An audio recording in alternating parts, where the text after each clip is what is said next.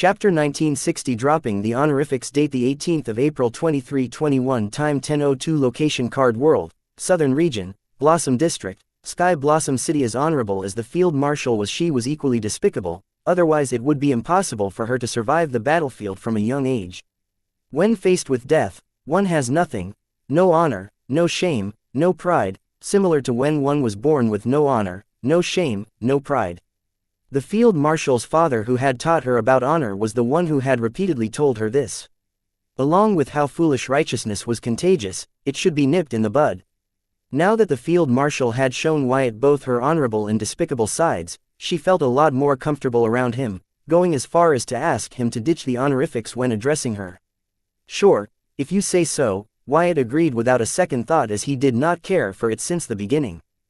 You could at least try to be a little reluctant, the Field Marshal said, feeling Wyatt was too shameless. Says the person who did not think twice before reducing me into a meat patty, Wyatt remarked. He was not surprised that the World's Will did not hold Field Marshal responsible for breaching the contract between him and Anna. There were many holes in the contract that Wyatt had drawn up for Anna to sign. Back then he was fresh to the card world and still did not fully understand the horrors of the card world, especially the capabilities of the demigods. However, even with little knowledge he managed to draw up a contract that would ensure his safety and freedom at the end of the day. How was the Field Marshal able to avoid breaching the contract despite destroying his physical body? It was simple, actually. The reason behind it was the same as how a surgeon will not be tried for attempted murder for cutting a patient's chest to operate during the line of their duties. That was to say, what if the Field Marshal had to destroy Wyatt's body to save him? As long as Wyatt was alive at the end, she would not be blamed.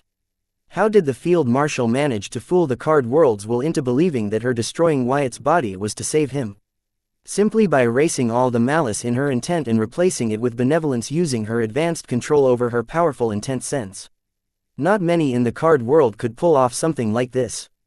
It was Wyatt's luck that he ended up with a family that had quite a few people who were capable of doing something like this. Not to mention Wyatt was also partially to be blamed because he had partially turned his body into an immortal.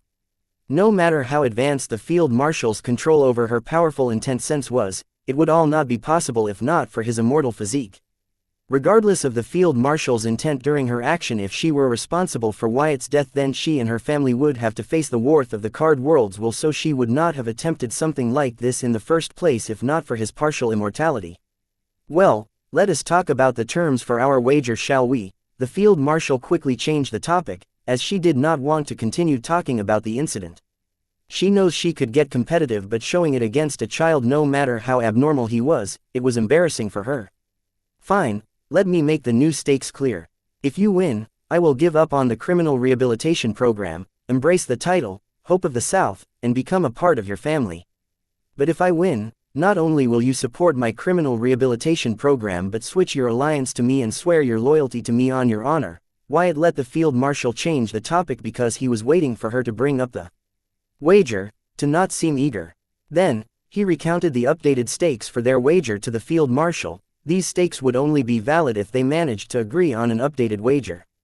If not, they will go with old wager and stakes. Whoa, hold up there, buddy. Nobody agreed to swear their loyalty to you. My loyalty will always be with the Southern ruler in the Southern region, the Field Marshal hurriedly corrected. Swearing one's loyalty was not a small matter, especially for someone of the Field Marshal's status and personality. This was also why Wyatt didn't bother to ask her to sign a contract or take an oath.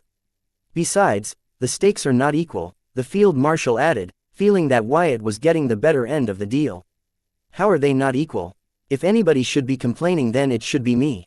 Because I agreed to marry into your family. Do you even know what that means? If not, you can ask Lorenzo. Wait, that would not help my case since he traded up by marrying into your family while I would be settling by marrying into your family. In the heat of the moment, Wyatt was caught up in his own words.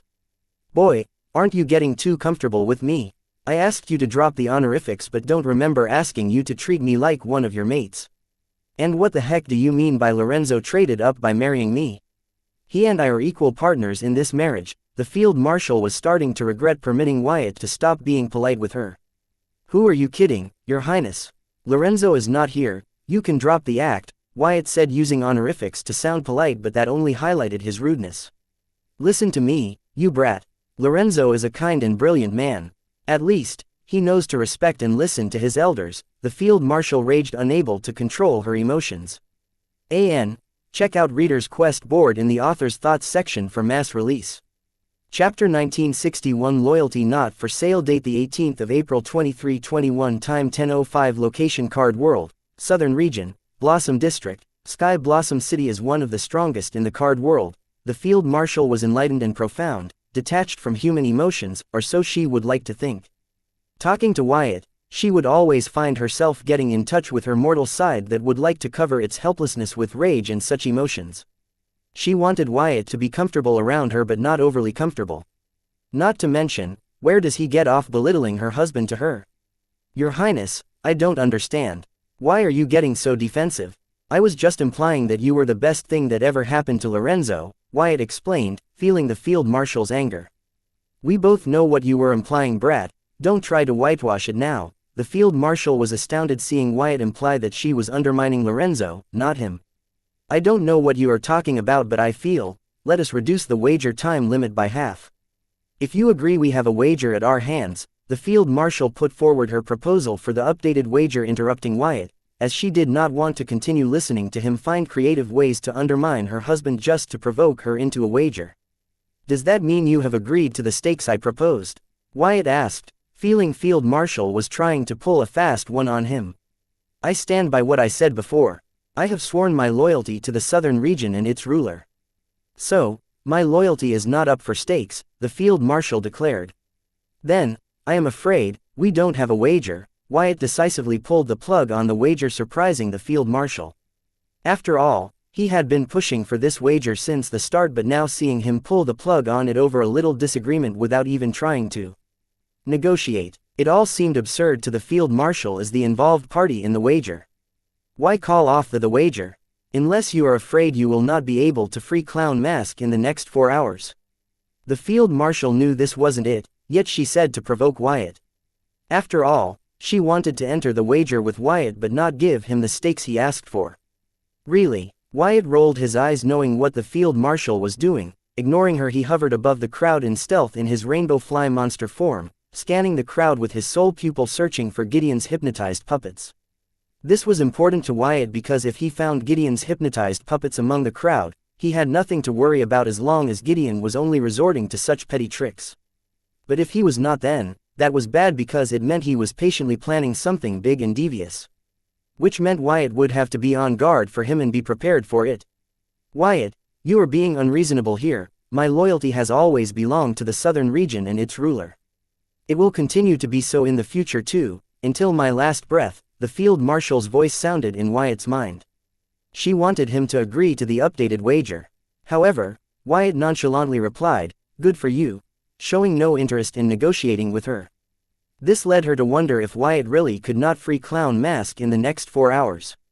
Otherwise, there was no reason for him to so decisively forego the wager that he demanded in the first place. Wyatt wasn't even trying to negotiate the terms. It was as if he had given up. "Wyatt, ask something less." The field marshal now no longer cared about appearing too eager and losing the upper hand in the negotiation, since Wyatt wasn't even willing to participate in a negotiation.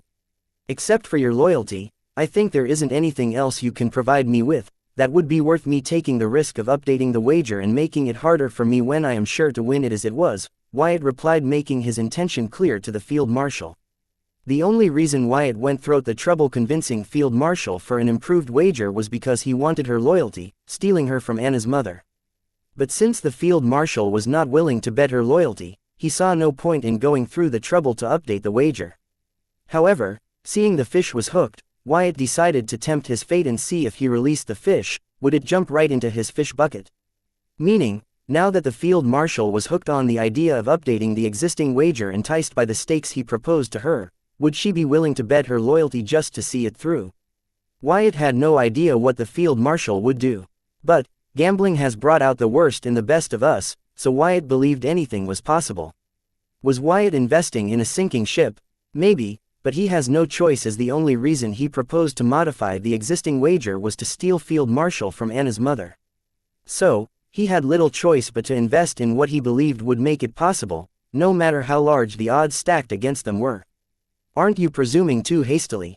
I might be just a soldier, but I have the backing of the Heatsend royal family and the Lorne family. The combined wealth, treasures, and knowledge of these two families are at my disposal. Name what you want and I will get it for you, the field marshal generously offered, showing how much she wanted Wyatt to continue with the updated wager conditions that she had proposed to him. After all, the stakes he offered were too good for her to pass on. I want you, Your Highness, and nothing else. Haven't I made myself clear? Check out Reader's Quest board in the Author's Thoughts section for mass release. Chapter 1962. Trust. Date the 18th of April 2321. Time 10:09. Location Card World, Southern Region, Blossom District, Sky Blossom City. Hey, brat. Your words are starting to touch the line of ambiguity. Watch it, or I don't mind thrashing you around until you learn to respect your elders, the field marshal warned Wyatt, feeling the ambiguous nature of his words could not be more apparent. First, he undermined her husband to her, and now this. If she did not know better, she would think Wyatt was hitting on her. Wow, just wow. Well, it's good to know where your mind is at, Your Highness. Wyatt indirectly said the field marshal's mind was in a gutter for her to even imply such a thing. Watch it, the field marshal uttered, as she covered the rainbow fly with her intent. Feeling a sense of dread, Wyatt hurriedly said, Your Highness, I don't understand why are you so hesitant about swearing your loyalty to me when you not only want me to join your family but also become the hope of the South. If you don't trust me, how can you be willing to welcome me into your family and entrust the southern region to me? Isn't this baffling to you? Listening to the point put forward by Wyatt, the field marshal fell into a deep contemplation, feeling that what he spoke had merit to it. If she was so eager to welcome him into her family and hand the future of the southern region over to him, why was she so hesitant to the thought of swearing her loyalty to him? However, suddenly she shook her head and awakened from her contemplation. Then, staring intently at the rainbow fly, she said, You are good. For a second I was almost considering it. Your Highness, I was just stating the fact. Besides, since you strongly believe that I am the future of the southern region, why is it that you want to continue to serve the old regime that is failing to give the southern region and its people the prosperity they deserve? Why don't you consider switching your loyalty to me, the future that you believe in? By doing that you will be allowing me to uplift the southern region to prosperity faster. Don't you think what I said is true and the best for the southern region? Wyatt stuck when the iron was hot.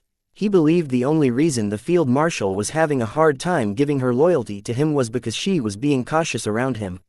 Yes, one of the top 10 strongest in the card world was being cautious around a card master realm teenager. Wyatt did not dare to credit himself for this, because it was not his doing but the doing of Anna's mother. It must have been her who had forced the field marshal's guard up against him. Otherwise, how come a person who was willing to welcome him to her family and also willing to hand over the southern region that she defended by risking her life for most of her life to him was so wary about the idea of giving her loyalty to him? Anna's mother was good. She had skillfully laid seeds of doubt in the field marshal's mind against Wyatt, such that she could never truly come to trust him. This may be because she saw how both her beloved daughter had fallen head over heels for him. Anna's rebellion was not new to her, but to see Anne willing to bend a few rules for Wyatt, now that was a huge blow for Anna's mother, because Anne's entire existence was built around pleasing her and winning her approval. Now, seeing Anne go against the purpose of her very being for Wyatt, she felt threatened and challenged. She could not get around the fact that a nobody, who was non-existent until recently, had managed to steal her daughters from her. Without knowing it, Wyatt had already fired the first shot. Anna's mother was just trying to defend what's hers. Any mother in her position would do the same. If Wyatt knew this, he would be speechless, and instantly conclude, women are trouble. Not that he would distance himself from Anna. Meanwhile, the field marshal awakened from another long and complex contemplation. She would not understand the source of her caution towards Wyatt. But sticking to her gut, she said, Wyatt, I don't want to talk about it. I have already told you my loyalty will always lie with the southern region and its ruler. You don't, but I do. Because it pains to know that you do not trust me after all I have done and been through for the southern region. Yes, I look out for my profits, but I was also born and raised in the southern region. I am a southerner by birth. Just like the rest of the southerners, I am willing to risk my life for the southern region. Have I not made it clear by now? Wyatt asked the field marshal, expressing his anguish knowing that field marshal would not trust him. He acted his part so well that even he felt he might have meant the words he spoke. Cut the crap. What is your point? the Field Marshal said mercilessly. Feeling that Wyatt's words were starting to sway her mindset, she immediately got defensive. That was a natural reaction. After all, one would want to stick to their beliefs and protect them, but only a very small group of people would keep their minds open and see the flaws in their beliefs and try to correct them. It wasn't surprising to see the Field Marshal was not part of that small group. But it was good to know that she was willing to contemplate them. Showing Wyatt a chunk in her armor. Your Highness, let me make this easier for you. Will you be willing to bet your loyalty if I promise that I will always keep the best interest of the southern region in my mind? Wyatt said, knowing that unless he assured the Field Marshal that he would not use her loyalty against the southern region and its people, she would never be willing to bet her loyalty with him. What about the southern royal family? What about them? Check out Reader's Quest board in the author's thoughts section for mass release. Chapter 1963 Uncut Truth. Date the 18th of April 2321. Time 10:13. Location Card World, Southern Region, Blossom District, Sky Blossom City. Boy, if this is your idea of a joke, then let me warn you, it is not funny. I will ignore it this once, the Field Marshal warned Wyatt to watch his words. Your Highness, I wasn't joking and I stand by what I said, Wyatt declared to the Field Marshal, ignoring her warning. However, an invisible pressure covered Wyatt's rainbow fly body and he heard the Field Marshal say, last chance. Field Marshal, you know as well as I do, that the southern region's future has no place for the southern royal family. Heck, the entire world's future doesn't have a place for the royal families, nobles, and the current government. Clown Mosque's future vision is evidence of that. The sooner the southern royal family understands it, the better. Otherwise, sooner or later, they will face the same fate you saw in Clown Mosque's future vision. If you think you can avoid it just because you know it, then you are seriously mistaken. If not for the three mischiefs, then it would be someone else, maybe the freedom fighters. The world is starting to evolve and it has deemed the current regime unfit. It is your choice: either be erased by natural selection or adapt to the change. Wyatt addressed the Field Marshal by her military title instead of her royal status because he was serious this time. The citizens of the southern region respected the southern royal family, revered even, but it did not mean they did not have any complaints. Sooner or later, public opinion and anger would trump their loyalty and faith toward the royal family. In Clown Mosque's future vision, people came together under the banner of Hero Abba Windsor to overthrow the three mischiefs. That doesn't mean the people could not do the same to overthrow the current regime run by the central government and royal families. It was only a matter of time. After the monsters, demons, and the supreme beings, the people finally achieved peace in their lives, so they did not want to lose it by rocking the boat. This enabled the tyranny of the central government and royal families to continue despite their obvious flaws and failures. But once people felt that they had enough and deserved better, their freedom and prosperity were more important than the illusion of peace. Just like how they felt under the reign of three mischiefs in the Clown Mosque's future vision, they would stand up against the current regime similar to how they stood up against the three mischiefs in the Clown Mosque's vision. No matter how the southern royal family tried to avoid it, it would happen, as this was how civilizations evolved. The Field Marshal did not immediately lash out at Wyatt for bad-mouthing the southern royal family and its regime, but she seriously contemplated Wyatt's words. However, she failed to see a world without the royals to lead it. After all, the royal families never imagined such a day would come, even with the central government trying to weaken and swallow them.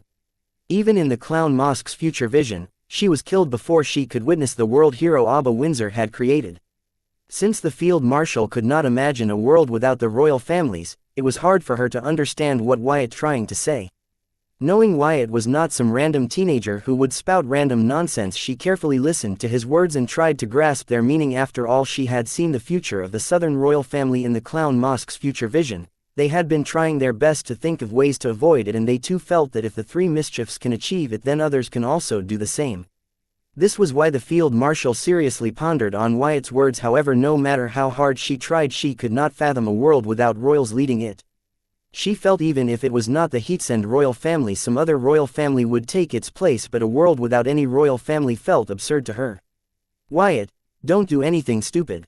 I promise you that I will arrange a meeting between you and Anna's mother without any of these games, the Field Marshal said, feeling she was not knowledgeable enough to have this talk with Wyatt.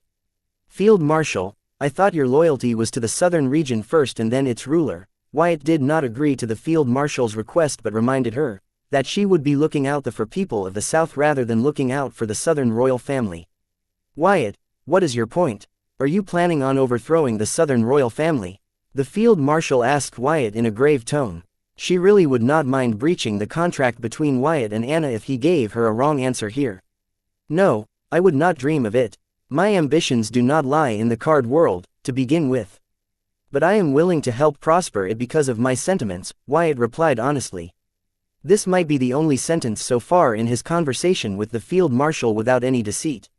What are you trying to say? The field marshal asked in frustration. She was irritated that she could not understand a single thing the teenager said. She wondered if she was truly as profound as she thought she was. Give me your loyalty and I will take care of your worries, Wyatt proposed to the field marshal. Preposterous, who do you think you are? How dare you make such big claims? You have gotten full of yourself. Without my protection you would have died long ago, let alone you taking care of my concerns, the field marshal yelled in a fit of rage. She truly felt Wyatt had gotten full of himself, especially with her forcing him to embrace the title, Hope of the Southern Region. Check out Reader's Quest board in the author's thoughts section for mass release. Chapter 1964 Price of Field Marshal Heatsen's Loyalty. Date the 18th of April 2321. Time 10:17. Location Card World, Southern Region, Blossom District, Sky Blossom City. Wyatt was not surprised by the field marshal's reaction. Instead, ignoring her words, he continued to say, Field Marshal, these past few days, you have monitored and seen how I treat my friends, family, and employees. Still, I promise you, that if you give me your loyalty, I will do nothing unworthy of it. You are mad, you are drunk on the fame my niece has been feeding you. You are just a teenager, please act like it before it's too late, the field marshal said, now that she finally understood what Wyatt was trying to say all this time. He was showing her the problems that she did not see and also the solutions to them that were beyond her. He revealed it all to her, saying, as long as he had her loyalty he would take care of it for her. How could the field marshal miss Wyatt's true intention? She has been courted before, and right now Wyatt was doing the same. While she was thinking of the wager, that boy was trying to court her as one of his subordinates. Her mind was blown away by Wyatt's audacity. Not only did he, a mere card master, dare to boldly try and recruit one of the top 10 strongest in the world, but he did not seem to worry about completing the wager, which gave her a bad feeling. If she was not reading too much into things, he was acting like he had already won.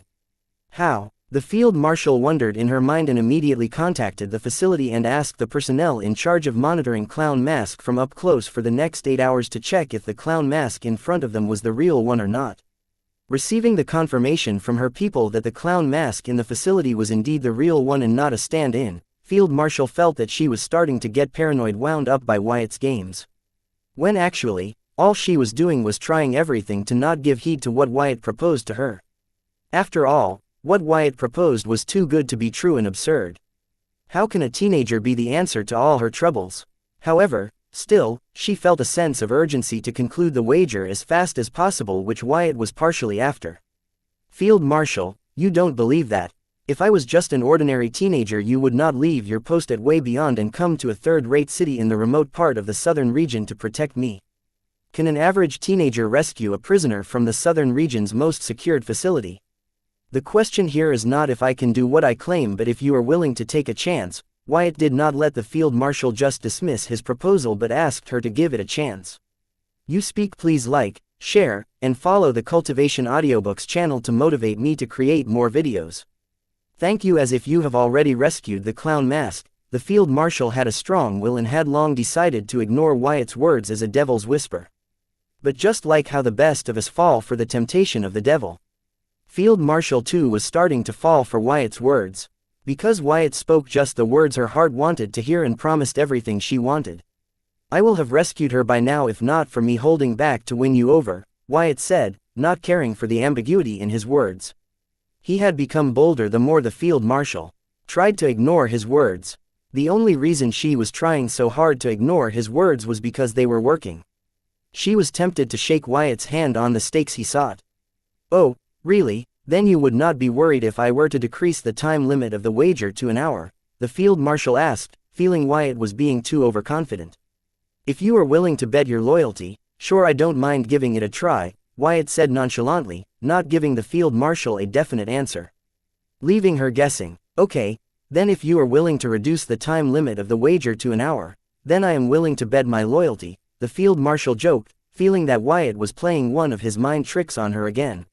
Sure, do we have a deal? Wyatt agreed, shocking the field marshal who was only kidding around. She was dumbfounded. She did not understand what Wyatt was thinking by agreeing to something so absurd. However, unlike her, Wyatt was laughing in his mind in satisfaction as the field marshal finally quoted a price for her loyalty even if she was kidding. No, not an hour, reduce the time limit of the wager to half an hour, and then we have a deal, the field marshal hurriedly corrected. She knew she was being shameless, but she wanted to see how far Wyatt was willing to go. Whenever people came to court the field marshal, they all came with the most luxurious gifts to shower her with, and the field marshal enabled them as she liked that part since it allowed her to gauge her value in the market. She was doing the same with Wyatt. However, she was always trying to figure out if Wyatt was being for real and learn his bottom line. She still had not given up on winning the wager. After all, she liked winning, especially when it looked like she was going to lose. You do know that you are asking me to orchestrate a prison break in one of the most secured facilities of the southern region that is inside a secret space a few thousand miles from here and not buy milk from the neighborhood store, right? Wyatt asked the field marshal if it was all right for her to state such absurd condition. I thought you were holding back to win me over. Don't tell me you were just bragging, the field marshal teased Wyatt. Then, she asked, now you know what you need to do to get my loyalty, do we have a deal? Check out Reader's Quest board in the author's thoughts section for mass release. Chapter 1965 Taking a Oath. Date the 18th of April 2321. Time 10:17. Location Card World, Southern Region, Blossom District, Sky Blossom City. Field Marshal, are you being serious? Wyatt did not agree to the Field Marshal immediately. Having seen how despicable and shameless the Honorable Field Marshal could get when backed into a corner, he knew he had to make it so that she could not back out of her words. Yes, I am, Field Marshal said with a mischievous tone, wanting to hear Wyatt finally throw up his hand in the air and say he could not afford her loyalty. Now this was the best part for the Field Marshal when being courted, the best of the best, realizing that she was out of their league. She could not wait to hear Wyatt give up, saying he could not complete the wager in half an hour. She thought it would be satisfying to watch him get off his high horses. Field Marshal, is this final? Are you sure there is no wiggle room for negotiation? Wyatt asked, trying to confirm that if he agreed to the wager she would not back out. What the? Don't tell me you are considering it. The Field Marshal was shocked to hear Wyatt consider her unreasonable demand. Even if Wyatt employs the best teleportation card in the world, it would be impossible for him to rescue Clown Mask in the next 30 minutes. After all, no abilities could be used in or in the immediate surroundings of the secret space housing the facility, which means he would have to teleport further from it.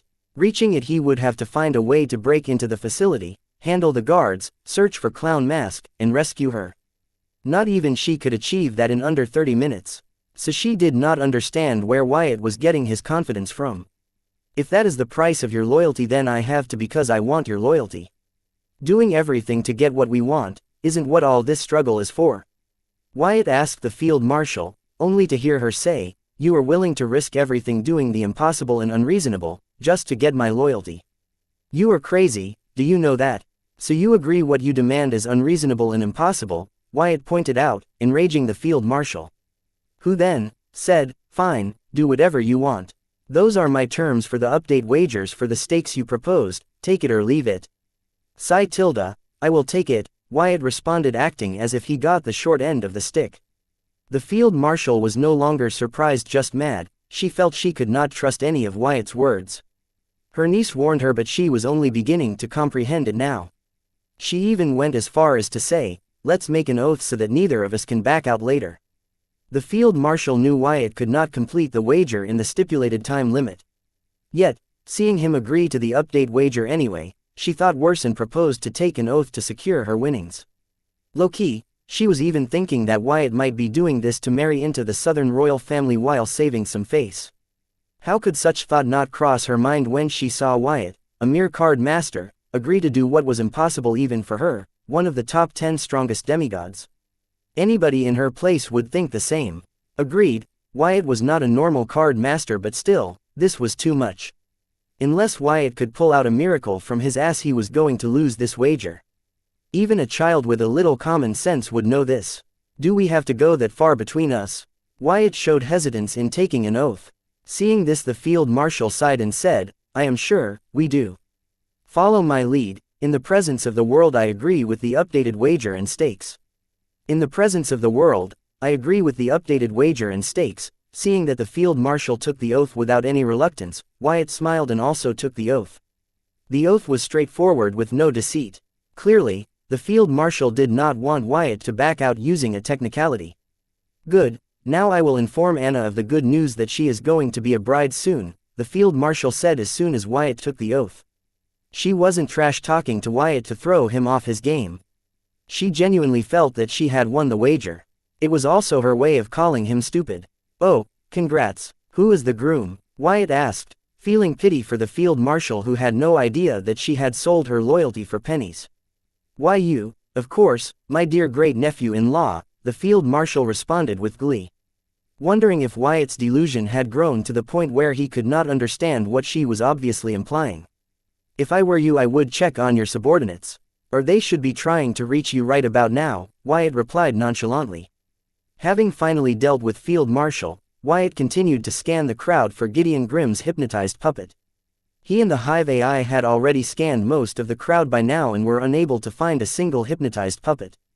Pretty soon they concluded that there wasn't a single hypnotized puppet in the crowd. Which was just bonkers. This was starting to worry Wyatt.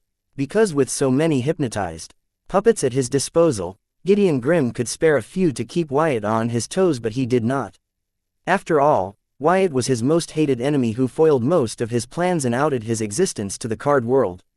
But unable to find a single of Gideon Grimm's hypnotized puppets, Wyatt was beginning to wonder if Gideon Grimm's hypnotized puppets were purposeful in avoiding him. This further intensified Wyatt's worry about Gideon Grimm's revenge. He knew that with Gideon Grimm's cautious nature, he would not strike until he was sure that he could kill his target and not get caught. Wyatt feared such an enemy the most because they would wait as long as required to achieve their revenge. Not to mention Gideon had already shown that he was not above using Wyatt's friends and family to get to him. This was why he had to prioritize this asshole of all the people that wanted to kill him. Even more so than the three mischiefs in Belphegor. Then Wyatt's grimoire notified him of a call from Courtney. Picking it up, he asked, "What is it? Where did you go? The children are waiting for you. Do you want them to have breakfast when it's time for lunch?" Courtney replied. There was a hint of blame in her voice. "Gather everyone. I am done here. Once I check the orphanage compound, I will be there," Wyatt informed as he headed toward the orphanage compound hanging up on Courtney. Nearing the orphanage, Wyatt saw Deborah had summoned her origin card and its army of undead to guard the compound efficiently. She had advanced into the peak card Grandmaster realm, and from the looks of it, after a baptism, the time restriction on her origin card's skill had been improved, allowing her to summon her undead army more frequently and for longer periods. It seems the fine gold has not spared any effort to help her grow. Most importantly, Deborah Khan was able to develop so quickly mostly because she had accumulated a lot in the lower realm, and once she got her hands on a golden grimoire, her years of accumulation had given her a huge boost in her realm advancement. Wyatt felt a little good to know one of his clients was doing better in her life. Yes, Deborah's current success was mostly because of her patience, hard work, and good judgment, but he would like to believe that the origin card he created for her had paved the path for her. While checking the compound of the orphanage, Wyatt noticed that enthusiasm in the eyes of his employees. Especially the kids from the Bright Lion gang, which had now transformed into a private security agency that provided security to almost 3/4 of the city's market. The only part of the market they did not have access to was the part that belonged to the city's top families, who had their own private security force to take care of their businesses. Still, they donate a small fortune for the development of the Bright Lion Security Agency. Wyatt also noticed the development and expansion of the orphanage planned by Diana and agreed by Courtney was actually well thought, keeping the future of the orphanage in mind. However, Wyatt believed the orphanage lacked the staff to properly make use of and maintain these new additions to the orphanage's infrastructure. If there were not enough responsible staff to guide the kids on how to make use of the new facilities being provided to them, then it would all be a waste of money and effort. He had to get started on the criminal rehabilitation and reintegration program. It will not only help him increase his defense against Gideon's hypnotized puppet army, but also be a big help to society. Unable to find a single hypnotized puppet or anything suspicious, Wyatt prepared to join the others for breakfast, but then he heard the voice of the field marshal in his head, asking, "How did you do it?" Check out Reader's Quest board in the author's thoughts section for mass release. Chapter 1966 Not a Simple Wager. Date the 18th of April 2321. Time 10:25. Location Card World, Southern Region, Blossom District, Sky Blossom City. After being warned by Wyatt to check up on her subordinates managing the facility holding Clown Mask, the field marshal, who low-key thought that Wyatt was losing the wager on purpose to marry into the Southern royal family while saving face, received a call from her head warden in charge of the personally monitoring Clown Mask. Getting the head warden's call, the field marshal's expression darkened, because he shouldn't be able to call her as he should be beside Clown Mask's holding cell personally monitoring her closely. This meant that he could not access soul energy to summon his grimoire and call her. For him to be calling her meant that he was no longer in the space containing the secret facility, but outside. She had personally headhunted the warden and knew that he was not the type to disobey her direct order. Leaving only one possibility, Wyatt had pulled a miracle out of his ass. Controlling her turbulent emotions, the field marshal answered the call only to hear the panicking warden say, "Your Highness, the prisoner, her body suddenly disintegrated into ash. I was watching her the whole time. Her soul energy was locked, she did not have anything on her person and was all alone in her cell. The facility was under lockdown the whole time. I even activated the emergency array, but I could only watch as her body disintegrated and couldn't find any trace of the killer. I am sorry, Your Highness, I am sorry I let you down. The prison was impregnable for centuries, but now under my watch, someone not only managed to infiltrate it but assassinate a prisoner and left without leaving behind a trace. I know nothing I say will make up for the blunder I have made, but I promise we are doing everything to find the killer. I will not rest until we find the killer. Don't bother, the culprit is right in front of my eyes and I don't think the prisoner is dead. You continue the search, but if you cannot find the prisoner in another half an hour, then, my ignorance has disgraced your meritorious record. All I am saying is, this is not your fault." The field marshal interrupted the head warden and tried to apologize to him but was immediately interrupted by him. "Your Highness, please don't complete that sentence. Working for you has been my honor. You gave me an order and I could not fulfill it, please leave it at that. I promise we will turn the entire secret space upside down but find the prisoner or trace her down in the next half an hour. Please forgive my rudeness, I will soon contact you with the good news." The head warden was enraged that his idol was about to apologize to him. He would rather die than get an apology from her. Therefore, taking all the blame for the incident, in a fit of rage he promised the impossible.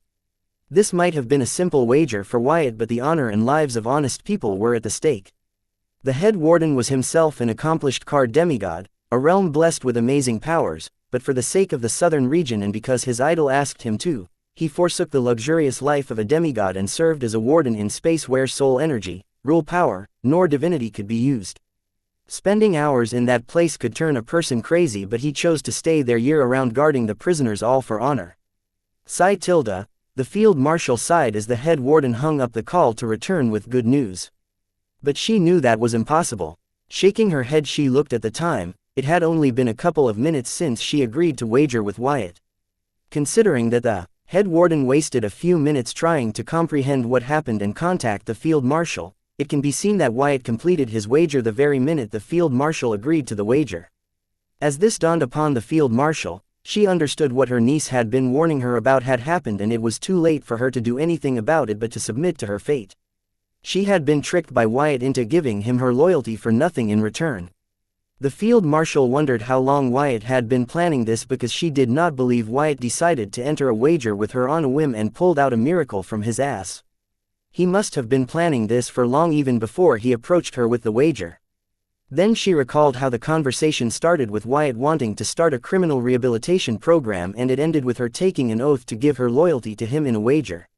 No matter how many times she played events in her mind, she could not fathom how it all pieced together so perfectly, similar to an architect building a skyscraper. The field marshal sighed, unable to fathom what she was going to do now. She instinctively wanted to call her niece and inform her about the idiotic thing she did, but then she realized her loyalty was now Wyatt's, or did she have the time till the wager ends? Has the wager been concluded now that the clown mask was not in the facility?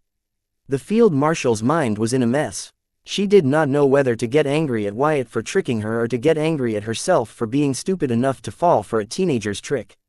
However, once the initial sadness and confusion settled and the field marshal's mind was in order, she did not regret anything. Even the fact that she took the initiative to take the oath that was now compelling her to hold up her promise. She knew what she was agreeing to, she did it out of her violation, and she was responsible for her choices. Resolving to her fate, the field marshal contacted Wyatt. How did you do it? Check out Reader's Quest board in the author's thoughts section for mass release. Chapter 1967, The Strongest in the World. Date the 18th of April 2321. Time 10:25. Location Card World, Southern Region, Blossom District, Sky Blossom City. How did I do it? Does it matter? Wyatt asked the field marshal. Not receiving a reply, he shook his insect head and said, I will tell you later. Fine, but show me clown mask so that I can conclude the wager and take responsibility for my foolishness. The field marshal's voice did not have drive. To Wyatt, it felt like he was talking to Hive AI but not a living person. Understanding that field marshal must be devastated by the turn of events, Wyatt nodded and said, morph your appearance and join me for breakfast. Clown mask will also be joining us there.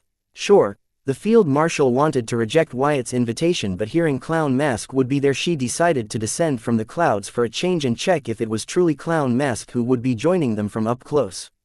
Though she agreed she had lost the wager, without knowing how she lost, there was a tiny shiver of hope in her heart that she still had hope of winning or annulling the wager, as Wyatt might be resorting to some sort of trickery that he learned from the Dark Realm. Having made sure the orphanage compound was clear of all threats using his soul pupils, Wyatt headed to the orphanage dining hall where everyone was waiting for him to join them for breakfast. Upon arrival, Wyatt scanned the crowd with his soul pupils to make sure that none of them was hiding some surprise, and only when he was sure that it was safe for him to reveal himself, Wyatt morphed into his original form with a causal attire on. The causal attire that Wyatt was wearing was the product of his soul energy manipulation and myriad devil transformation skills. Wyatt has become proficient with these skills so much so that he can now control his soul energy to make soul energy constructs such as clothes and shoes. Then, to give them a human touch, he would use the myriad devil transformation skills on them to morph them into regular clothes. The myriad devil transformation allowed Wyatt to transform into animate or inanimate objects. The soul energy construct was a part of him, so morphing them into regular clothes was within the limits of the myriad devil transformation skill. Wyatt, Courtney exclaimed, seeing Wyatt suddenly appear next to her when she was watching over Bloodette playing with the kids and using her clone while her real body was still in Courtney's innate blood rule rune. Sorry, I got delayed. The kids had something to eat, right? Wyatt apologized for the delay. Don't worry, they had chocolate milk as they waited for your arrival. Now that you are here, we can commence with the breakfast. But first I have to introduce you to the person who made all this possible. Courtney planned to introduce Wyatt to the orphanage headmaster before they began breakfast. Honestly, they had a welcome ceremony with kids' performance and everything planned and ready to welcome Wyatt to the orphanage, but he came so late that they did not have the time for all that. Now at the least, Courtney could take this opportunity to introduce Wyatt to one of the most important people in her life, the orphanage headmaster. However, just when Courtney was about to do that, a plain-looking old woman appeared behind Wyatt, causing her to ask in surprise, "Who is this?" It was the field marshal. She had taken Wyatt's advice to morph her appearance before joining him for breakfast. Before the field marshal or Wyatt could answer, chaos descended. Seeing Wyatt suddenly appear out of thin air, the employees who were either playing with kids or talking with their colleagues immediately stopped what they were doing and then looked at Wyatt in reverence. Some even bowed a little bit. Seeing the adults around them act odd, the kids paused and followed their line of sight to find Wyatt. Then the chaos ensued as they all rushed at him exclaiming, "Wyatt!" Soon the crowd of kids surrounded Wyatt. Courtney tried her best to control the kids, but none would heed her, as in their minds she was one of them and not a grown-up. Seeing the mob of cute little children surrounding them without regard for their fellow kids, Wyatt was worried they would hurt themselves, so he mobilized this celestial force to gently carry all 178 of them into the air. Soon the dining hall was filled with floating kids gasping in shock, which soon turned into laughter as they saw their friends floating around them like balloons. 178 would be a huge number for any orphanage back on Earth, but here it was not high. Besides, the older kids had yet to join them. While carefully floating, the kids watching out for the ceiling, Wyatt monitored their hearts to ensure none was having a panic attack or something and were genuinely enjoying the lift. "Wyatt, me too, Blooded rushed to Wyatt's side demanding him to lift her like the rest of the kids, feeling let out. Wyatt looked at her in confusion and asked, "Can't you fly? This is just a clone, my abilities in this form are limited." "Send me toward Daisy and Brian," Blooded responded, instructing Wyatt to send her to her friends. Recalling the two kids Blooded was playing with earlier, Wyatt covered her clone with the celestial force and sent her next to them. Seeing the kids were enjoying the ride and had forgotten about him, he glanced around the room, surprised to find that the staff looked at the kids enviously. Wyatt shook his head not knowing whether to laugh or cry, only to hear the field marshal ask, "How are you doing it? How are you able to borrow the celestial force of the world with ease? Consider your realm. Tell you what, make a list of things you want to ask me about, now that you are one of my own, I will answer them all. Trust me, Field Marshal Heatsend, I want my people to be the best. That is, prepare to become the strongest in the world. Check out Reader's Quest board in the author's thoughts section for mass release. Chapter 1968 Stealing from Anna's Mother. Date the 18th of April 2321. Time 10:29. Location Card World, Southern Region, Blossom District, Sky Blossom City. Though the Field Marshal was bound to give Wyatt her undying loyalty, he did not plan to treat her unfairly by getting her to work for him for nothing. Rather, he now planned to win her over completely by showing her what he was capable of. Besides, he had never treated his subordinates poorly. Not to mention, Wyatt wanted to make the Field Marshal his trump card against any unforeseen foes. Especially, in the case of Belphegor and the Seven Princes of Hell. They had invested all their wealth into invading the card world. Wyatt believed they would not hesitate to use any means to not only gain their investment but also the profit they dreamed of making through this venture. Wyatt alone could not take on all seven Princes of Hell. Each one of them was as strong as Belphegor. Wyatt's rehabilitated criminal army could deal with their demon armies, but he also needed to make sure that the card world had card apprentices capable of facing the seven Princes of Hell head-on.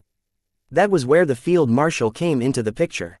She had a lot of potential but was limited by the bounds of the card world. Had she been in the Dark Realm, Wyatt did not have any doubt the Field Marshal would have become a ruler class by now. Still, it was not too late. With proper resources and guidance she could grow stronger. Not to mention, the Field Marshal was just the start of Wyatt's plan. With her by his side he was sure he could recruit more trustworthy demigods capable of becoming ruler class beings. After all, in a world where everything revolved around strength, once Field Marshal proves herself as the strongest of all, many will gather around her to learn from her. Was Wyatt not worried about getting betrayed? After all, unlike the tamed hearts of his calamity daughter Gem, people's hearts, especially strong card apprentices' hearts, were fickle. There was no telling what they would do. Wyatt wasn't worried because he was just planning to employ them through oaths and contracts for a limited period, not start a family. Just a few years was all Wyatt needed them to buy for him. After that period his need for them would be obsolete. They were just tools and means for him to grow into his potential and achieve the chill life he has been dreaming of for 2 lifetimes now. After the incident in the Blood Rule Source, Wyatt was starting to understand that life was the biggest variable he could not control. The more he tried to control it, the more it would spiral out of his hands. He felt if it continued like this, regardless of his means, his life would be cut short. So he decided instead to stop doing everything by himself and share the load. The only problem with that was he was the most knowledgeable and strongest in his circle. Which was when the Field Marshal made her appearance and showed him the way. Honestly, Wyatt wasn't just stealing the Field Marshal from Anna's mother's side but stealing a page from Anna's mother's playbook. She had so many capable and trustworthy people at her disposal that she never had to show herself to control Wyatt. Colleen, Anne, and the Field Marshal were just a few examples, without mentioning the royal family's ministers, guards, and the leaders of the Southern Watch. Wyatt learned from her watching how she was able to control the entire southern region without actually ever taking the position of power. She was just a mere diplomat of the southern region, but she controlled everything in the southern region. So much so that she made her incapable daughter the next heir to the southern throne, while her musclehead brother, the rightful heir of the southern region, did not even voice an opinion about it and spent most of his life at the way beyond defending it. As if he were in exile. Listening to Wyatt, the Field Marshal frowned. She felt he was too much. She did not believe Wyatt could make her strongest in the card. However, he was her liege now. She had to tolerate all his antics and shortcomings. Even if she was on guard for his perverted unique eyes, she had no choice but to finally appear in front of him. If her lord demanded it, she had to follow through unless it sullied her honor. Wyatt, please put the kids down and follow me. I will introduce you to the headmaster. She is with the older kids, Courtney requested. Due to the mob outside and Wyatt's delay, all the preparations the orphanage had made to welcome the Hope of the South went to waste. Now, the headmaster had to work twice as hard to clean up the mess. If not for the help of the fine gold employees and bright lion kids, it would be hard for the orphanage headmaster to handle it all alone. Sure, Wyatt agreed and then informed her, I wanted you to open the dungeon seal gate here. Someone else will also be joining us for the breakfast. Okay, Courtney nodded thinking Wyatt was talking about Susan. Heading out of the dining hall, Wyatt gently landed the kids on the floor and retrieved his celestial force. Arriving in the hall, Courtney opened the gate to the dungeon seal. When Blooded was within her innate rune, she was able to use most of her abilities such as summoning the gate of the dungeon seal. While Courtney waited for Susan to exit the dungeon seal, she saw a familiar figure with an unfamiliar face exit the gate. It was a woman with a graceful body and a bit taller and older than Courtney herself. She looked like she was in her late 20s, meaning she at least had to be in her late 30s or early 40s. Looking at the hideous scar on the woman's forehead, Courtney felt an innate sadness from deep within her soul. It was as if her soul was moaning at a loss. Wyatt, who is this? Courtney asked, shock and sadness evident in her voice. How is this possible? The field marshal exclaimed in shock. Even though she knew Wyatt had rescued Clown Mask from the secret facility, to see the Clown Mask appear in front of her a few minutes after agreeing to the wager was a huge shock to her. Check out the Reader's Quest board in the author's thought section for mass release. Chapter 1969 Clown Mask appears. Date the 18th of April 2321. Time 10:33. Location Card World, Southern Region, Blossom District, Sky Blossom City. Courtney had never seen her mother's face, she only knew her by her code name and the signature mask that accompanied it. It wasn't that Clown Mask wanted to conceal her face from her only daughter, but where there now was a hideous slit resembling a scar, there once existed an empty eye socket that housed her Dao eye until the circle mercilessly plucked it out of her forehead. The Clown Mask's third eye did not have eyelids, as it was not a normal eye but more of an eyeball-shaped gem or jade. So when it was plucked, it left a huge hole in her forehead. She had tried using medical methods to close the socket or regenerate what she lost, but all seemed to be useless. Even Wyatt's Calamity daughter Gem was not able to close that socket or regenerate her lost eye. Even its body reconstruction skill failed to help. At first Wyatt was puzzled by this, but now when he learned about the world's will fragments, Wyatt understood why even his Calamity daughter Gem was of no help in Clown Mask's case. It was because the Clown Mask's Dao Eye, Courtney's Dao Tongue, and Agent Forger's Miracle Eye were all made from the fragments of the world's will. It was because the Supreme Leader had managed to get his hands on a world's will fragment that he was able to grow to the point that he ruled over 3 of the 5 regions in Clown Mask's future vision, while the matron limited herself to North and South regions. The 2 of most low-performing regions of the 5 regions, and the Emissary of Light limited himself to the Empire. Having understood this, Wyatt had Clown Mask use Myriad Devil Transform on her forehead, to create eyelids to cover the empty eye socket on her forehead, replacing it with a slit which now looked like a hideous scar to the onlookers. Anyhow, now she was finally able to show her face to her loved one, Courtney, her only daughter. The reason she decided to struggle against the Supreme Leader instead of escaping. Her choice that day made today possible. Mother. Even without Wyatt answering her, Courtney finally guessed who the person in front of her was, understanding where the sadness in her soul came from. It was her Dao Tongue physique which was crying, seeing the missing Dao Eye. Seeing Courtney recognize her even though she had never seen her true face, Clown Mask was genuinely happy. An unconscious smile graced her lips.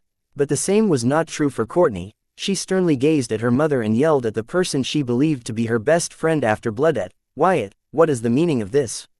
Courtney, calm down. Diana and Cindy appeared with an elderly woman who asked agitated Courtney to calm down. Feeling the distress in Courtney, the clone Blooded, who was playing with kids, rushed into the hall to check on her. Headmaster, you do not know this woman and the worst she is capable of. Please, don't interfere and let me handle this. Courtney asked the headmaster to stay out of her business, only to hear the orphanage headmaster say, Courtney, you do not know your mother and the good she has been doing. Please, listen to what I have to say, then you can decide for yourself whether to forgive your mother. Forgive her. Besides, what is she even doing here? Shouldn't she be locked away for everything she has done? Courtney found the headmaster's words absurd and then asked, staring at Wyatt, seeking answers to why Clown Mask walked out of the dungeon seal. "Courtney, honey, first let me attend to our guest and give the kids their breakfast. Then we can sort this out. For my sake, just tolerate her for a few hours," the orphanage headmaster pleaded, with Courtney asking her to tolerate Clown Mask's presence. "Fine, I am only doing this for you and the kids," Courtney said, feeling a sense of déjà vu, recalling how she accepted her estranged mother Clown Mask as her master to use her money to help run the orphanage more properly. She sharply turned to Wyatt and said, "Wyatt, I thought we were best friends." Then, she headed to the dining hall in a fit of rage. "I still think we are best friends," Wyatt replied, and Bloodette's clone added, "She and I both think we are best friends." Only she knew the turmoil in Courtney's heart, so she tried her best to salvage the moment. Wyatt nodded at Bloodette and then turned to face Clown Mask and said, "Don't worry. She will come around when she learns the truth." Clown Mask nodded in understanding. She was capable of such natural thoughts and responses because she was one of the Calamity Daughter gems with the highest authority. Wyatt had to give her that much freedom such that she would not get caught when the royal family interrogated her and copied her memories.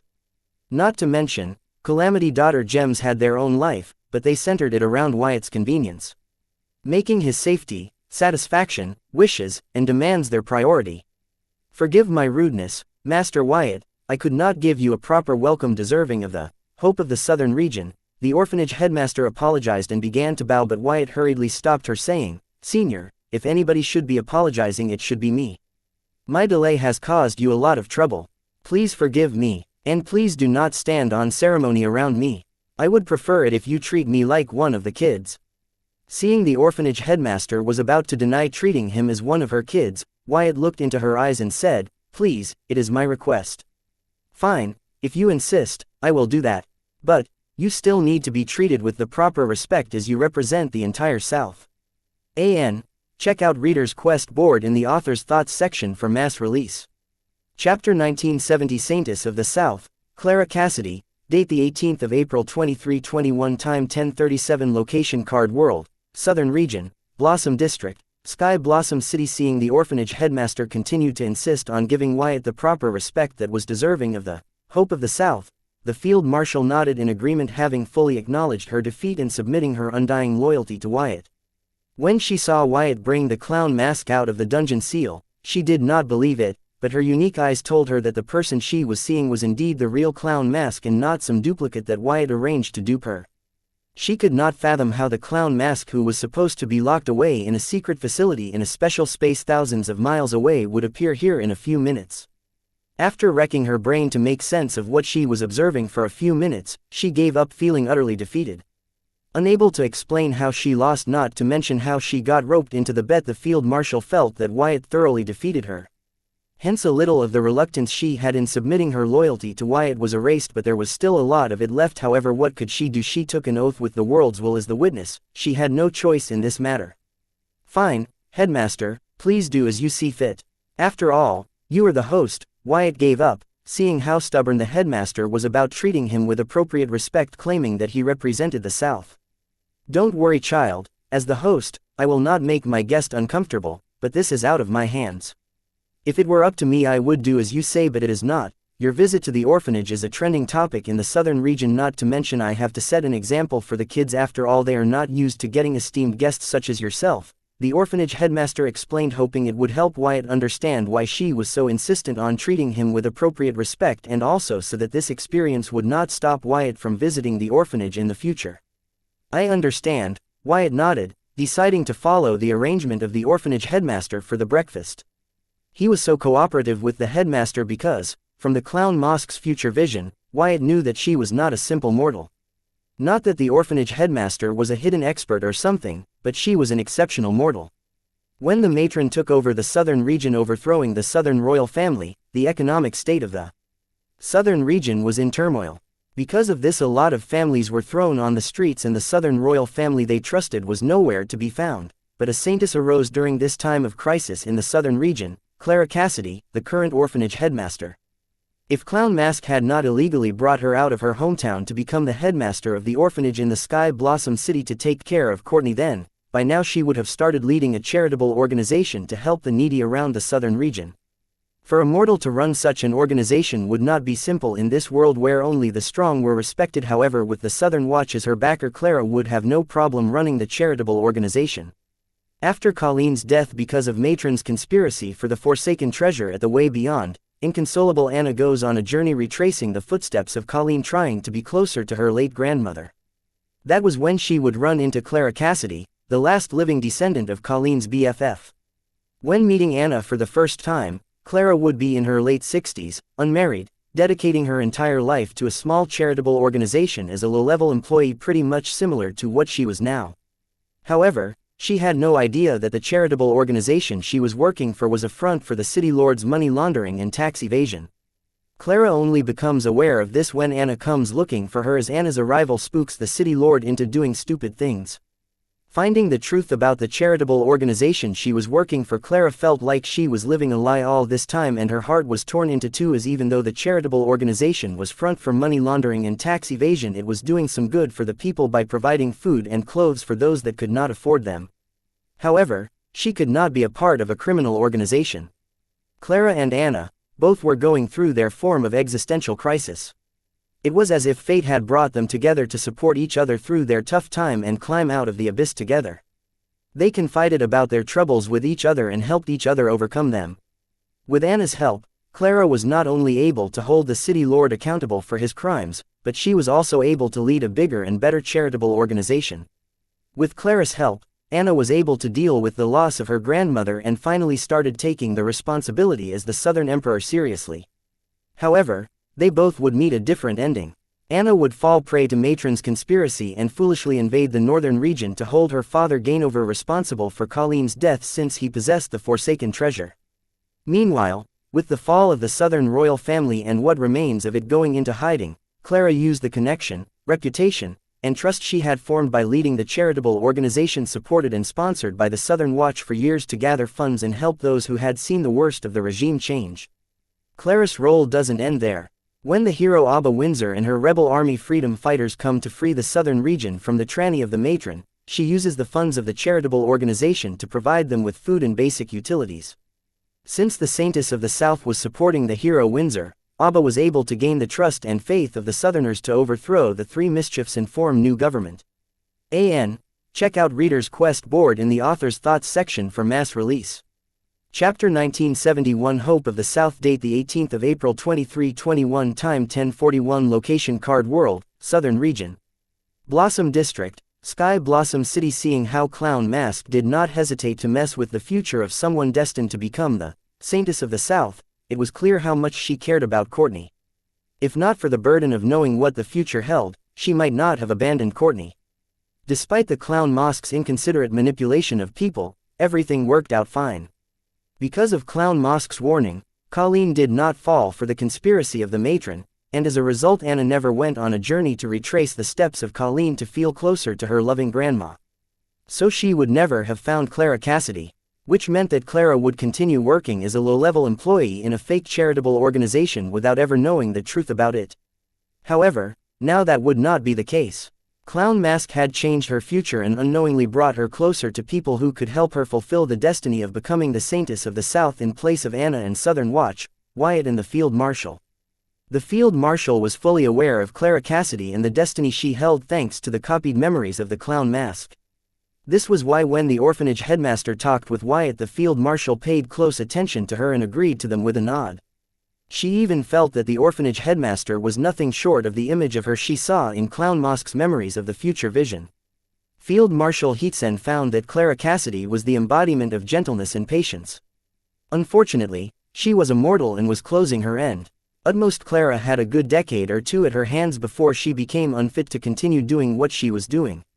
Please forgive my rudeness. This is, after receiving a green light from Wyatt to do as she planned, Clara turned to the disguised Field Marshal and greeted. Don't pay her any heed, she is just my guard. It would be best if you act as if she did not exist, as it would be convenient for her to do her job that way, Wyatt said with a sly grin.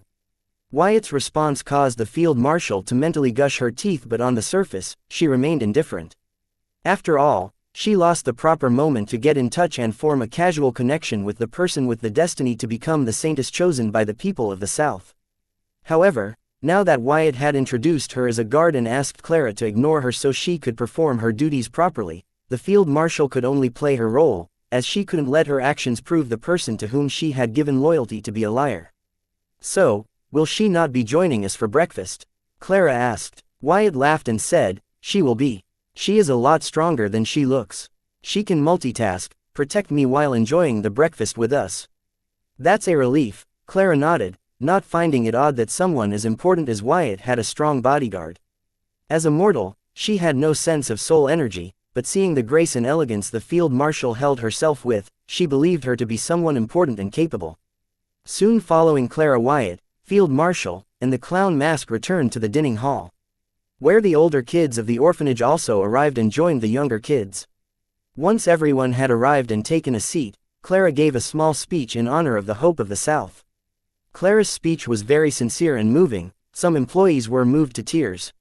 She certainly had a way with words, otherwise she would not have managed to gather the required funds to run a charitable organization after the fall of the Southern royal family and move the Southerners' hearts to the point where they deemed her as the saintess of the South.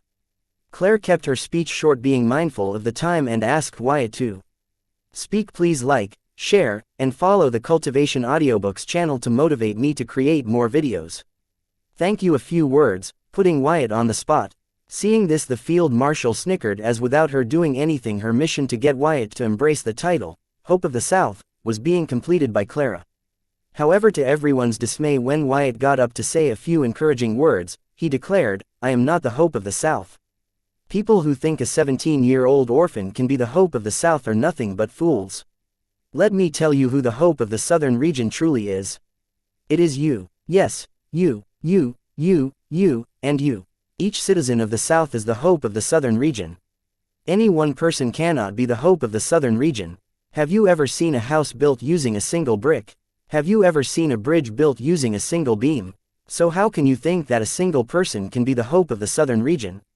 Don't let the people misguide you. These are the same people who said you will amount to nothing. These are the same people who treat their fellow human beings even worse than animals. These are the same people who would rather throw away the extra bread instead of taking time to give it to someone hungry. What do these people know what the Southern region is and what it needs? Let me tell you what South needs. It needs you. They were wrong when they said you would not amount to anything. They were wrong when they said you guys were just a number in the system. I am telling you right now, you guys are the future of the Southern region. You guys are the Hope of the South. You guys are the ones who will guide the South to a better tomorrow. Now, answer me, who is the Hope of the Southern region? Check out Reader's Quest board in the author's thoughts section for mass release. Chapter 1972. You win. Date the 18th of April 2321. Time 10:46. Location Card World, Southern Region, Blossom District, Sky Blossom City. Ever since Wyatt was asked to take the stage, for the first time back on Earth, Wyatt had long gotten a feeling that he had no future as a motivational speaker. But receiving a graveyard silence in response to his, "You are the Hope of the South," speech, Wyatt finally confirmed his guess. Who is the Hope of the Southern region? Wyatt repeated himself, looking at the stagnant crowd. They all had awkward expressions on their faces, and once again he was answered with the sound of passing wind. The kids, they were picking their nose. This was not the reaction he was expecting. No, it was far from the reaction he was expecting. His gaze landed on the adults in the dining hall, especially the fine gold employees who were supposed to be the ones who contributed the most. They had an expression of disappointment. The field marshal let out a chuckle, unable to hold back her laughter, causing Wyatt's expression to darken. Turning to sternly stare at her, he yelled, "This is not a laughing matter." Then, turning to the crowd, he glanced over at the older kids. They were about a year or two younger than his physical body. That was, a year or two from becoming legal adult and losing their right to live in the orphanage. They had no hope on their face.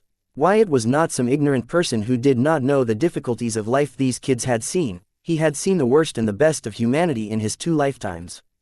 The crowd in front of him gave him a flashback of the time when everyone on Earth had given up on struggling for their freedom and decided to submit to the Viltronian. What have they done to you?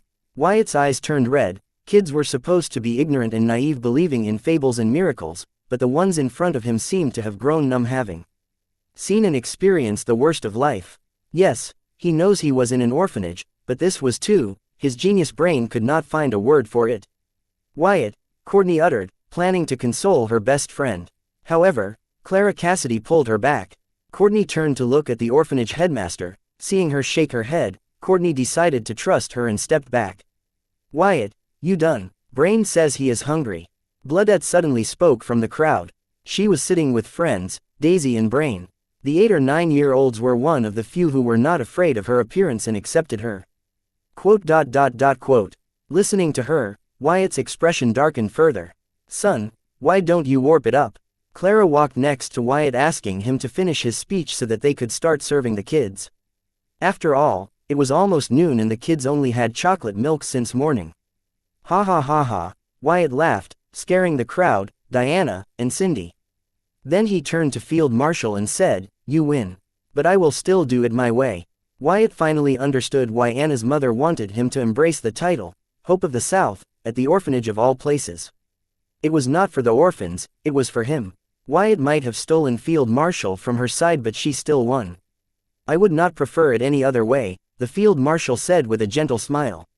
Headmaster, I am sorry.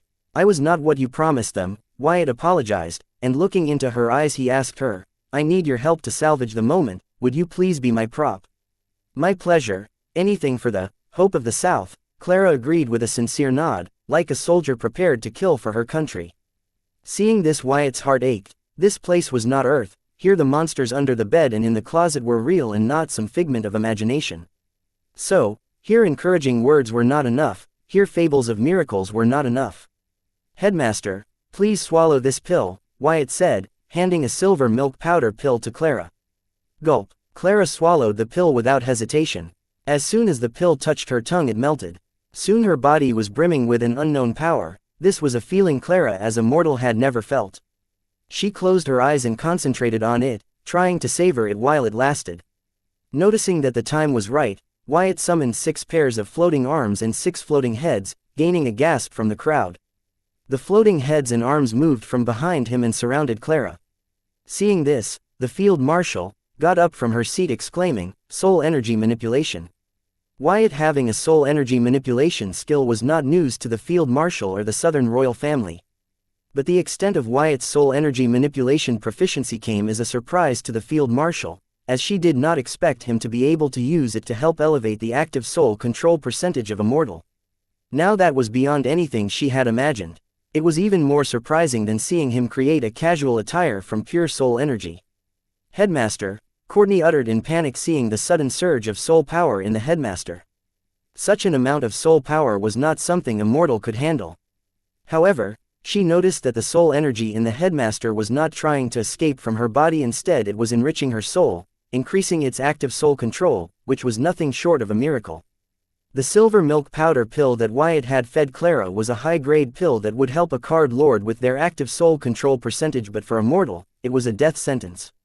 However, with the combination of his otherworldly knowledge of soul cultivation and his soul energy manipulation skill, Wyatt was going to achieve what was believed to be impossible in the card world so far.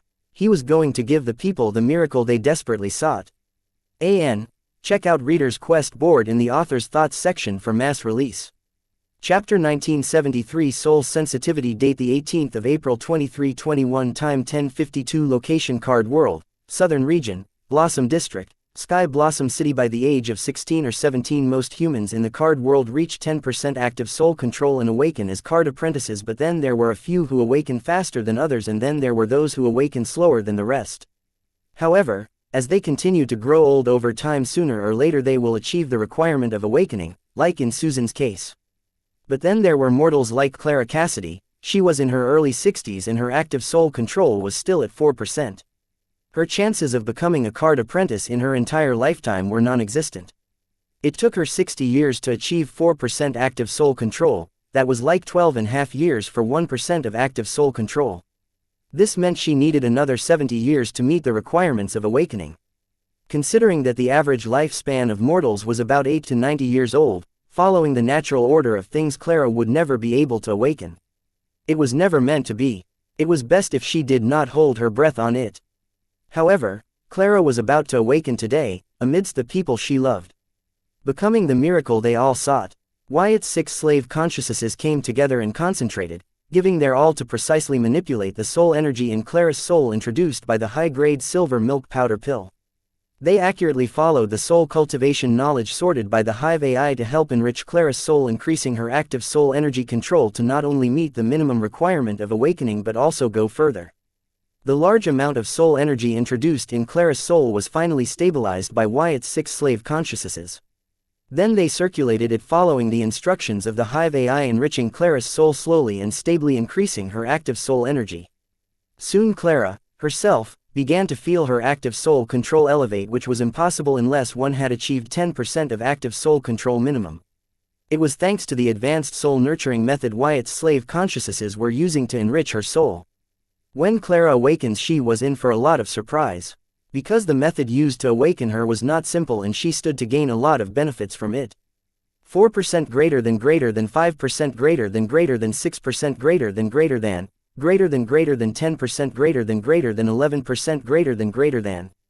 Sensing Wyatt effortlessly managed to increase Clara's active soul control percentage to meet the requirement of awakening, the already shocked Field Marshal was astounded. She felt as if she was dreaming.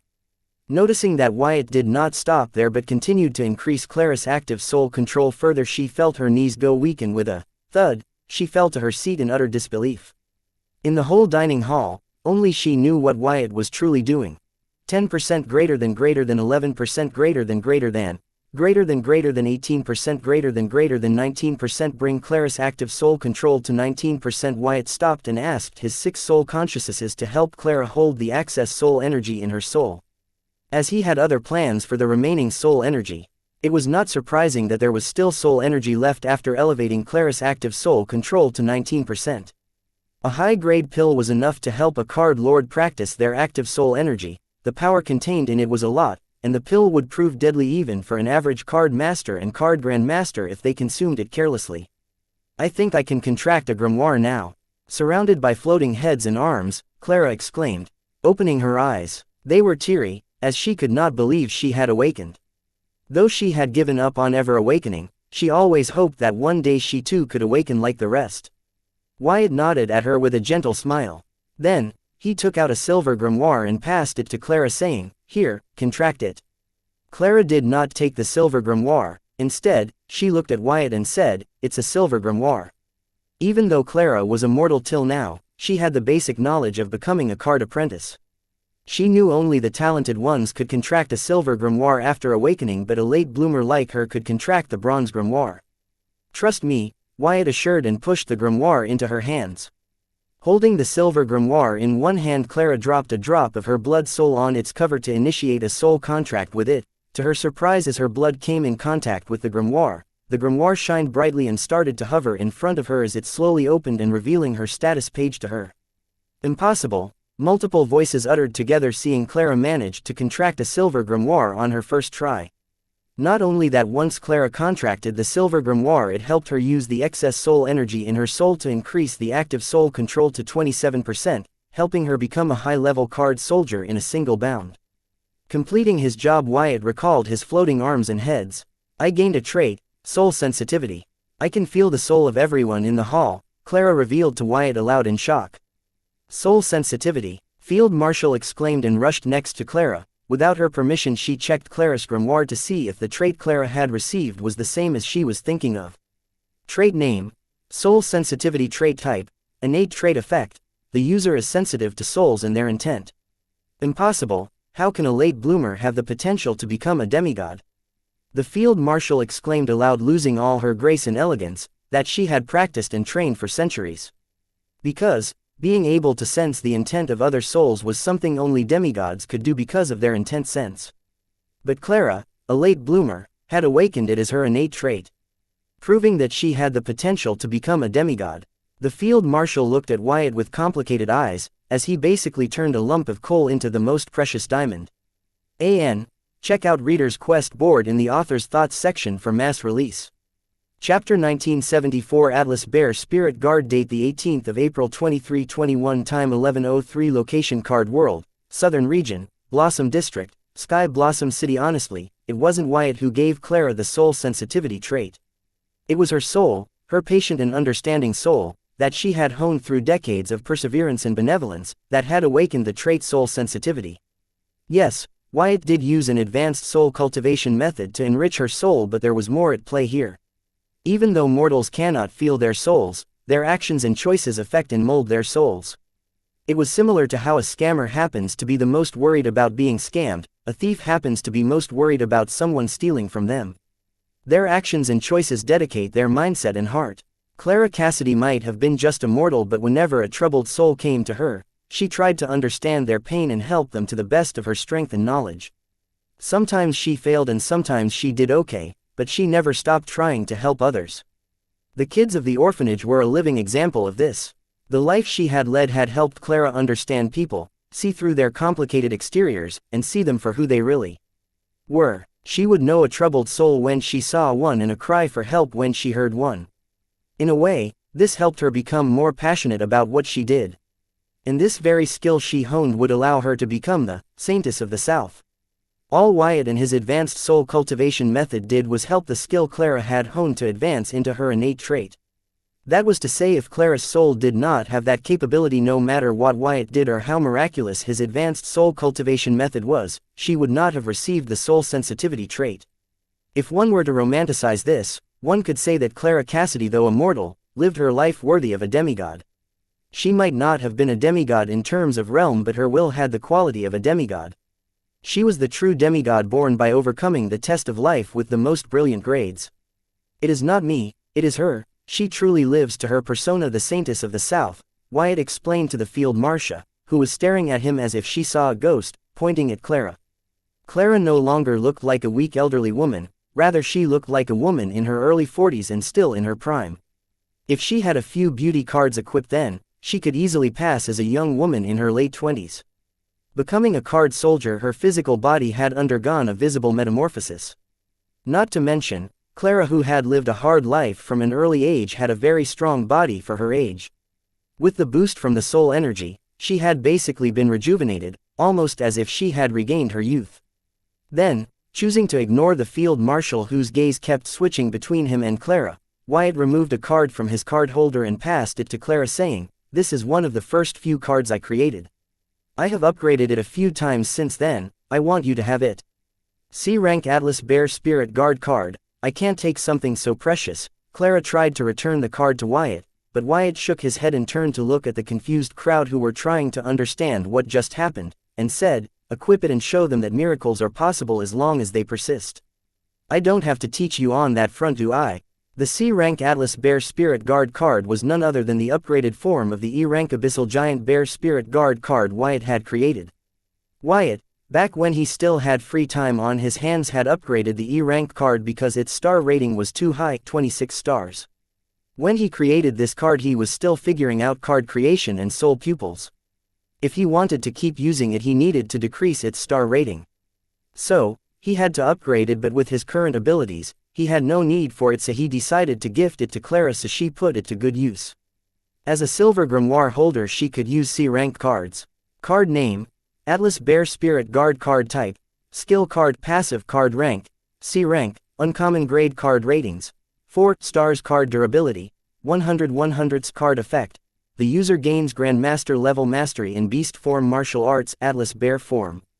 Additional effect: Atlas Bear Constitution. Passive: the user's constitution will be granted the constitution of an Atlas Bear. It will not alter the user's physical appearance in any way. Atlas Bear Senses. Passive: the user's senses are augmented to that of Atlas Bear's senses. Atlas Bear Spirit Guard. Passive: the user's aura takes the form of an Atlas Bear spirit. The Atlas Bear spirit is sentient and will passively protect the user from all physical and spiritual attacks.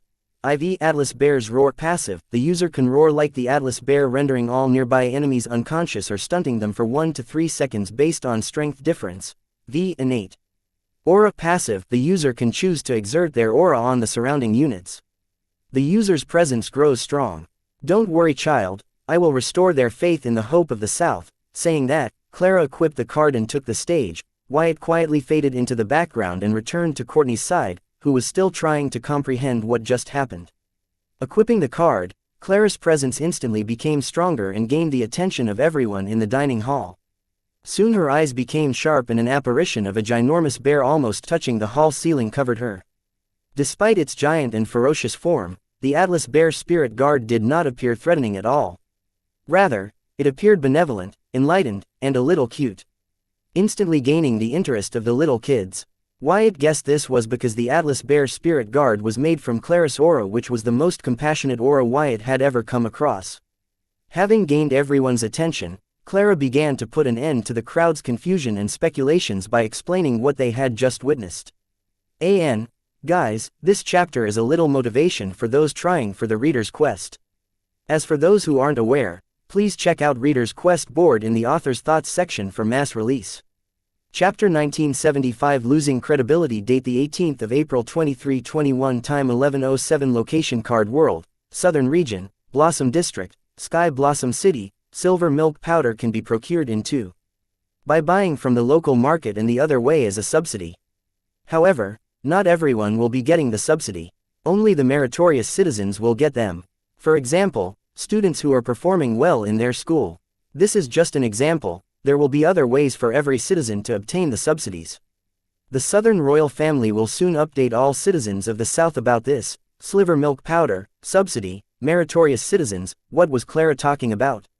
It was not Clara who spoke this stuff but the Field Marshal Heatsend.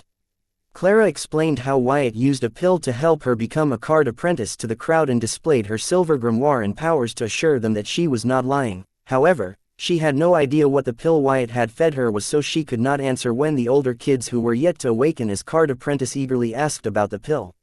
That was when the field marshal, who dumbfoundedly stood in the middle of the stage trying to comprehend how a late bloomer like Clara had the potential to become a demigod, came to her senses, took over the stage, and began to explain what pill was, how can they obtain it when they had no money to their name, what the Southern royal family was doing to make sure that everyone will receive the silver milk powder and not just the rich and powerful.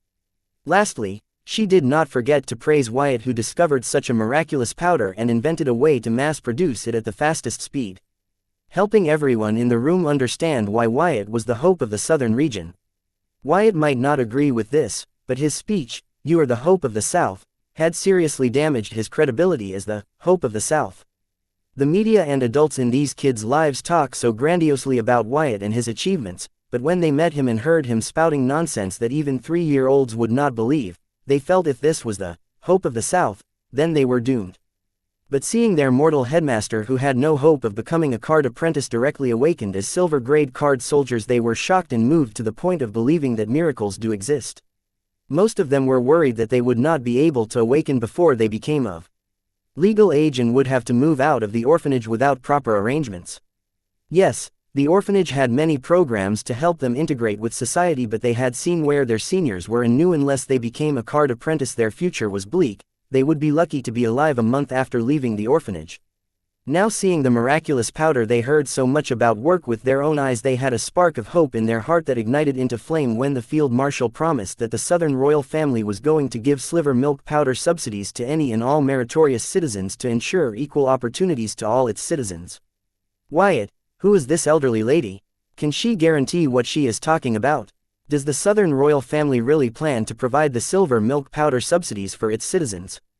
Courtney suddenly asked Wyatt. Courtney was happy that the orphanage master was a card soldier now, and also happy to hear the promises made by the unknown elderly woman, but she wanted to ensure that the elderly woman was not making false promises. Don't worry, if it's her saying that, then it will probably be true. Even if it is not, she will make it true. After all, she is the hero of the South, Wyatt answered, assuring Courtney that every word the unknown elderly woman spoke was true. That's the legendary Field Marshal Heatsend. No way, I have seen pictures of her. She isn't it, Clara, who had returned to her seat, said in disbelief, listening to Wyatt. Even Diana and Cindy nodded. Every one of them knew how the hero of the South looked like. Her image was pasted all over the Grimoire network. She has morphed her appearance to not attract any attention, Wyatt replied, and turning to Clara he said, "It's getting late, you should start serving the kids, they must be hungry." Diana finally knew why the field marshal had the time to contact her over something as trivial as Wyatt's visit to the orphanage. How could I do something so rude when the hero of the South is doing her best to encourage the kids? Besides, these kids know how to deal with hunger. However, it is rare for them to be addressed by their hero, Clara replied, but Wyatt shook his head and said, she is too excited. If you leave her, she will keep talking till it's time for dinner. Don't you dare disrespect my hero, Wyatt, Courtney immediately warned Wyatt, listening to him. It appeared she seemed to revere Field Marshal Heatsend, which was a far cry from how she treated Colleen and Anna. Wyatt, did you know she single-handedly freed Mt. Claymore from 100 Western demigods when they tried to illegally claim it as part of the Western region? Courtney said with fanatic light shining in her eyes. No, I did not. Wyatt finally understood what was happening here. The entire orphanage was a fan of Field Marshal because of Clara's weird fixation with her. This was apparent when she was willing to let the kids starve a little to hear the Field Marshal's encouraging words. As such, he could no longer use the kids as reason, so he turned to Clara and said, "Fine, I will be honest, I am hungry, feed me. Here, have some chocolate milk and shut up." Courtney passed him her glass of milk and asked him to shut up. "What the fuck, I don't want to drink your spit," Wyatt remarked. "Suit yourself, but just shut up." Courtney dismissed Wyatt without even bothering to spare him a glance. Wyatt was starting to regret having revealed Field Marshal's identity. Check out Reader's Quest board in the author's thoughts section for mass release.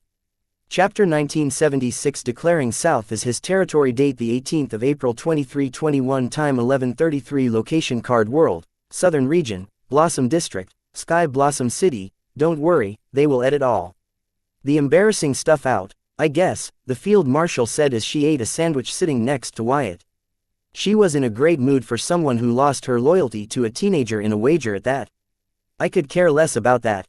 Now that he had decided to embrace the title, Hope of the South, Wyatt could not care what Anna's mother planned, having the Field Marshal record and document his visit to the orphanage. From Wyatt's perspective, becoming the Hope of the South meant he was declaring the South as his territory to the world, and not that he was part of the Southern royal family. The world leaders might not have grasped his intention at first, but Wyatt planned to make this clear to all with his actions. Back on the stage when he bombed his speech, Wyatt understood what he had missed and decided to adopt the Southern region and soon the entire card world. "Wyatt, what's wrong with that girl?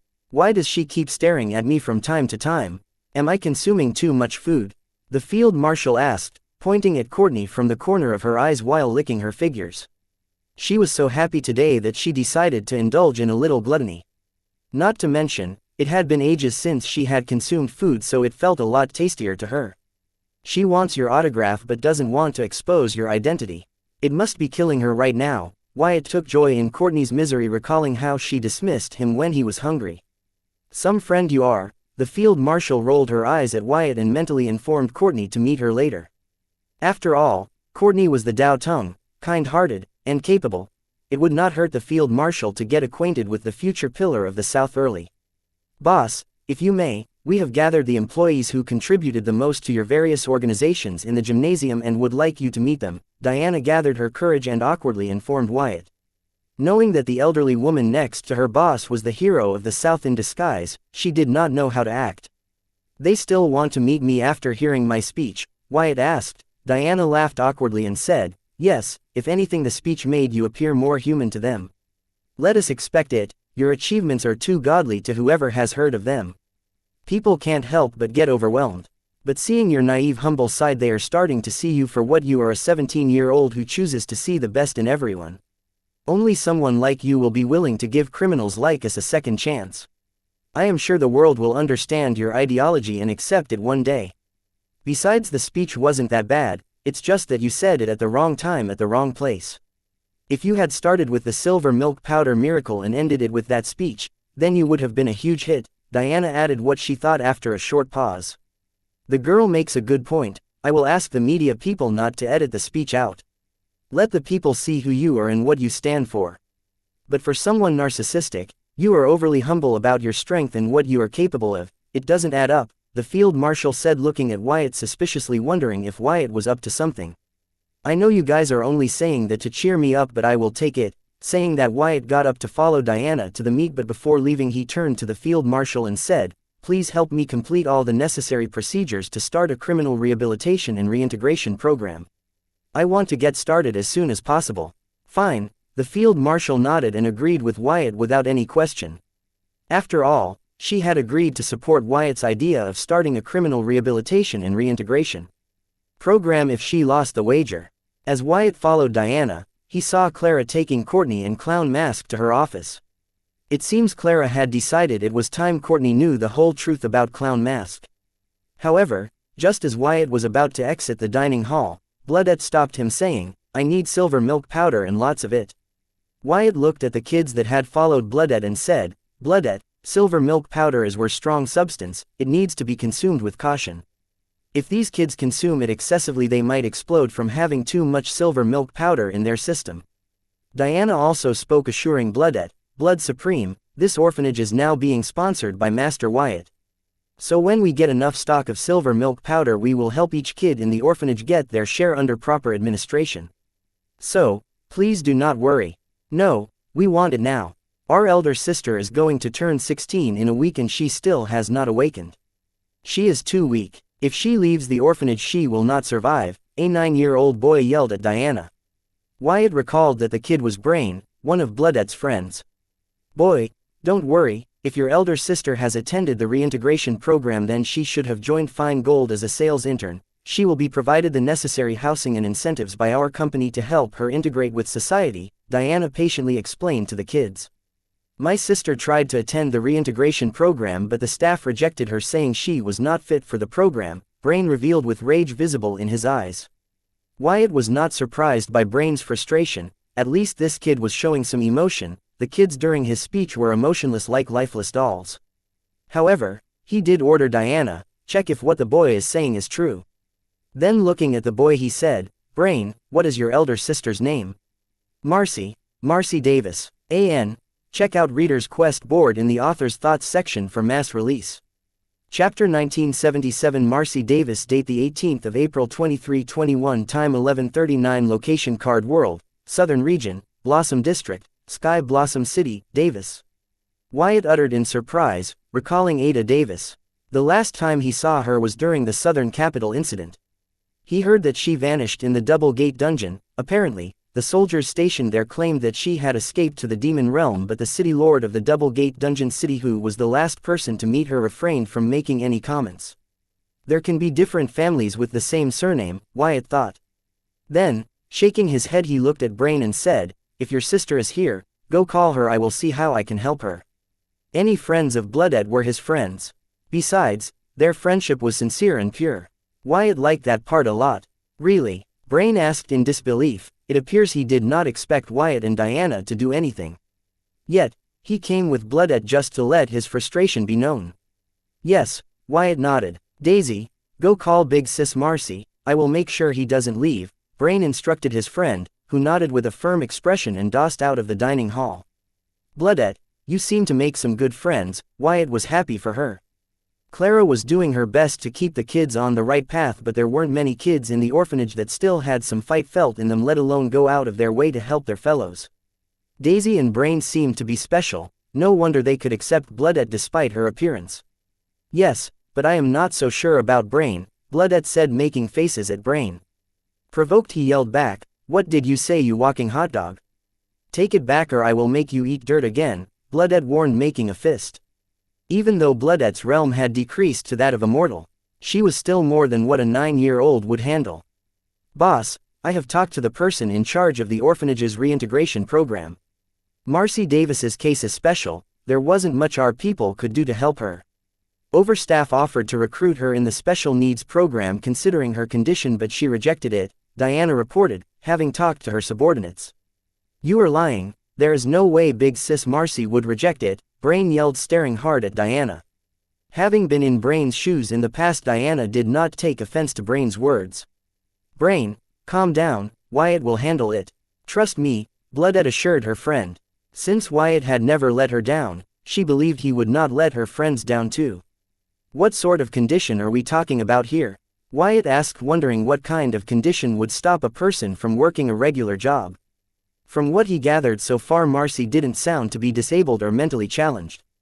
Just then a cold wind filled the room and Brain yelled, "Big sis Marcy is here, she will prove that you are lying." "Dark Realm energy signature," Wyatt muttered in alert, feeling that the cold wind was not simple. "You noticed," Field Marshal said, having appeared next to Wyatt out of nowhere. "Scaring." Brain, "Ah, old lady ghost." Wyatt, Diana, and the field marshal ignored Brain and looked at the eerily thin and pale girl being led by Daisy. Daisy, let me clean up first. I stink of sewer. People are eating in the dining hall. Big sis, just follow me quietly. It was a pathetic sight to behold, an almost 16-year-old girl being bossed and dragged by a 9-year-old girl. Field Marshal, is she in any way related to? No need to guess, she is a Davis family's sin, Field Marshal replied, interrupting Wyatt. Hey, old lady, watch what you say about our big sister. Brain was prepared to fight with Field Marshal. SSH, Brain, she is scary strong. If she attacks I can't help you. Bloodette hashed Brain and warned him to curb his anger a little. I'm not afraid of an old lady, Brain replied, though he did so with some hesitation, as Bloodette was the strongest person he knew. If even she was afraid of the old lady, then he should behave, but he cannot let anybody mock his sister.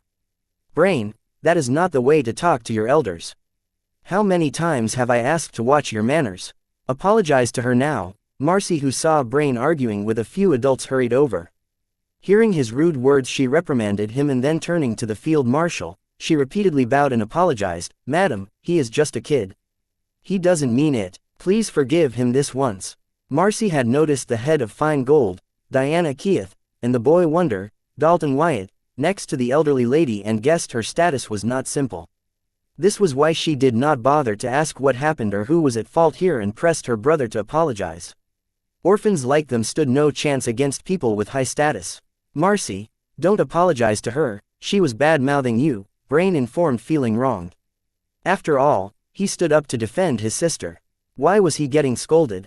Brain, shut up, apologize now. Marcy stared threateningly at Brain, only to hear Field Marshal say, no need, dear, the boy did not do anything wrong. There seems to be a misunderstanding here, nothing more. Thank you, madam, you are too kind. Marcy bowed and thanked the Field Marshal, expressing her gratitude for generously forgiving her little brother. Quote. Listening to how softly the Field Marshal addressed Marcy, Wyatt frowned, finding her attitude toward the Davis family's sin was wrong.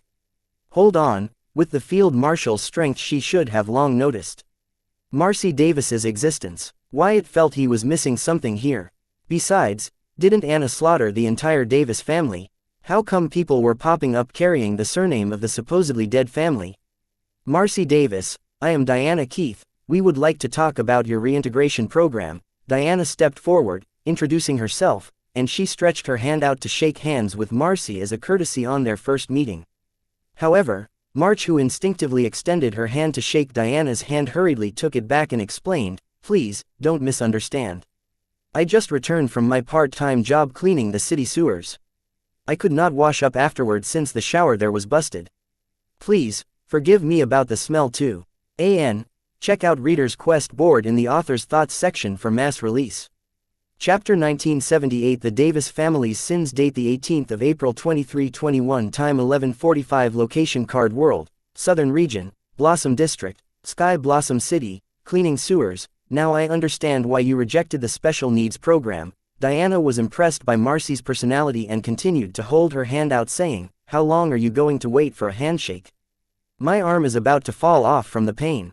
But, Marcy hesitated. However, looking into Diana's bright eyes that had no judgment but just respect for her, she extended her hand and shook Diana's hand. Soon Marcy felt a refreshing force wash over her body. Astonished, she blurted, cleansing card. Understanding that Diana had used a cleansing help her clean. You kids have it easy because of the new headmaster. Back in my time, the city sewer used to be our secret base, Diana said with a bright smile, giving Marcy a firm handshake. Not that she was jealous of the orphan kids, she just shared a bit of her past in a not that sad way so that Marcy would be comfortable around her. Meanwhile, Wyatt and Field Marshal were having a mental conversation of their own. You look confused. The Field Marshal mentally connected with Wyatt. Yes, I am. Didn't Anna kill everyone from the Davis family? Except for Ada, whose existence was not known to her. Wyatt held back from asking why the Field Marshal reacted so kindly to Marcy. He knew that kids weren't responsible for their parents' sins, but he was surprised to see that the Field Marshal, who had been indifferent to other orphans, acted warmly to Marcy. Wyatt, I thought you knew Anna better than to believe what the public says about her. The Field Marshal's response made it sound as if Wyatt was at fault for jumping to conclusions. Cut the speech. I know for a fact that Anna slaughtered the entire Davis family because they were devil worshippers. Wyatt had long looked into the Davis family because of Ada Davis, who was targeting him because of Anna. Even if everything about the Davis family's demise was faked, Ada's hatred for the Southern royal family couldn't be faked. Yes, everyone knows Anna slaughtered the entire Davis family, but only those who were there with her truly know why she did what she did, the field marshal replied, saying there was more to the story about Anna slaughtering her father's second wife's family. What is it? I did not find anything suspicious in the confidential records about that incident, Wyatt asked, wondering if Marcy was a friend or foe. He sincerely hoped it wasn't the latter, because from what he had learned about Marcy so far, he did not want to have to. Let us not go there yet. Keeping the question of how you accessed the confidential records of the incident aside, what actually happened that day was not mentioned or recorded anywhere because Anna's mother did not want what the Davis family did to taint the names of everyone else who contributed and sacrificed to put an end to the reign of devil worshippers. Therefore, she decided to make Anna the villain of that story, since Anna did go there that night with the intention of killing those who brought shame upon her mother and exiling the rest of the family, using the fact they were devil worshippers as an excuse. I will also refrain from going into gruesome details about that incident and just say what you need to know. The Davis family, aside from the fact that they were devil worshippers, were involved in many shady stuff far from human imagination. One of them was human experimentation. During the demon invasion and the terror of demon worshippers, it was common for the strong to experiment on the weak. They were all doing everything they could to survive the invasion and then the devil worshippers. In a way, it produced many cards, elixirs, and arrays that people are enjoying today. I am not trying to justify what happened then, it is what it is. However, the Davis family continued it even during the peaceful times. It is not a surprise considering they were devil worshippers, but they crossed a line that no one had dared to cross. They were experimenting on crossbreeding humans with demons right in the artificial dungeon under their family castle. No one had any idea about this until Anna surprised them with her visit. She learned they were trying to find a way for demons to contract grimoire, from ego gems and divinity. Once our world had successfully managed to resist the demon invasion, it had become a hot topic in the dark realm and gathered a lot of attention. Many devils and demons grew interested in our power system and began contracting card apprentices. This gave rise to a period in our history where devil worshippers were rampant. But after numerous attempts and experimentation, the devils and demons could not contract the grimoire nor form ego gems or divinity. So their interest quickly died. However, some did not give up and hired families like the Davis family to continue where they left. All in all, the Davis family deserved what they got. The field marshal got emotional and talked a lot, but feeling Wyatt's gaze, she cut it short. As someone who had participated in the war against devil worshippers, field marshal was very ashamed about the existence of the Davis family who fooled them all. Where does Marcy fall into all of this? I don't see any demon blood in her, except she seems to be infected by some kind of pathogen that is found in the dark realm. Thankfully, it is not infectious. Wyatt reminded the field marshal that she had gone off topic. Though Anna massacred the Davis family, she set the people they were using for their experiment free despite her subordinates advising her against it. Her mother gave her an earful for that. Fortunately, to this day, there have been no cases of those people or the experiment done on them causing trouble. Marcy must be the descendant of those people, but it is surprising that they took the Davis family surname, the field marshal informed. She could not believe that the victims would take the surname of their captors. That must be because Marcy is a descendant of the Davis family. Wyatt could tell this by comparing Marcy's soul record with Ada's soul record. Wyatt guessed this might be because Marcy's predecessors when in captivity might have been assaulted by the Davis family men. Check out Reader's Quest board in the author's thoughts section for mass release. Chapter 1979 Field Marshal's Request. Date the 18th of April 2321. Time 11:48. Location Card World, Southern Region, Blossom District, Sky Blossom City. If not for the peculiar soul energy signature of the Davis family sins, I would not have known her identity. But that is not enough to tell that she is blood related to the Davis family. How can you tell that? The field marshal asked Wyatt. After all, Wyatt wasn't even born when the Davis family was exterminated, so how can he tell their descendants apart? Add it to your list. I will tell all in time. Wyatt dismissed the field marshal's question. He could have lied that it was related to a new blood rule, meaning he had comprehended, but he did not, as the field marshal's eyes were unique, though not as handy as his unique eyes, still unique enough to confirm if he had indeed comprehended such a blood rule meaning. Now that the field marshal had given him her undying loyalty, he did not want to lie to her. But also being dismissive of her questions was also not preferable, but he did promise to tell her the truth in time. So now that you know she is the Davis family's descendant, what are you going to do about it? Wyatt asked, changing the topic. Nothing. She has nothing to do with their crime. If anything, she is one of their victims. I have been watching this girl for a while now. She is a tough one, and I plan to recruit her in my private army. Can you help her like you helped the orphanage headmaster? The field marshal requested. The field marshal wasn't lying. She had been watching Marcy, wondering when she would give up or die because of her stubbornness, but somehow every time she manages to pull through. Watching Marcy survive day after day, the field marshal pondered if she did not know that she wasn't supposed to survive. Otherwise, Marcy would not stubbornly stick to her values and reject Feingold's special needs program, which would allow her to live the last few days of her life comfortably. The reason why the Davis family's experimented humans never caused trouble after being granted freedom by Anna was because they sooner or later succumbed to experiments done on them by the Davis family. However, seeing that Marcy would wake up every day prepared to fight the life itself, the field marshal had grown overly fond of her. She was just waiting for Marcy to turn a legal adult before approaching her. If you just want to check if I can turn all mortals into card apprentices, then just say so. You do not have to make up such stories, Wyatt said, rolling his eyes at the field marshal's sneaky attempt to confirm her doubts. Can't it be both? The field marshal retorted, saying that she was interested in both Marcy and confirming Wyatt's abilities. Whatever, since it is a request from my most loyal elder, I will fulfill it. Wyatt accepted the field marshal's request. Of the many things she asked of him, this was something he agreed on. This way the field marshal will not be able to complain that Wyatt didn't do anything for her. Special needs program is for those that are unable to take care of themselves and not someone like me. I can fully take care of myself. Marcy continued to stubbornly reject the idea of being considered one among the special needs. Other orphans might have been happy to sit in a rent-free home and collect subsidies every month, but not her. She had something to prove. Girl, you look like staked bones waiting to be knocked down by the passing wind. But fine, if you do not want to be in the special needs program, suit yourself.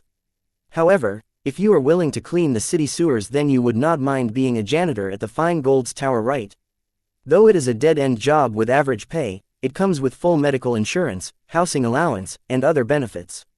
It should be enough to get you the proper medical help that you desperately need. Don't think I am doing this as a charity. I like your strong values and ethics. I want someone like you to be a part of our organization. So, do you accept the job? Diana stopped persuading Marcy to make use of the benefits of the special needs program and offered a decent job, better than cleaning city sewers. Not that she looked down on it, but a sickly 16-year-old girl cleaning sewers did not sit right with her. I accept, Madam Diana. Marcy hurriedly agreed to Diana's request and bowed, expressing her gratitude. However, just then Wyatt spoke. Diana, you can't hire someone like her as a janitor. What did you say to my sister? Brian was preparing to apologize to Diana and thank her for helping her sister, but listening to Wyatt he went berserk in rage. He rushed at Wyatt with the intent to fight to the death. However, Marcy, who was next to him, hurriedly caught him and pressed him down with all her might. Because of her sickly physique, she struggled to hold down a 9-year-old. Nonetheless, Daisy, who had been quietly following Brain and Bloodette the whole time, made full use of her small size, sneaked next to Wyatt, and kicked his shin while crying out loud, attracting the attention of everyone in the dining hall. Wyatt ignored the gaze from the masses and looked at weeping Daisy, who continued to kick his shin while crying her lungs out. He wondered if crying was part of Daisy's strategy to not get hit in return. Anyway, it worked. Daisy, stop kicking him, Marcy shouted, fully aware of her sister's calculative side. However, she had her hands full with Brain, so she was at her wits' end trying to think of a way to save Daisy. However, to her and onlookers' surprise, Wyatt picked up Daisy in his arms. Ignoring her struggle and cries, he laughed and said, "You are the smart one of the three, aren't you, Daisy? So, stop it or I will hit your sister." Check out Reader's Quest board in the author's thoughts section for mass release. Chapter 1984 in Pathogens from Dark Realm. Date the 18th of April 2321. Time 11:53. Location Card World, Southern Region, Blossom District, Sky Blossom City. Listening to Wyatt's threat, both Daisy and Brain stopped creating a ruckus. They were orphans, They were not afraid of sticks and stones, they dared to be brazen to get what they wanted. However, hearing Wyatt say he wouldn't hit them but their sister if they continued to do what they were doing, they both stopped even if Wyatt only made the threat to Daisy. Their sister was not strong like them, they worried that if she got hit she might die like their late friends. Now that Brain was under control, Marcy turned to look at Daisy in Wyatt's arms and said, "Sir, I apologize for the kids. They are still small and figuring out the difference between right and wrong.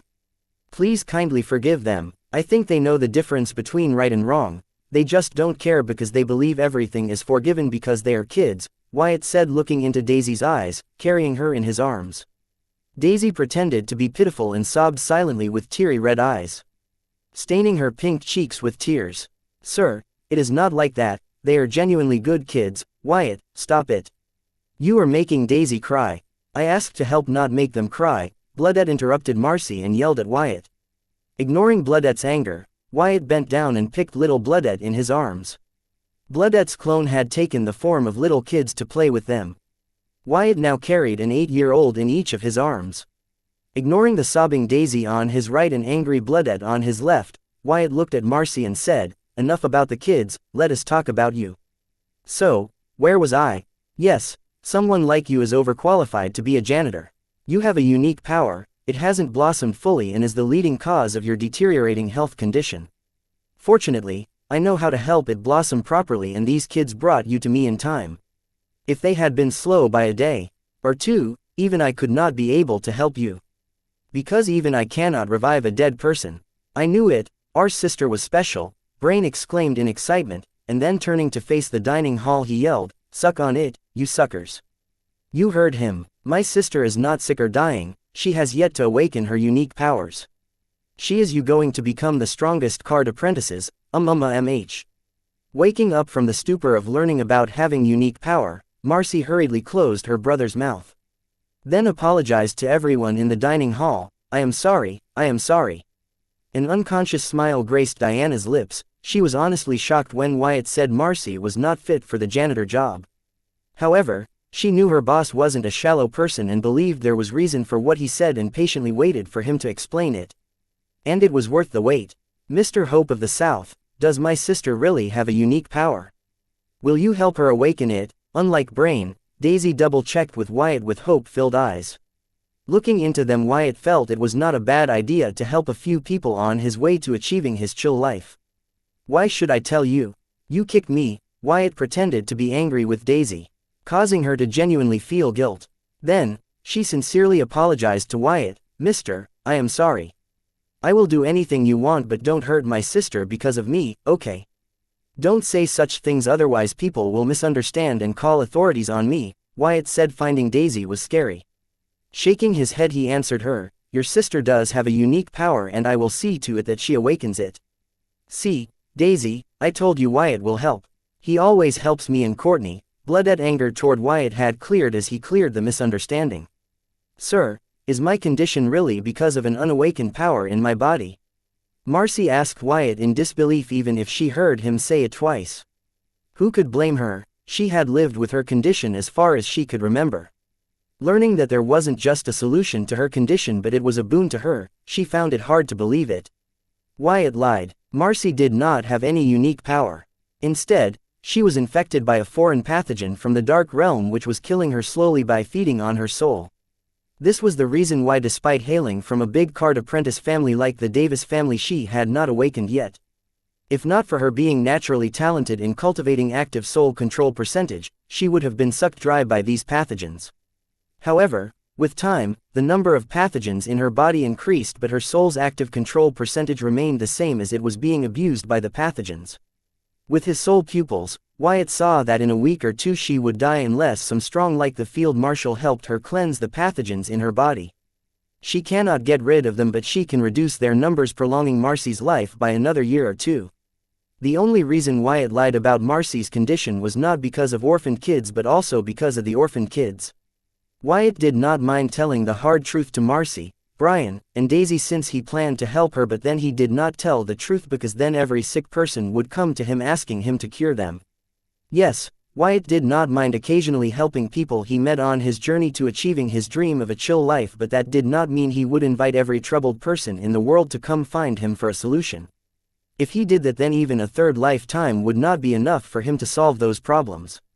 Wyatt's priority was still the same, it never changed, and he was clear about it. Check out Reader's Quest board in the author's thoughts section. For mass release. Chapter 1981A Dynasty Beyond its ruler. Date the 18th of April 2321. Time 11:58. Location Card World, Southern Region, Blossom District, Sky Blossom City. Yes, it is. But we need to find a quiet place to discuss your condition and possible solutions since it has gotten severe and needs to be dealt with immediately. Wyatt continued to lie in public but decided to tell Marcy the truth in private.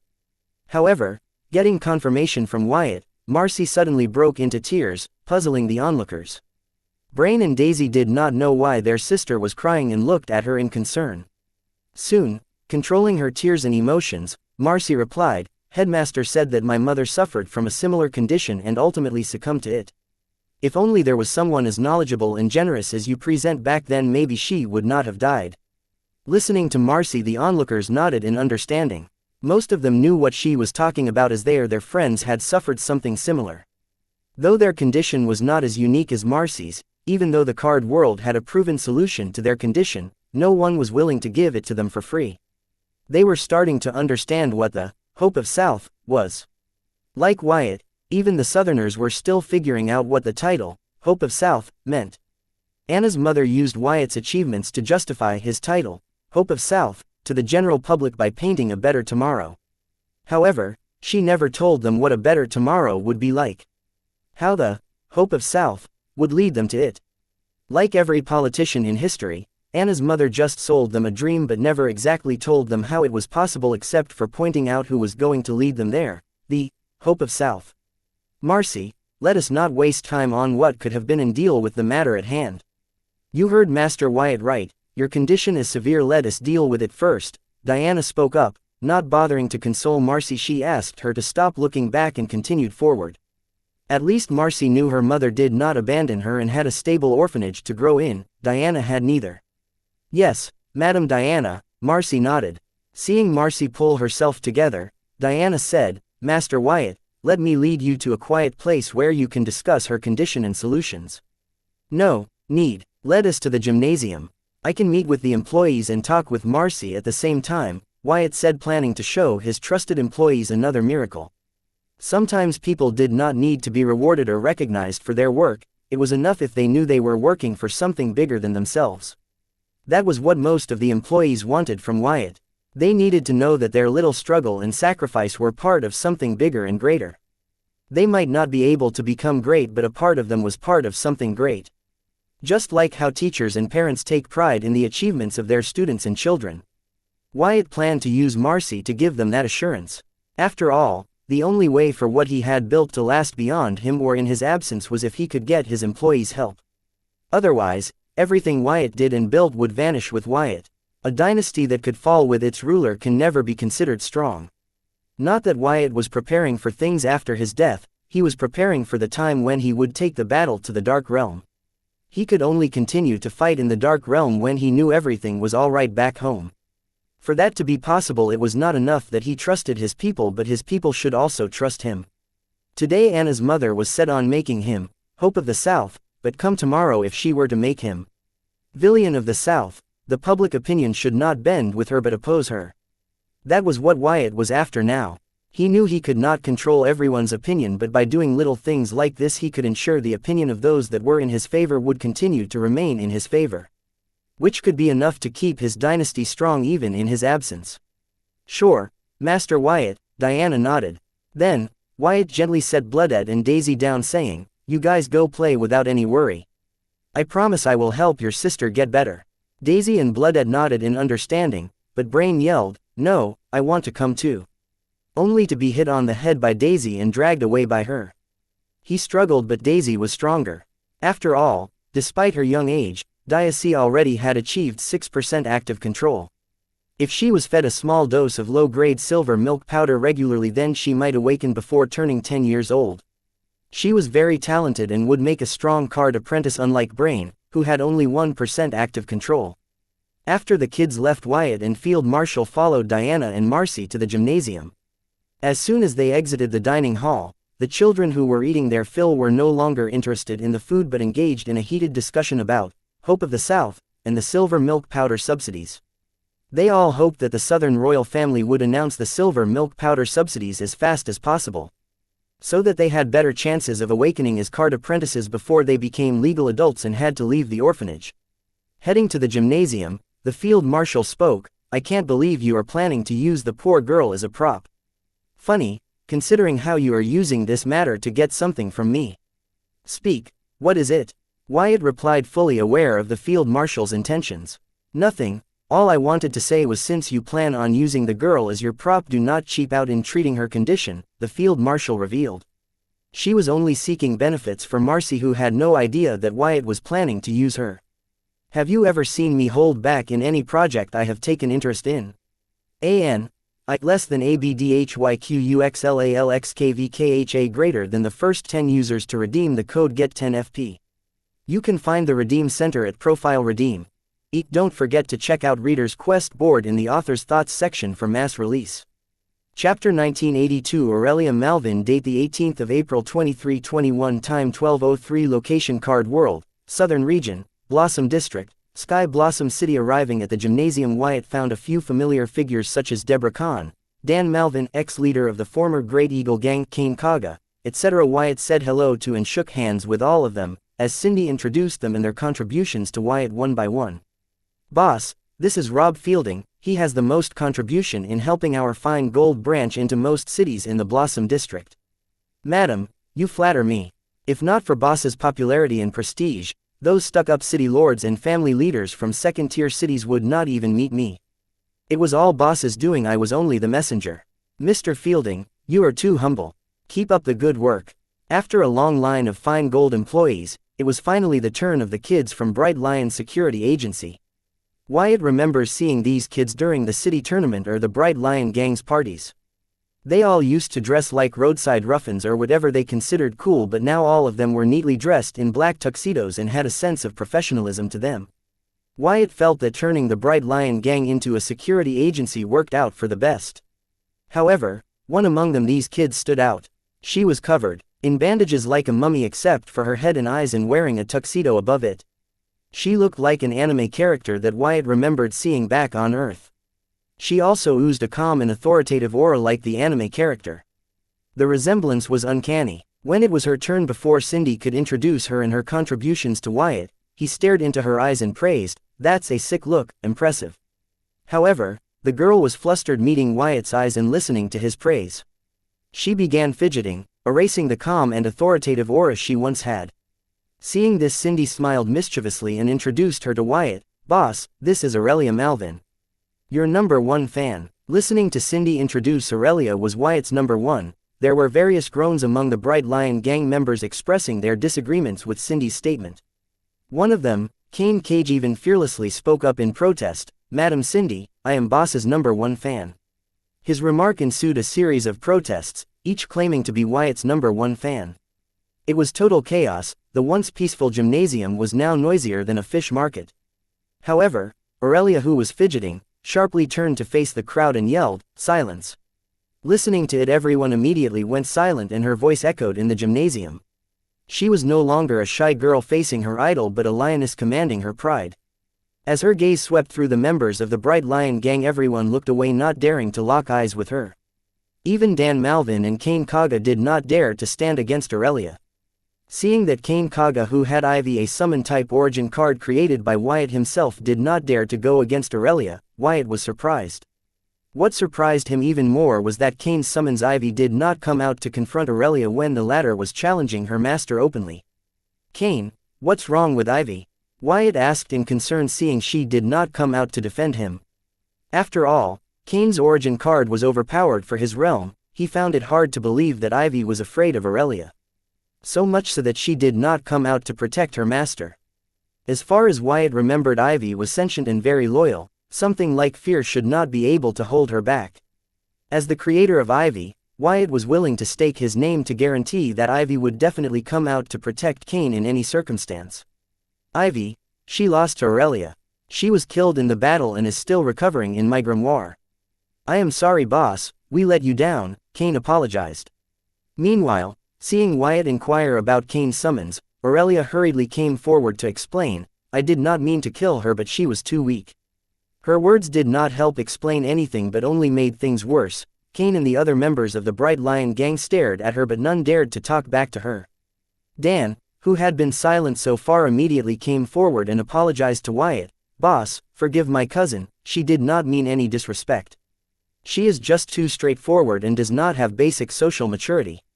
So, she is your relative. Is she from out of town? Wyatt said, recalling both Dan and Aurelia shared the same surname.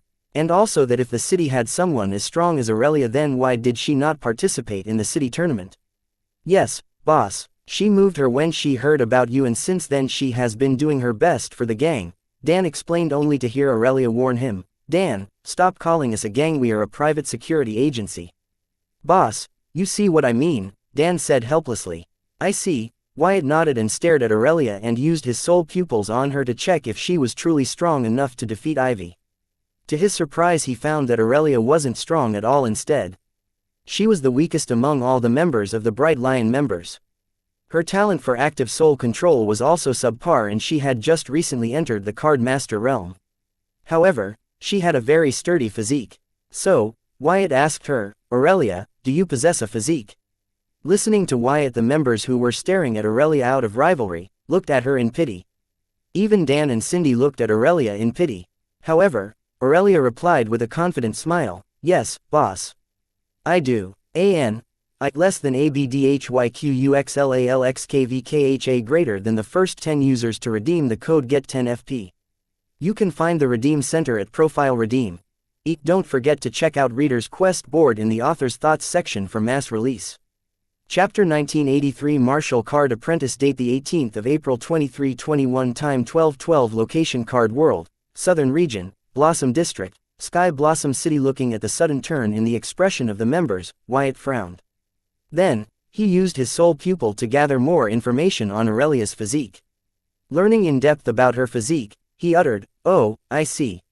These bandages are not a fashion statement but to make up for your physique's shortcoming. Listening to Wyatt, the members turned to look at Cindy to see if she informed their boss about Aurelia's condition, but Cindy shook her head denying it.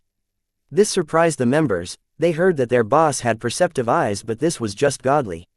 They knew for a fact this was the first Wyatt was meeting Aurelia, so how did their boss learn about her condition, if not from Cindy? Malvin, by chance are you the direct descendant of Dan Malvin from the border city? Field Marshal asked Aurelia, as her unique eyes felt a familiarity from Aurelia's physique. Yes, senior, you are. Aurelia nodded. Her cousin was named after her great-grandfather.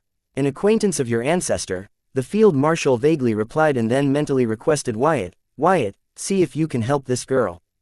The Southern region owes a lot to her ancestor. That is not of concern to me, and what makes you think I can help her? Wyatt rejected the Field Marshal's request ruthlessly. Later, he added, she is my subordinate, and her well-being is my duty. That is the only reason I will be helping her. There you go again. What difference does it make when you are going to help her anyway? The Field Marshal hated this part of Wyatt that clung to doing this his way. Wyatt did not bother to respond to the Field Marshal. Ignoring her, he turned to Aurelia, who was hesitating to inquire about her ancestor, to the elderly lady next to him, and said, don't feel shy, you can talk to her about your ancestor after the meet. But for now, let us focus on you. It is impressive that you could defeat a peak card grandmaster with a strong summon type origin card when you have recently entered the Card Master realm, not to mention the quirks of your physique. It was nothing compared to what you did, boss. I too hope to one day grow strong enough to defeat a devil in the Card Master realm. Aurelia brazenly revealed her goal. Wait, do you mean you plan to stay in the Card Master realm until you grow strong enough to defeat a devil? Wyatt asked Aurelia in disbelief. If it was someone else he would not ask something so silly, but based on what he had gathered about Aurelia's personality he felt she might have meant what she said. Yes, boss, Aurelia exclaimed, and turning to her cousin she remarked, see, I told you boss would understand me. No, you dumb girl, can't you tell from his expression? Sigh, think whatever you want to think, I don't want to ruin my mood explaining it, Dan said, giving up on his cousin. Aurelia, to be honest, in my current realm I borrowed power from various taboo skills to defeat the devil. And it came with a heavy price, which I am still paying. What I am trying to say is there is a lot of room for you to grow in your current realm, but it is not enough to confront the devil. I have no right to stop you from pursuing your dreams and goals. All I can say is don't waste too much time figuring things out. Wyatt did not encourage Aurelia, nor did he discourage her, because he could not bring himself to do so, noticing the signs of her hard work and dedication engraved on her body as scars and wounds. The reason why Aurelia, a novice card master, could kill Ivy, a peak card grandmaster realm summons created by Wyatt, was because she was a martial card apprentice. A card apprentice that focuses on martial arts cards over skill, summons, and other type of cards. Aurelia was no martial arts genius like Laura Hill, who had the sword salve physique, but Aurelia was able to achieve a maximum of grandmaster level mastery in various body reinforcement martial arts thanks to her hard work, perseverance, and with a little help from her quirky physique. When Wyatt learned this, he realized that the bandages covering Aurelia's entire body under the tuxedo were not a fashion statement but an attempt to hide her severely bruised body. Because of her quirky physique's nature, Wyatt could not make out the bruises on her body the first time he used his soul pupils on her. I knew it, you would support me, boss. Aurelia only heard what she wanted to hear. Meaning she interpreted Wyatt's words to her mindset. Listening to her, Wyatt and the members of the Bright Lion gang could only shake their heads. Then, Wyatt pointed at Marcy and said, anyways Aurelia, you are in luck that I found her. The thing killing her is an answer to fixing your quirky physique. Boss, do you mean to say that if catch the scum trying to kill her I can fix my quirky physique? Aurelia asked Wyatt enthusiastically. Keeping the fact that he did not say that aside, Wyatt wondered how could make Aurelia believe that her quirky physique could be fixed by catching an assassin just because he said so. For goodness sake, he was a researcher, not a fortune teller. Wyatt then turned to Kane and said, you lost to her despite having Ivy to aid you in combat. One does not even need to lift their fists, just words are enough to defeat this airhead, and none of you guys could do that. Wyatt then glanced over the other members of the Bright Lions. Disappointed over the fact that after his Calamity daughter Kors and Corey, Aurelia was strongest in the entire Bright Lion security agency. He believed that someone with little brains could fool her into admitting defeat. Real combat wasn't just about whose fist was bigger, it involved presence of mind, strategizing, and judgment. Check out Reader's Quest board in the author's thoughts section for mass release. Chapter 1984 Talented Lineage. Date the 18th of April 2321. Time 12:18. Location Card World, Southern Region, Blossom District, Sky Blossom City. Kane and other members hung their heads in shame. As for Aurelia, she had a foolish smile on her face as she said, boss, I feel like you are calling me a fool. I am, Wyatt said with an indifferent expression. Only someone slow-minded like her would be willing to go through the excruciating pain to practice body reinforcement martial arts, especially with her quirky physique. Is this why Mom said that we should not meet our heroes? Aurelia did not say it as a retort to Wyatt. She was genuinely hurt that Wyatt would call her a fool and recalled the words her mother used to stop her from leaving the home and coming to Sky Blossom City. Don't worry, you are my fool, so I will not treat you badly, Wyatt said to console Aurelia. He never had come across a person who was so honest. Maybe Abba could give her some competition. Thank you, boss. Aurelia instantly cheered up seeing Wyatt accept her. Though she was hurt that Wyatt considered her a fool, but unlike others he said it to her face and not behind her back. This made her recall something else her mother said, some people are rough on the outside only because they are trying to hide their shyness under it. Listening to Aurelia, shaking his head, Wyatt turned to look at Marcy, and said, I will be honest with you. I lied to you when I said you have an unawakened unique ability that is making your condition worse. Don't ask me why I lied, but rest assured I do have the solution for your condition and plan to treat you as I promised to your siblings. Master Wyatt, that is good enough for me. Marcy did not question Wyatt and just went along with what he said. After all, she was not paying Wyatt, he was going out of his way to help her. So, she had no complaints or demands. Wyatt nodded and then turning to Aurelia he said, I can help you fix your quirky physique and help you become stronger, but not enough to defeat the devil in Card Master. Are you willing to give it a try? I will agree to anything you ask, boss. Aurelia agreed without hesitation. Listening to his cousin's reply, Dan exaggeratedly slapped his forehead. Wyatt turned to look at Cindy, who hurriedly replied, boss, leave her basic social education to me. No, I am not studying anything. Listening to Cindy, Aurelia jumped in fright like a vampire exposed to sunlight. Kane and other members snickered at her misery. Ignoring Aurelia, Wyatt signaled Marcy to come over. As she neared him, he swiftly and painlessly pricked her, extracting a drop of her blood. Summoning his grimoire, Wyatt used her drop of blood to create a one-time use blood curse substitute card for Marcy, which the employees of the Fine Gold and members of Bright Lion watched keenly. After creating the substitute card, Wyatt informed Marcy, "You see, your predecessors were used in a heinous human experimentation by devil worshippers. In your predecessors' case, they forcefully introduced various kinds of pathogens that are available in the demon realm to see if humans could gain a similar physique as demons. Fortunately for your predecessor, the pathogens died unable to survive in an unknown environment and unknown host. However, unfortunately, one species of pathogen of all the various pathogens survived. Not only did it survive, but it found a way to thrive in your predecessor's body.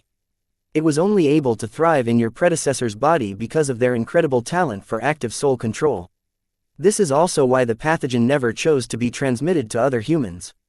After all, people with a talent similar to your predecessor are very rare. If they moved to other humans, they would die with them. But the pathogens found other ways to prolong their survival. That was through your predecessor's descendant. The pathogens could not control the talent of other humans to ensure their survival, but they could ensure the talent of your predecessor's descendant. By carrying your predecessor's talent to his descendants during impregnation.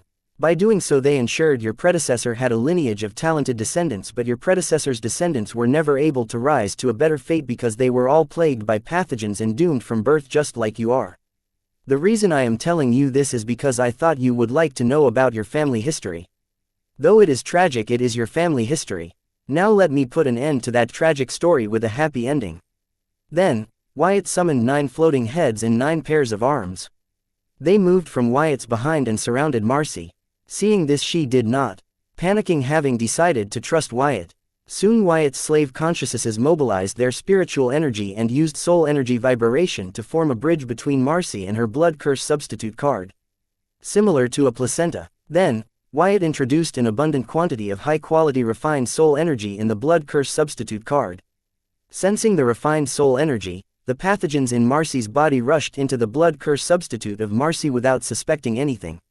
Later, Wyatt and his soul consciousness used their spiritual energy to force the remaining pathogens in Marcy's body into the blood curse substitute card. Wyatt used his soul pupils to scan Marcy's body and soul repeatedly to make sure that there were no more pathogens left in her body. Only when he was sure that he had collected all the pathogens and their spores infested in Marcy's body into her blood curse substitute card did he stop. As the pathogens left her body, Marcy felt like a huge shackle around her soul was lifted and her soul was freed. With the talent she inherited from her ancestors, she immediately felt better. As if she was reborn. Check out Reader's Quest board in the author's thoughts section for mass release. Chapter 1985 Contracting Golden Grade Grimoire. Date the 18th of April 2321. Time 12:34. Location Card World, Southern Region, Blossom District, Sky Blossom City. Removing the pathogens infesting Marcy's body was not an easy task since their spore had infested her ovaries. The pathogens had morphed Marcy's body to their needs. Transferring from one generation to another, they had perfected their methods and in a way evolved themselves to Marcy's lineage. They were no longer the same as the pathogens that were first introduced in Marcy's predecessors. Therefore, if these pathogens were released in their original habitat, they will have a hard time adapting and might not survive. Originally, Marcy's body looked sickly, as if she would die anytime, yet in such a state she would work hard to clean city sewers, exhausting her body. However, despite all this, her body never collapsed because of the pathogens.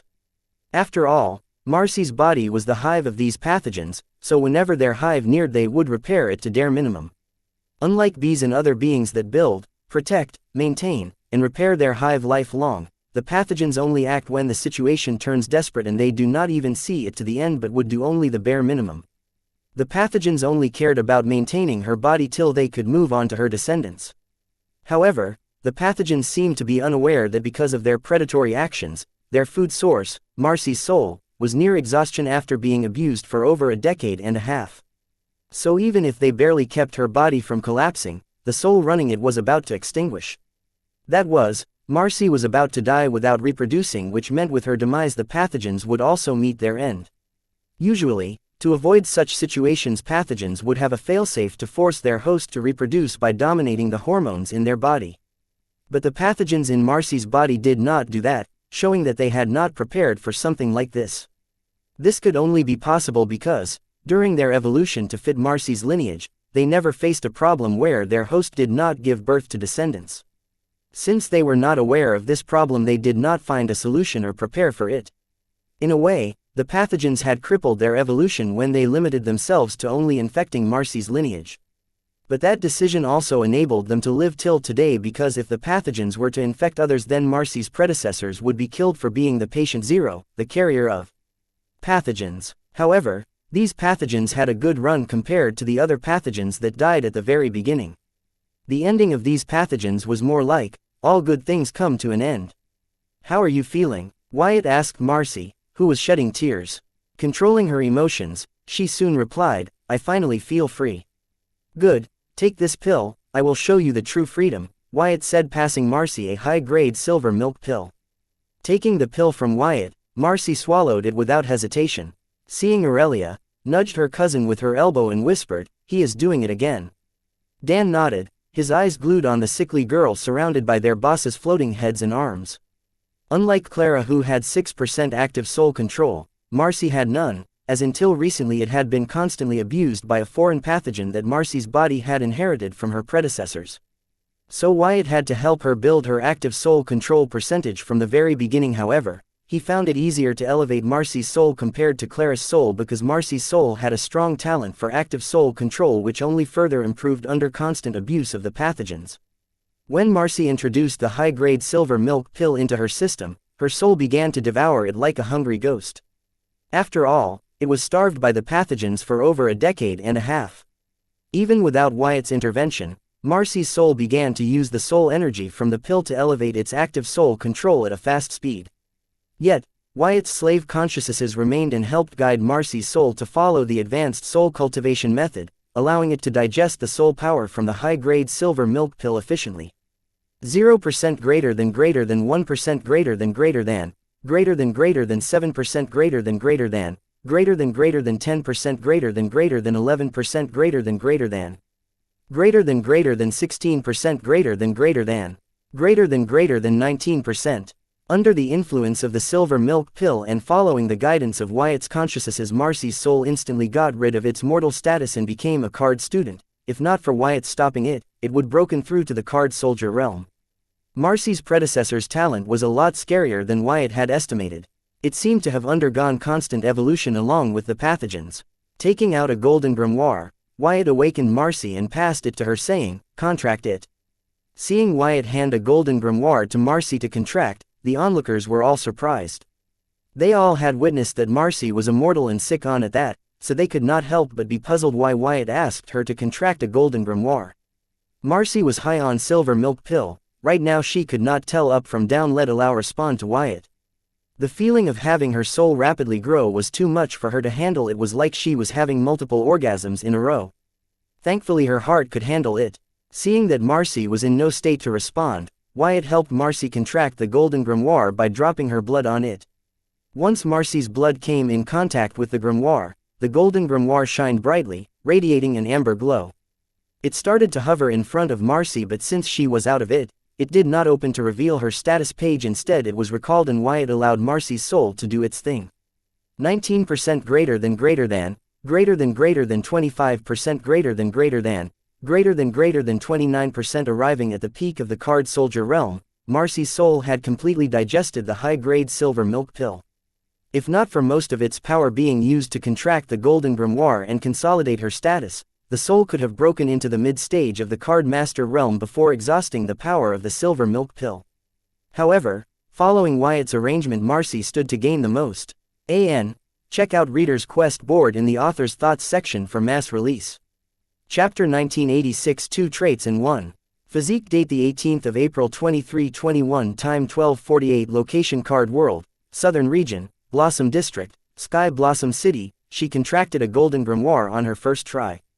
Holy shit, is this the birth of a genius or what? Now I have seen everything. Is it because she is too talented, or is the silver milk powder that good? First the orphanage headmaster and now a sickly girl. I think it's the silver milk powder. Well, it does look like it. The onlookers were shocked and amazed to see a mortal teenage girl was able to shed her mortal status and become a card soldier while contracting a golden grimoire. They could no longer be silent and began to gossip, making wild speculations. Wyatt ignored the crowd and focused on Marcy, who was still skinny but her body appeared to have become sturdier and gained a rosy glow, giving Wyatt the feeling that a healthy soul would keep a body healthy. Compared to Clara, whose metamorphosis after becoming a card apprentice was obvious, Marcy's metamorphosis wasn't that obvious yet.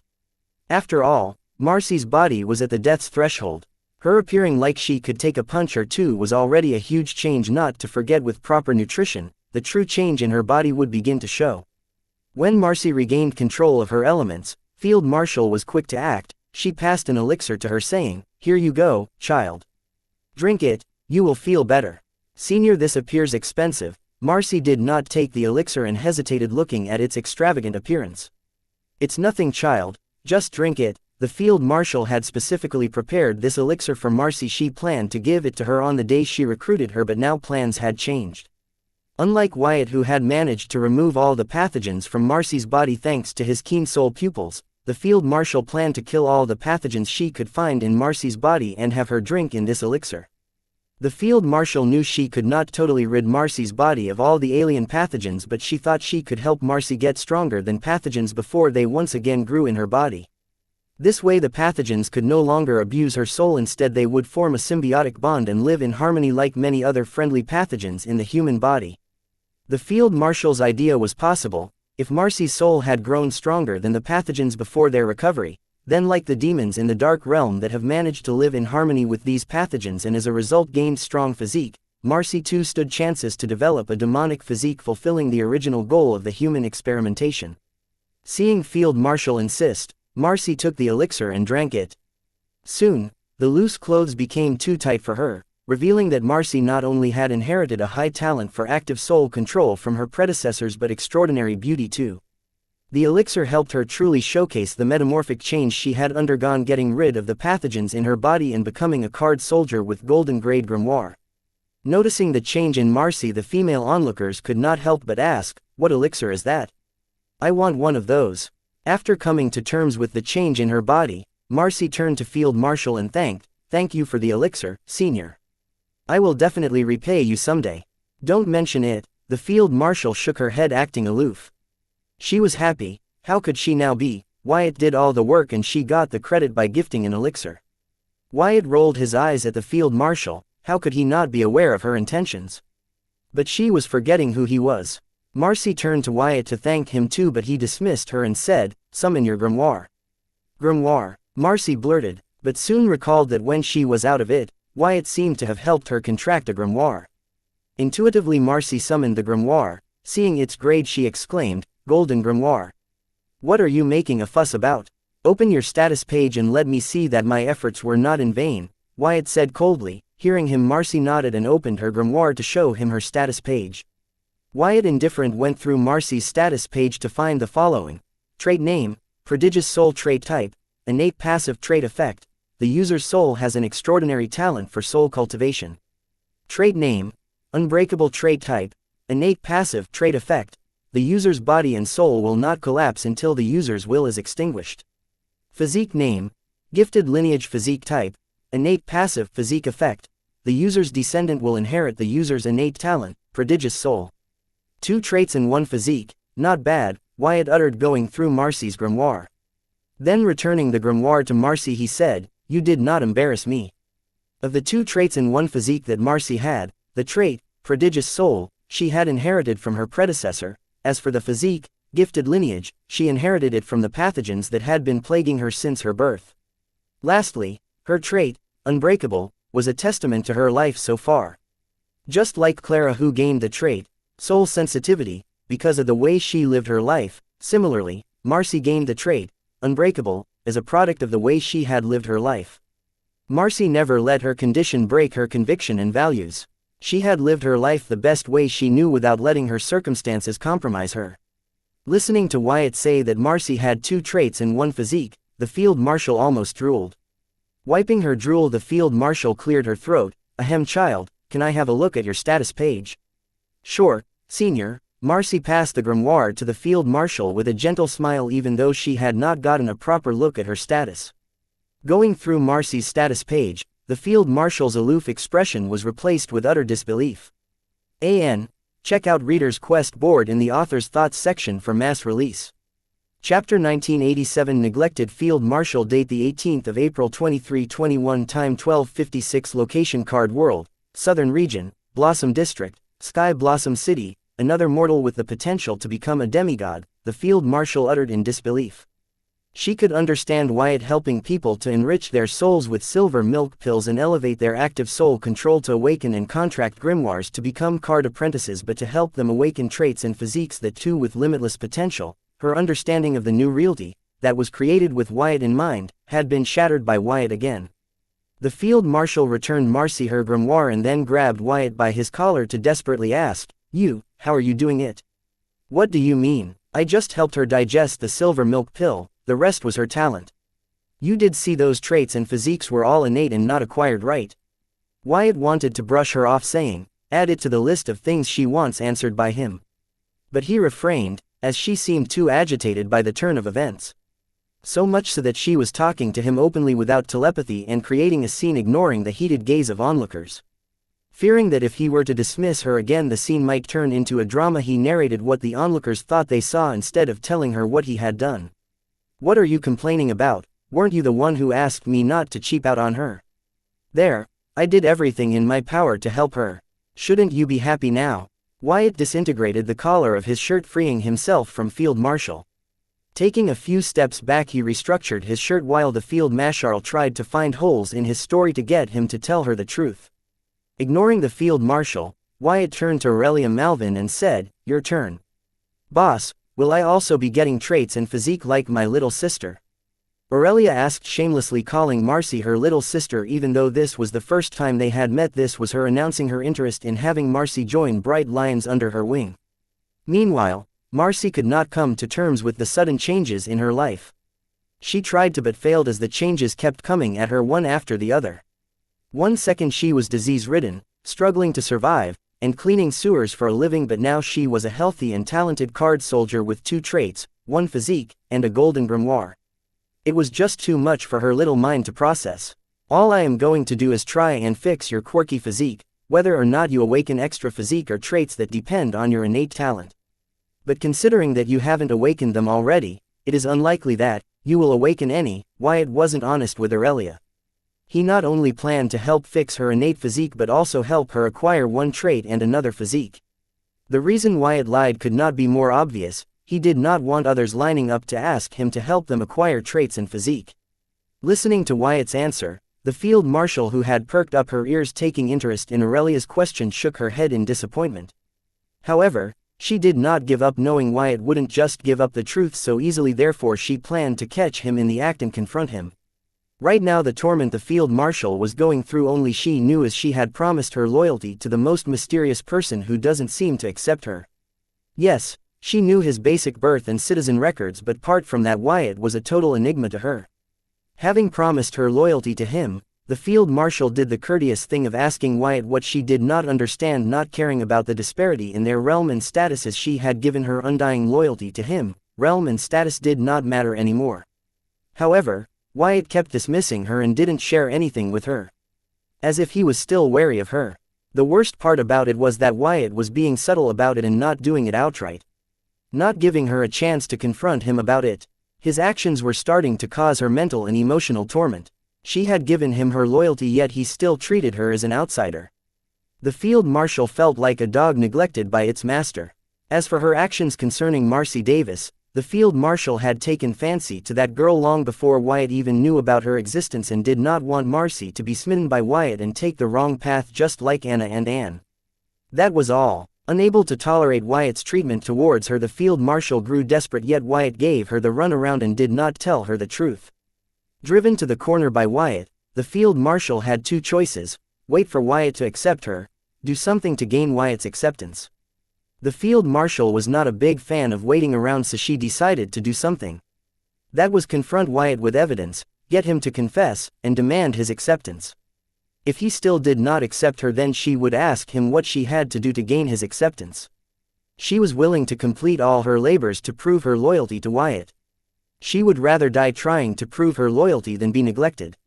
Now that the field marshal had promised Wyatt her undying loyalty in the presence of the world will, there was no turning back.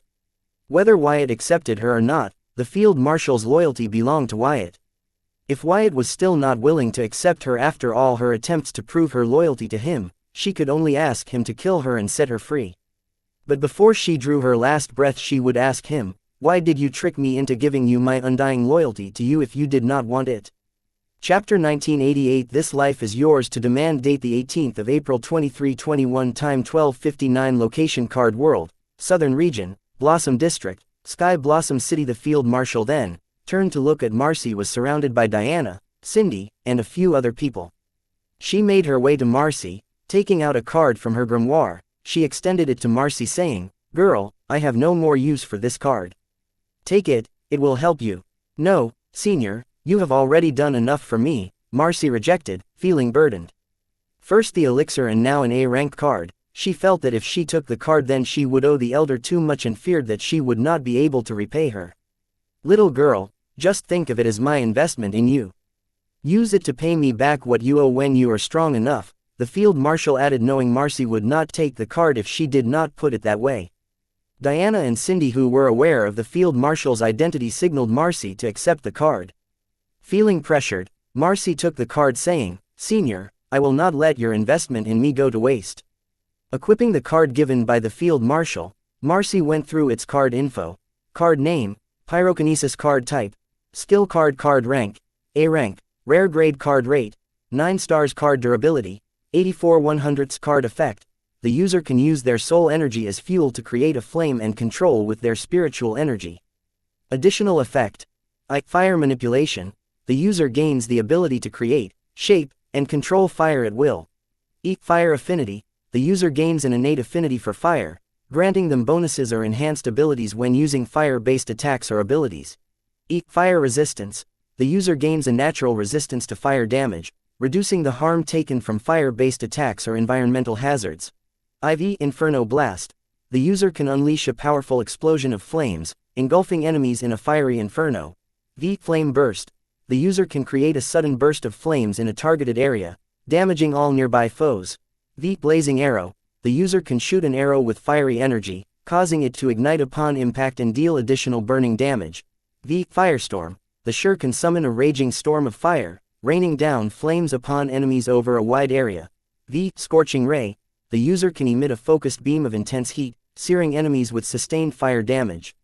Senior, this card is too precious. Marcy was shocked reading the card info. Though it had only been a few minutes since she became a card apprentice, she was used to discussing about card apprentices and cards since she was little, so she was aware how costly A-ranked skill cards were, especially the elemental skill cards. However, Marcy still had no idea just really how precious the card was. The card the elder gave to her was not something she could buy in the market, as it was too precious to be sold and could only be created by high-level card creationists with a lot of experience. Such cards would rarely appear in the auction. Even if they did, they would be worth more than regular AA or S-rank cards.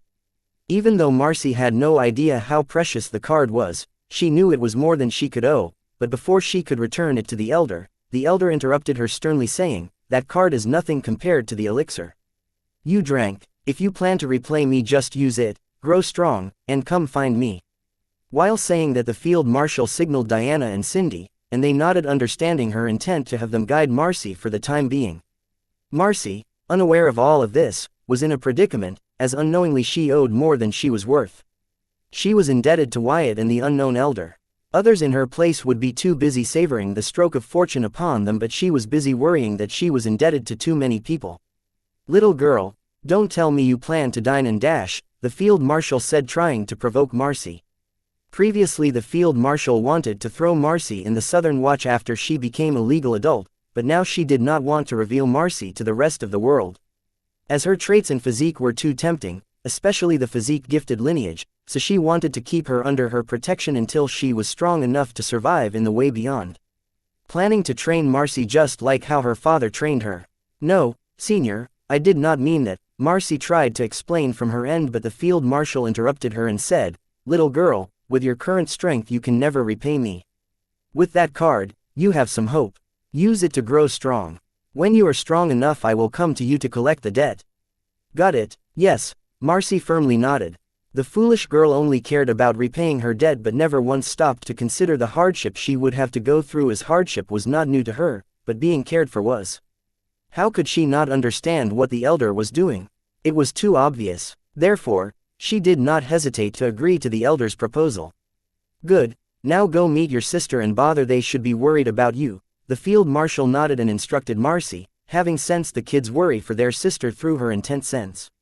Thank you, Senior. Marcy bowed to the field marshal in gratitude, then before leaving she headed to Wyatt, who was struggling to explain to Aurelia that he could not just grant her traits and physique because she asked him, as he was not some sort of magician, to express her heartfelt gratitude to him. Master Wyatt, thank you for everything. This life is yours, if you demand it I will hand it over. Chapter 1989, Keeping a Secret, date the 18th of April 2321, time 13:04, location Card World, Southern Region, Blossom District, Sky Blossom City. Listening to Marcy, I nodded and sent her on her way. She was too upright for his taste. She had too much compassion for her fellows. She was the type who would be willing to suffer more if meant someone else would suffer less. She was the kind Wyatt chose to stay away from. Now that Wyatt had helped her turn her life around at Field Marshal's request, he did not want to have anything to do with her.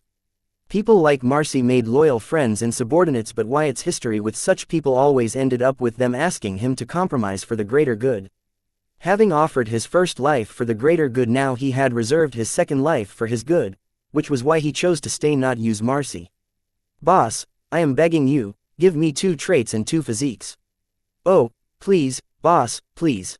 After Marcy left, Aurelia continued with her unsightly begging. Now that she had gotten comfortable around Wyatt, the shy fangirl side of hers was nowhere to be seen and was replaced by shameless beggar girl. Listening to Aurelia beg, the corner of Wyatt's mouth twitched as he tried to control his anger. However, Aurelia soon got down on both her knees, and joining her hands she begged Wyatt, Boss, if 2 traits and 2 physiques are too much, then give me 1 trait and 2 physiques. Please, I beg you, please. Seeing Aurelia would not listen to reason, Wyatt turned to bid goodbye to his employees and take his leave, having achieved his goal of using Marcy's ascendance to gain their undying trust and loyalty. This way, even if the entire world were to be against Wyatt, these people would not hesitate to support Wyatt and die for what they believe in, assuring that Wyatt's empire can sustain itself in the storm even in his absence. However, just as Wyatt turned to do so, the kneeling Aurelia suddenly hugged Wyatt's waist tightly, pressing her face against his hip. She pleaded, Boss, I will be satisfied with 1 trait and 1 physique. Please don't leave. What the heck is wrong with you? Aurelia, let go of me before I get angry, Wyatt warned Aurelia, but she would not listen and shouted, I will not leave until you promise me, boss. Aurelia, let go. Boss has a serious temper. Dan hurriedly asked his cousin to come to her senses before their boss took a drastic measure. What the heck? Since when did I have a temper? I am the most patient boss, Wyatt thought, but he did not voice it as long as it got Aurelia off his back. But with this, Wyatt finally understood how Aurelia, a direct descendant of a big family with notable military contribution, was able to get along with the hoodlums of the Bright Lion gang in a third-tier city, so much so that they had a sense of rivalry stemming from camaraderie. She was a hoodlum herself. No wonder, except for Kane, no one dared to voice their disagreement when Cindy openly claimed Aurelia to be Wyatt's #1 fan. She had almost tamed everyone in the Bright Lions with her brazen personality and strength. Adding to that, she was too honest. Who doesn't love an honest thug? They might not be good at their job, but they were lovable that way. No, I won't let go until the boss promises to give me an extra physique and a trait. Aurelia did not listen to any form of persuasion and continued to hold on to Wyatt. Even if he dragged her on the floor as he walked or almost broke her arms trying to loosen their grip on his waist. As a martial card apprentice whose primary focus was body reinforcement, Aurelia was not afraid of physical pain or getting her suit dirty. Wyatt wanted to break Aurelia's arm and free himself, then give her potion to heal herself, but stopped as he was in the presence of his most loyal followers.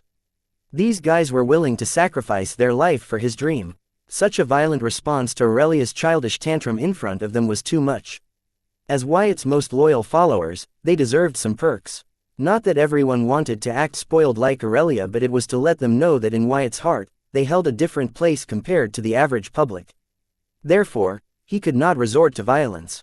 Left with little choice, Wyatt pulled Aurelia up and whispered in her ears that he would give her what she wanted only if she could keep a secret from the rest of the world. Really? But I can't do that, Aurelia replied honestly, fully aware that she could not keep a secret. That was also one of the reasons why she avoided lying. Then sorry, I cannot do anything about it. How about this? For now, I will fix your physique, but when you are sure you can do what I asked, come to me and I will keep my promise. Does that sound good? Wyatt patiently handled Aurelia, gaining a nod from the older employees from the Fine Gold. No matter how capable their leader was, if he could not sympathize or get along with them, what was the point of all their sacrifice? Continuing to hug Wyatt's waist, resting her head on his hip, Aurelia went into deep contemplation, and seeing that she was taking too long to answer, Dan offered to help. Aurelia, what did the boss say? He said when I can keep a secret he will give me what I want, but I don't think I can ever keep a secret, Aurelia replied in frustration. Understanding that Aurelia can never keep a secret, as such their boss will never have to give her the physique and traits she kept pestering him about, the employees nodded, thinking, as expect of our boss. Dan, however, curiously asked Wyatt, boss, how did you know that Aurelia could not keep a secret? Chapter 1990 Shameless Aurelia. Date the 18th of April 2321. Time 1309. Location Card World, Southern Region, Blossom District, Sky Blossom City. She fits the bill of an honest fool, Wyatt replied, answering Dan. However, the turn of events was not something he planned. He just did what he thought would get Aurelia off him, but she remained stuck to him, taking her sweet time to consider the compromise he offered her. Listening to Wyatt, the employees nodded in unison, agreeing that Aurelia was an honest fool. During their visit to the orphanage to meet Wyatt, Aurelia had managed to become acquainted with all the employees from Fine Gold. They all had a good impression of her. In some ways, she became a bridge for the young people from the Bright Lions to get along with the experienced people from the Fine Gold. This was why when Wyatt arrived at the gymnasium they appeared like one crowd instead of two separate groups. Boss, I don't like it when you call me a fool, but since you called me honest too I will let it go, Aurelia informed. She has been upfront about her dislike of being called a fool or other similar words, but her boss kept calling her a fool.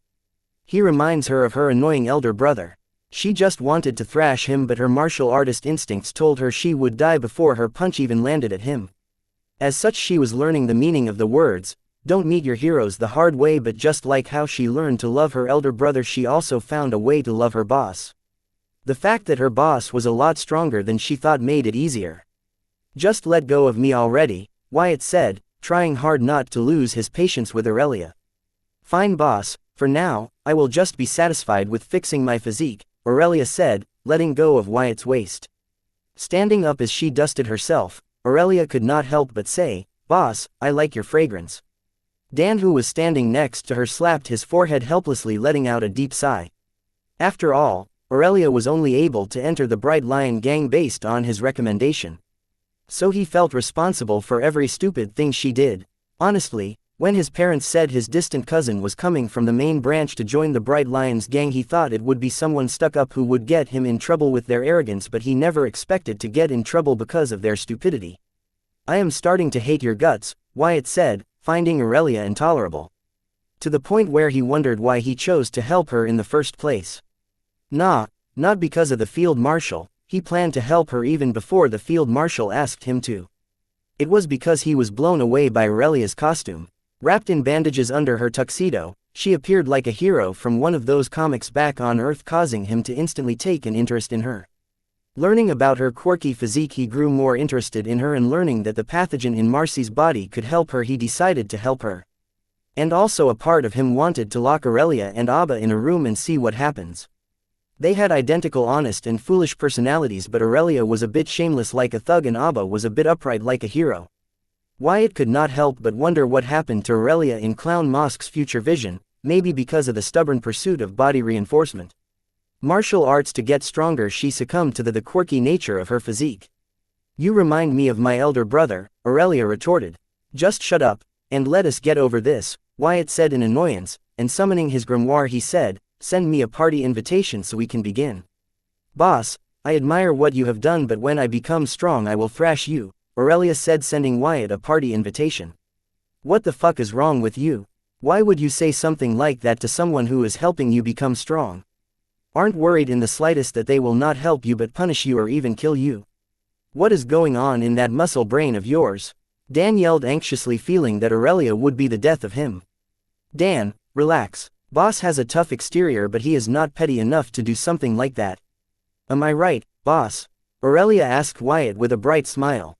Looking at Aurelia's smile, the corner of Wyatt's mouth twitched, and he replied, "You know what, I am that petty." However, before Wyatt could complete his sentence, Aurelia immediately got back on her knees, and exaggeratedly prostrating in front of Wyatt, yelled, interrupting him, "Boss, please forgive me, for I have sinned. I am willing to swallow pins and needles to redeem myself." Ha ha ha. The field marshal, who was keenly watching from the side, looking at Aurelia's antics, laughed like there was no tomorrow. She wasn't alone who found this funny. The older employees from Fine Gold, Diana, and Cindy, every one of those who considered Aurelia as their cute little junior, found that this was funny. But unlike the field marshal, they all controlled their laughter, knowing that it might tick off their boss. "For someone who is brutally honest, you have no spine, do you?" Wyatt said, looking at Aurelia, who was prostrating in front of him while rubbing her head on the floor. "Boss, my mother said I am pure like river water, so I should learn to be flexible like the river itself," Aurelia informed. "That's a clever analogy. Your mother was smart, to begin with. She would have made a good general if she had not chosen to replace your great-grandfather at the border city," the field marshal spoke, listening to Aurelia. She seemed to have recalled her time with Aurelia's mother. Chapter 1991, Border City, date the 18th of April 2321, time 13:14, location Card World, Southern Region, Blossom District, Sky Blossom City. Diana, Cindy, and the other employees in the gymnasium lifted their brows, listening to the elderly lady say that Aurelia's mother could have made a good general. They were under the impression that Aurelia was from a wealthy family from some first-tier city, but it seems they had underestimated Aurelia's background. Learning this only increased their impression of Aurelia, because she was humble and caring despite her background. Not to mention, not just anybody could become a general candidate, it required a lot of military merit. Not to forget, a decent amount of support from troops to be nominated as a candidate. Regardless of where these candidates ended up, they would be a big deal as they were capable people.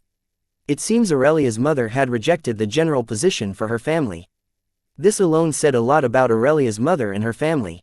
Even Dan, whose family treated Aurelia like a princess, finally understood his family's actions. He now knew why his family was enthusiastic about Aurelia staying with them. It seemed the main family was a big deal. "Senior, you know my mother?" Aurelia asked, continuing to prostrate in front of Wyatt. "Yes, I have had the pleasure of serving together with your mother at the Way Beyond. She was a charismatic woman. Her subordinates respected her a lot. So much so that when she completed her active duty, many capable soldiers serving under her chose to discharge and move to the border city to continue following her," the field marshal recounted without revealing her identity. Seeing the field marshal talk so big about Aurelia's mother and family, Wyatt did a small background check on her. He was surprised to learn what he found on her in Border City. Their influence in the Southern Watch was only second to the Southern royal family. The only reason the Southerners did not know about them was that they chose not to. That was because the Malvin family, led by Aurelia's great-grandfather, had gained so much influence in the Southern military that Southern royal court ministers were worried that Patriarch Malvin could launch a military coup. After all, he held the power to do so. So they impeached him, asking the Southern ruler to take precautions against him. Getting wind of this, to prove his loyalty to the Southern ruler and the Heatsend royal family, the Honorable Patriarch Dan Malvin chose to step down from his position as a field marshal and move his family to a third-tier city at the border of the Southern region and empire. Ultimately, that city came to be known as Border City, which grew to become more than a one-tier city. It became an iron wall stopping the fanatics from the empire from wreaking havoc in the Southern region. Since that incident, it has become a tradition in Aurelia's family to serve in the Southern military and voluntarily discharged once they were prompted to general or above ranks to return to the border city. Clearly, they were still angry about how their ancestor was treated. Usually, a soldier trying to voluntarily discharge from the military was harder said than done, but the Malvin family were not ordinary people. Learning about Aurelia's family history, Wyatt started to find Aurelia pleasing to the eye. An unconscious grin graced his lips as he informed Aurelia, "Get up, I forgive you. I will help you fix your physique." Looking at Wyatt's grin, the field marshal had a sense of foreboding. Listening to Wyatt, Aurelia immediately got up on her knees and thanked him. Thank you, boss, thank you." She hurriedly crawled on her knees and hugged Wyatt's waist saying, "You are the best boss. I never doubted you, I believe you. Now, let go of me before I change my mind," Wyatt said, knowing that Aurelia was not only honest but knew how the world worked. Yes, boss. Aurelia's actions of prostrating and groveling earlier were to give Wyatt enough face and reason to forgive her. However, she never thought that Wyatt was offended by her words, as she recalled that they were in the presence of other employees. Letting her go after she undermined the boss would not be good for the boss's reputation, so he had to do what he did. "It won't work," the field marshal suddenly said to Wyatt out loud. This caused him to frown, knowing what she meant, but he acted like he did not. "What won't work?" "Her family has been neutral for generations now. Winning them over won't be easy," the field marshal said, having guessed that Wyatt was trying to win the Malvin family and Broder City's support through Aurelia. The field marshal spoke this out of experience. Anna's mother had tried many means to please the Malvin family and gain their forgiveness, but all their tries have failed. Every generation of the Malvin family was filled with talented people with the capability to become good leaders. Anna's mother, who revered talent, wanted them on her side to control the southern capital better and increase her influence in the central capital, but she never was able to get through them. "I don't know what you are talking about," Wyatt shook his head, denying everything. "Suit yourself. I just gave my suggestion as your loyal subordinate," the field marshal informed. She had enough of being neglected and took action. The field marshal's words caused a surge of emotion within everyone present, as by now everyone had a feeling that the elderly lady following their boss had an extraordinary status, since she claimed to have served at Way Beyond, which was no place for a weakling. If one had managed to survive it long enough to grow gray hairs, then that person was really capable. Cindy and Diana, who knew the elderly woman's true identity, were shocked the most. They thought the field marshal was guarding the hope of the South, but to learn that she was their boss's subordinate, their minds were blown away. Listening to the field marshal's words, Wyatt's grin grew wider, seeing her finally accept her defeat and announce her status publicly. Chapter 1992, Are Loyalty and Heart the Same? Date the 18th of April 2321, Time 13:14, Location Card World, Southern Region, Blossom District, Sky Blossom City. What was the use of having a loyal dog if it acted like it was the master? Such was the case between the field marshal and Wyatt. Though Wyatt had managed to gain the field marshal's loyalty, he had yet to win her over. Wyatt assured the field marshal that he would not use her loyalty against the southern region. Wyatt assured the field marshal that he would help the southern region prosper. Wyatt even assured the field marshal that he would make her the world's strongest and take her beyond that. However, nothing he said was enough to win her heart. It still belonged to the southern royal family. Wyatt felt pity for the Lorne family. Despite their status, they were like the slaves grown and groomed to serve the southern royal family. After all, both Field Marshal and Lorenzo, despite starting their own family, always have been loyal to the southern royal family. With their combined strength and knowledge, they could gain more status, wealth, and authority for themselves and their family than what the southern royal family had ever given them, yet they chose to serve the southern royal family. Just looking back at her history, Wyatt understood that winning the field marshal's heart was not easy, as she had dedicated her entire life to the southern royal family. For him to reprogram her would not be easy, especially since he used trickery to win her loyalty. Therefore, he had decided to leave her alone until the time was right, believing that to be the best course of action to deal with the field marshal. And soon enough Wyatt's choice proved to be correct. He did not think that his action would get a reaction from the field marshal so fast, but the result were in front of him. However, this did not mean he would respond to her. He planned to continue his course of action until the field marshal accepts her new reality and breaks free of the southern royal family's brainwashing. Once Wyatt had the field marshal's heart, then he not only planned to start his plan to make her the strongest in the card world, but truly involve her in his grand plans, just like he did with Susan and Corey Park. As for Corey, she was Park's baggage. He could only tolerate her. "Suit yourself. I just gave my suggestion as your loyal subordinate," the field marshal replied, accepting her new status, to which Wyatt nodded, and controlling his growing grin he said, "Noted." The field marshal was taken aback by Wyatt's cold reply. Wyatt wasn't cold, but the field marshal felt he was being cold. It was all in her mind, as she thought that Wyatt would be excited to hear her call herself his loyal subordinate, but he was not. Rather, he acted as if he did not care if she was his subordinate or not. Normally at times like this, field marshal's keen eyes and intense sense would help her discern the emotions and thoughts of the person in front of her, but Wyatt was different. Despite being in a lower realm than her, his thoughts and emotions were an enigma to her. It was like she was trying to see the water level in the darkest well that ever existed. So in front of him, she could not help but feel like she was not the top 10 strongest demigod but a mortal. This feeling made her more vulnerable to Wyatt's mind games, adding to the fact that losing the wager to Wyatt had already left a huge shadow in her mind. All of this combined, Wyatt's image in the field marshal's mind was bigger than that of her strongest adversary. Aurelia, I have sent you a party invite since the one you sent has expired. Accept it so we can begin, Wyatt instructed Aurelia, who had let go of him but still continued to kneel. She did not appear to mind the kneeling position. It was as if she was more used to kneeling and groveling than standing. It seems she was a born troublemaker. I have accepted your invite, boss, Aurelia said, giving Wyatt a thumbs up. She did not appear to be ashamed or embarrassed in the slightest by the events earlier. Instead, she seems to have grown more comfortable around Wyatt and the other employees. Good. Now hand over your grimoire, Wyatt demanded, planning to start repairing Aurelia's physical. Listening to Wyatt, Aurelia passed her grimoire to her boss without hesitation. Seeing Aurelia's grimoire was a silver-grade grimoire, Wyatt was not surprised considering she had a low talent for active soul control. If not for the resources and training of her family, she might have not awakened or reached the card master realm. Just as Wyatt was about to start, he turned to the crowd and said, as much as I would like all of you to witness me fix her physique, this one is going to take a while. So it would be best if you guys did not wait for me. He then signaled at Cindy and Diana. They nodded and Diana promptly spoke up, saying, okay, boss. You take your time, we will take our leave. Might as well, the crowd outside is growing uncontrollable, Cindy said, and then turning to the Fine Gold and Bright Lions employees she added, let us go help the others disperse the crowd. So that boss can leave peacefully once he is done here. Listening to Cindy and Diana assign them work, the crowd said their goodbye to Wyatt before leaving to fulfill their task.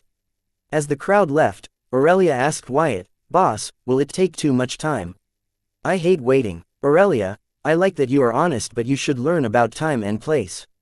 If you manage to do that, then you are golden, Wyatt advised Aurelia. Only to hear her say, boss, my mom said the same thing. I would do that, but I hate to wait for the right time and place. Just like the river. Chapter 1993 Orsiuline Physique. Date the 18th of April 2321. Time 13:20. Location Card World, Southern Region, Blossom District, Sky Blossom City. Orsiuline, the physique of the famous patriarch Dan Malvin. Alone, without the main Malvin family bloodline, it was an incomplete or quirky physique. However, the Orsiuline physique combined with the Malvin family bloodline gave the wielder unstoppable momentum and strength, making their achievements in the Southern Watch no less than those with the unparalleled bloodline coursing through their body. As a result, the sycophant ministers deemed them a threat to the ruler and the royal family. Every generation in the main Malvin family, there would be at least one descendant who awakened this physique. Sometimes there were more. In the previous generation, it was Aurelia's mother and her 3 brothers. In the current generation, it was just Aurelia and her elder brother. However, Aurelia had inherited the Orsiuline physique but not the Malvin family's bloodline, making her the weakest and most unremarkable of all the wielders of Orsiuline physique in history. Aurelia's case was special. It made one wonder how she could awaken the Orsiuline physique but not the main Malvin family bloodline, as bloodlines were to be inherited by one's descendants without exception but not the physiques. Until Aurelia became a card apprentice and awakened Orsiuline physique, the border city people thought she might not be a descendant of the Malvin family but was adopted, as she did not have their bloodline. Though born as the princess of the border city, Aurelia was never treated as one. Even her elder brother did not acknowledge her until she awakened the Orsiuline physique. Regardless, the present did not change the past. Yet thanks to her mother's teachings, Aurelia was just like the pure and unstoppable river that moved forward without looking behind, not letting anything pollute her purity. Just like the river, Wyatt uttered, listening to Aurelia say that she did not like waiting, so she did not wait for the right time or place. You flatter me, boss, Aurelia said shyly, scratching the back of her head. However, Aurelia's shown learning that her boss remembered. It warmed her heart to learn this. She felt that her trip to the Sky Blossom City going against her mother's will was worth it. Why would the princess of the border city leave the comfort of her castle and come all the way to a third-tier city? She admired the image of Wyatt that her mother had learned through her background check into the boy dubbed as the Hope of the South by the Southern royal family. Aurelia's favorite part of that image was that a card master had not only managed to defeat a devil that killed 24 elite demigods but was willing to sacrifice himself to protect the world by incubating the plague egg that could wipe out all the card apprentice on the card world within himself. The best part of it was he survived. Nobody knows how, but he did the impossible.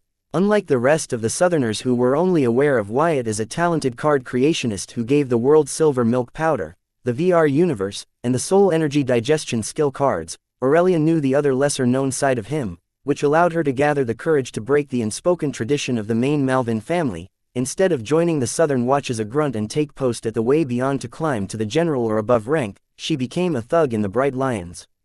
Ring ring. Just as Wyatt prepared to start fixing Aurelia's physique, the field marshal's grimoire rang out loud, notifying that she was receiving a call. Causing Wyatt to frown, he could not believe she was using such childish means to gain his attention. After all, grimoire notification sounded in one's mind and not out aloud unless the card apprentice wanted it to. "It's your mother," the field marshal said, looking at Aurelia, who was looking at Wyatt with metaphorical stars visible in her eyes. She shook her head, thinking, another one down. Anna has a challenging love life ahead of her. "My mom," Aurelia exclaimed, awakening from her stupor. "It seems like she is calling to check on you." After seeing the promotional video, the field marshal speculated why her favorite subordinate, who had never contacted her after she was discharged, suddenly remembered her. "Promotional video? Big surprise, you guys are quick when it comes to this stuff," Wyatt remarked, ordering his super brain card to search all the promotional material related to the Hope of the South. Though he planned to use this opportunity to unofficially declare the southern region as his territory to the world, he still needed to keep the narrative Anna's mother was spreading in check. "Senior, aren't you going to answer the call?" Aurelia asked, seeing the field marshal was not answering her mother's call. "Do you know how long it has been since she last talked to me?" The field marshal asked Aurelia. It seems she was dissatisfied with her favorite subordinate. I don't know who you are, senior," Aurelia hit back at the field marshal's pettiness with honesty. "Well, you are about to," the field marshal said, answering the call and turning on the loudspeaker. "Long time no see, Field Marshal Heatsend," an enthusiastic voice similar to Aurelia's sounded from the other end of the call. Quote. Aurelia's mouth hung open, listening to her mother. Piecing her exploded mind together, she hurried prostrated in front of the field marshal, causing Wyatt to shake his head. However, he did not bother to interrupt Aurelia or the field marshal. This call was important for him to gain insight into Aurelia's mother. After all, he wanted her. "I see you haven't lost your sense of humor. I thought you changed, becoming the city lord of the border city," the field marshal remarked, but almost laughed seeing Aurelia's action. "I am not calling you as the border city lord but as your lieutenant general and a mother," Aurelia's mother replied, with her tone turning serious. Chapter 1994 Workplace Seniority. Date the 18th of April 2321. Time 13:27. Location Card World, Southern Region, Blossom District, Sky Blossom City. "Good. I can spare a few minutes from my unfilial subordinate, but you should know you are in the company of the Southern Hope and your dearest daughter," the field marshal revealed, hearing Aurelia's mother take a step back. "I see. What about Her Highness Southern Princess?" Aurelia's mother was not surprised by the field marshal's revelation. She was used to working with her and knew how she functioned. She had called her knowing that Southern Princess would be listening in on their conversation. This was why she would not bother to call the field marshal until it was necessary, despite the camaraderie between them. "She is not here," the field marshal answered indifferently. Listening to Aurelia's mother, Wyatt understood that the field marshal was treating him like how she treated Anna's mother. That was fast. If the field marshal was still loyal to Anna's mother, then she would have connected the call to Anna's mother's grimoire so she would listen in instead of turning on the loudspeaker so he could listen in. Learning this, Wyatt's back grew wet with sweat in a scare. He thanked his fortune that he only ever had a serious talk with the field marshal telepathically, and Anna's mother was too busy in that central capital answering the world about Gideon Grimm, silver milk powder, the VR universe, and the soul energy digestion card. The legislators of the central government were working day and night to come up with new laws that would limit Wyatt and the Southern royal family's authority over his inventions and discoveries after their master's world decree debacle. Even though their master had given Wyatt full authority over his inventions and discoveries, as long as they were to think of ways for Wyatt to willingly let go of his authority over them, all was fair. The world's will would not interfere. Anna's mother was defending Wyatt's rights to defend her own, and also because she believed him to be hers. This was one of the many things the Southern royal family was doing for Wyatt without him knowing or asking, even if they had their agenda to do so.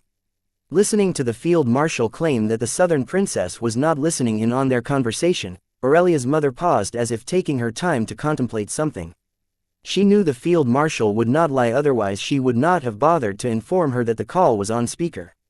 "Don't tell me you switched your alliance to the Southern Hope," Aurelia's mother exclaimed after piecing what the field marshal's action meant. "That doesn't concern you, but if this call is not about business but personal, I can get some privacy." Field Marshal was not surprised. Aurelia's mother instantly figured out what was going on. She was not her favorite subordinate for no reason. "No need, I wanted to confirm about the Southern Hope's character since my daughter was set on giving her loyalty to him, but since you have given your loyalty to him I can rest assured about him," Aurelia's mother said without making any comment about Field Marshal switching her loyalty to a teenager despite having slaved for Southern royal family her entire life. "Aurelia, honey, whatever happens, remember you are a river, but unlike the river, you also have a home to return to." Giving Aurelia a few words of confidence, Aurelia's mother hung up the call, bidding goodbye to Field Marshal. "Your mother is one selfish and heartless woman," the Field Marshal said, seeing Aurelia's mother hang up the call, getting what she wanted.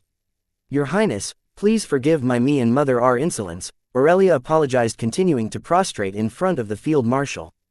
"Girl, get up, I am starting to feel embarrassed because of you." The Field Marshal was not lying, as Aurelia's action made her feel she was bullying Aurelia with her identity and power.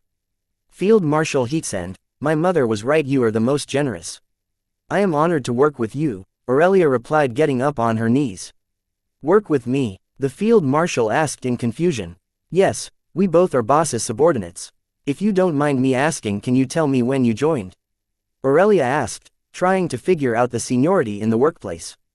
"Bart, don't get any funny ideas," the Field Marshal warned Aurelia, instantly understanding what Aurelia was getting. Though she was a princess, she started as a mere no-name foot soldier at the Way Beyond, so she was fully aware of how workplace seniority worked. "She joined us this morning," Wyatt replied to Aurelia in amusement, wondering how she would use this information.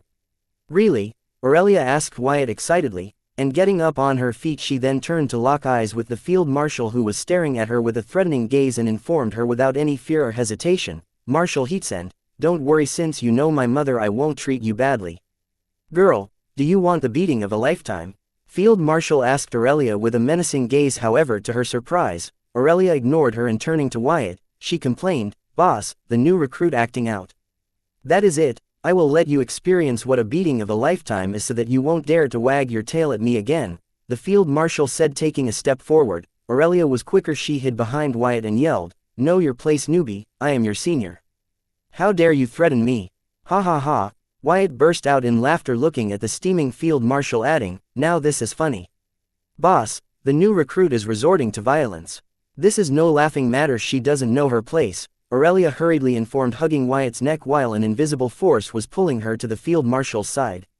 "Boss, do something, save me," Aurelia cried for help. "Field Marshal, that is enough," Wyatt came to her rescue, understanding that Aurelia's mother had trained Aurelia perfectly. None of his subordinates had the guts to point the obvious. If Field Marshal was his most loyal subordinate, then why did she not act like one? Chapter 1995 Unpaid Intern. Date the 18th of April 2321. Time 13:36. Location Card World, Southern Region, Blossom District, Sky Blossom City. The Field Marshal Heatsend claimed to be Wyatt's loyal subordinate, but she went and did what she felt like. She never bothered to ask Wyatt what he wanted her to do, rather did what she felt needed. Now that was not what a loyal subordinate would do. Wyatt never asked Field Marshal's advice on trying to ally with the Malvin family through Aurelia. Wyatt never asked Field Marshal to let him eavesdrop on her conversation with Aurelia's mother. Wyatt had asked Field Marshal to help him with the criminal rehabilitation and reintegration program. But the Field Marshal had yet to act on it. The Field Marshal did everything but what Wyatt asked her to. Not that she planned on a rebellion, it was just that even though she had given her loyalty to him, the reluctance in her heart was making it difficult for her to fully accept her new role. Honestly, she was making things awkward between them with her half-assed loyalty. Now Wyatt could point that out to Field Marshal, but that would open up another awkward conversation, as he did earn her loyalty through unconventional means, justifying the reluctance she showed. So, he tried to pamper her with lavish promises, but they did not manage to erase the Field Marshal's hesitation. Since carrots did not work, he could only turn to stick. Surprisingly, it yielded extraordinary results. However, it was a different story if, say, someone other than Wyatt pointed out the obvious to the field marshal. Like Aurelia did, when the rest of Wyatt's subordinates thought Wyatt was lucky and capable of having someone of the field marshal's status and abilities guarding and helping him, only Aurelia noticed what the others failed to notice. Not only did Aurelia take notice of field marshal's faults, but she did not hesitate to point them out to her. This was why Wyatt could not help but look at Aurelia differently.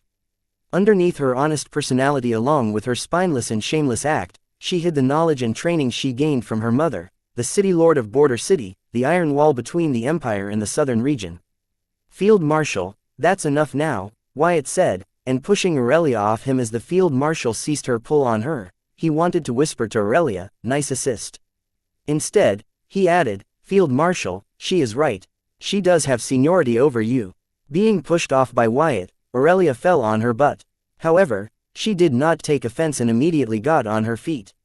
Dusting her behind, listening to Wyatt give her the green light, Aurelia yelled at Field Marshal, "Newbie, I will forgive you since this is your first offense.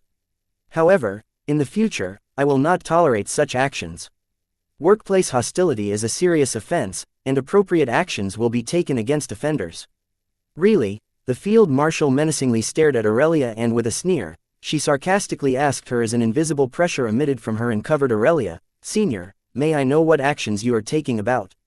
Under the insane pressure from Field Marshal's strong intense sense, Aurelia was sweating through her tuxedo, but she did not step back. Rather, she stared back into the Field Marshal's gaze and answered, "Newbie, appropriate punishment involves official reprimand and docking a month's pay or more." "But senior, I don't get paid," the Field Marshal replied, increasing her pressure on Aurelia. The intense sense was unique to the demigods. It could not be considered an attack, as its uses were projecting one's emotions and thoughts onto others, hiding one's emotions and thoughts from others, and sensing others' emotions and thoughts. It was unlike any form of attack, but loosely fell under spiritual attack, which varied based on people's interpretations. Listening to the Field Marshal, Aurelia was stumped and turned to look at Wyatt for confirmation, who indifferently nodded, agreeing to the Field Marshal's claim. Beads of sweat started to ooze from Aurelia's head, but she did not give up and said, "Since you are an unpaid intern, we will issue you an official reprimand. If you get 3 of those, then you are out. Good luck finding another job with 3 official reprimands on your resume." Wyatt almost laughed aloud listening to Aurelia, while Field Marshal stared at her, wondering if she was for real. Shaking his head, Wyatt ordered Field Marshal, "Retrieve your intense sense." Aurelia's heart was beating louder than a drum. If the Field Marshal's pressure continued, Wyatt was afraid it might burst. The Field Marshal frowned but retrieved her intense sense, covering Aurelia following Wyatt's order. She wanted Wyatt to no longer neglect her, however this was not it. Things should not have unfolded like this. "Aurelia, I will hand over the newbie to you. Help her adjust to our organization. From now on you are responsible for her," Wyatt instructed Aurelia. Her knees were wobbling and she looked like she had just come out of a sauna. Turning to look at Wyatt, Aurelia forced a big smile, and extending her hand she gave him a thumbs up, accepting her new responsibility with a heavy heart. Then, she demanded, "Boss, I need hazard pay and a rise. Since I don't know when I can die in this job." Wyatt smiled, seeing he had not judged Aurelia wrong. She was starting to grow on him. Patting her shoulder, he said, "How about a physique and a trait you asked for? Will that do, or do you prefer a pay rise instead?" Listening to Wyatt, both Aurelia and Field Marshal stared at him, widening their eyes in astonishment. Recovering from her shock, Aurelia hurriedly agreed, "Boss, I will take the extra physique and trait," while chanting, "All hail the Southern Hope. Long live the Southern Hope. I was right, you can give people physique and trait," the Field Marshal uttered, hearing Wyatt openly agree to what she had been speculating since the beginning, instantly forgetting about the shame Aurelia and Wyatt had put her through. Chapter 1996. Annulling the wager. Date the 18th of April 2321. Time 1341. Location Card World, Southern Region, Blossom District, Sky Blossom City. "Yes, I can. But Aurelia's case is special. Remember how I told you before, the thing killing Marcy can save Aurelia?" Wyatt agreed, finally revealing the truth to Aurelia and Field Marshal. Yes, I remember. "Boss, you are great," Aurelia praised Wyatt without sparing her saliva. Had she not been covered in sweat, she would have hugged him. "What do you mean?" Field Marshal, unlike Aurelia, was more focused on understanding what Wyatt meant. wanting to be thorough. Do I have to elaborate? Just like how the hidden families have their method to let their descendants inherit certain physiques and traits that they do not share with the world. I too have developed a few methods for certain physiques and traits, Wyatt answered honestly. So Claris, soul sensitivity, and Marcy's, unbreakable, for Diogenes soul, and, gifted lineage, where you're doing. The field marshal inquired Wyatt as these traits and physiques were just too attractive. The hidden families that Wyatt spoke of did have methods to help their descendants get physique and traits, but the physique and traits they gained were nowhere as good and powerful as the ones Clara and Marcy awakened. If Wyatt had the method to help others awaken traits and physiques similar to the ones awakened by Clara and Marcy, then that would be godly. No, don't misunderstand. I did enrich Clara and Marcy's souls and help them become card apprentices, but the physique and traits they awakened have nothing to do with me. I am generous but not generous enough to gift people I just met the traits in. Physiques with infinite potential, Wyatt said, shaking his head, as he too had his eyes on Clara's, soul sensitivity, and Marcy's, unbreakable, traits, but he was helpless as they were the qualities of their souls they had honed by grinding themselves in the mill named life.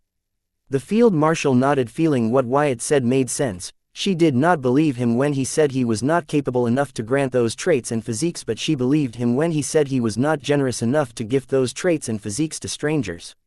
Clearly showing what kind of impression she had of him despite all that they had been through these past few days. Hey, intern, aren't you being too casual and a bit disrespectful when addressing the boss?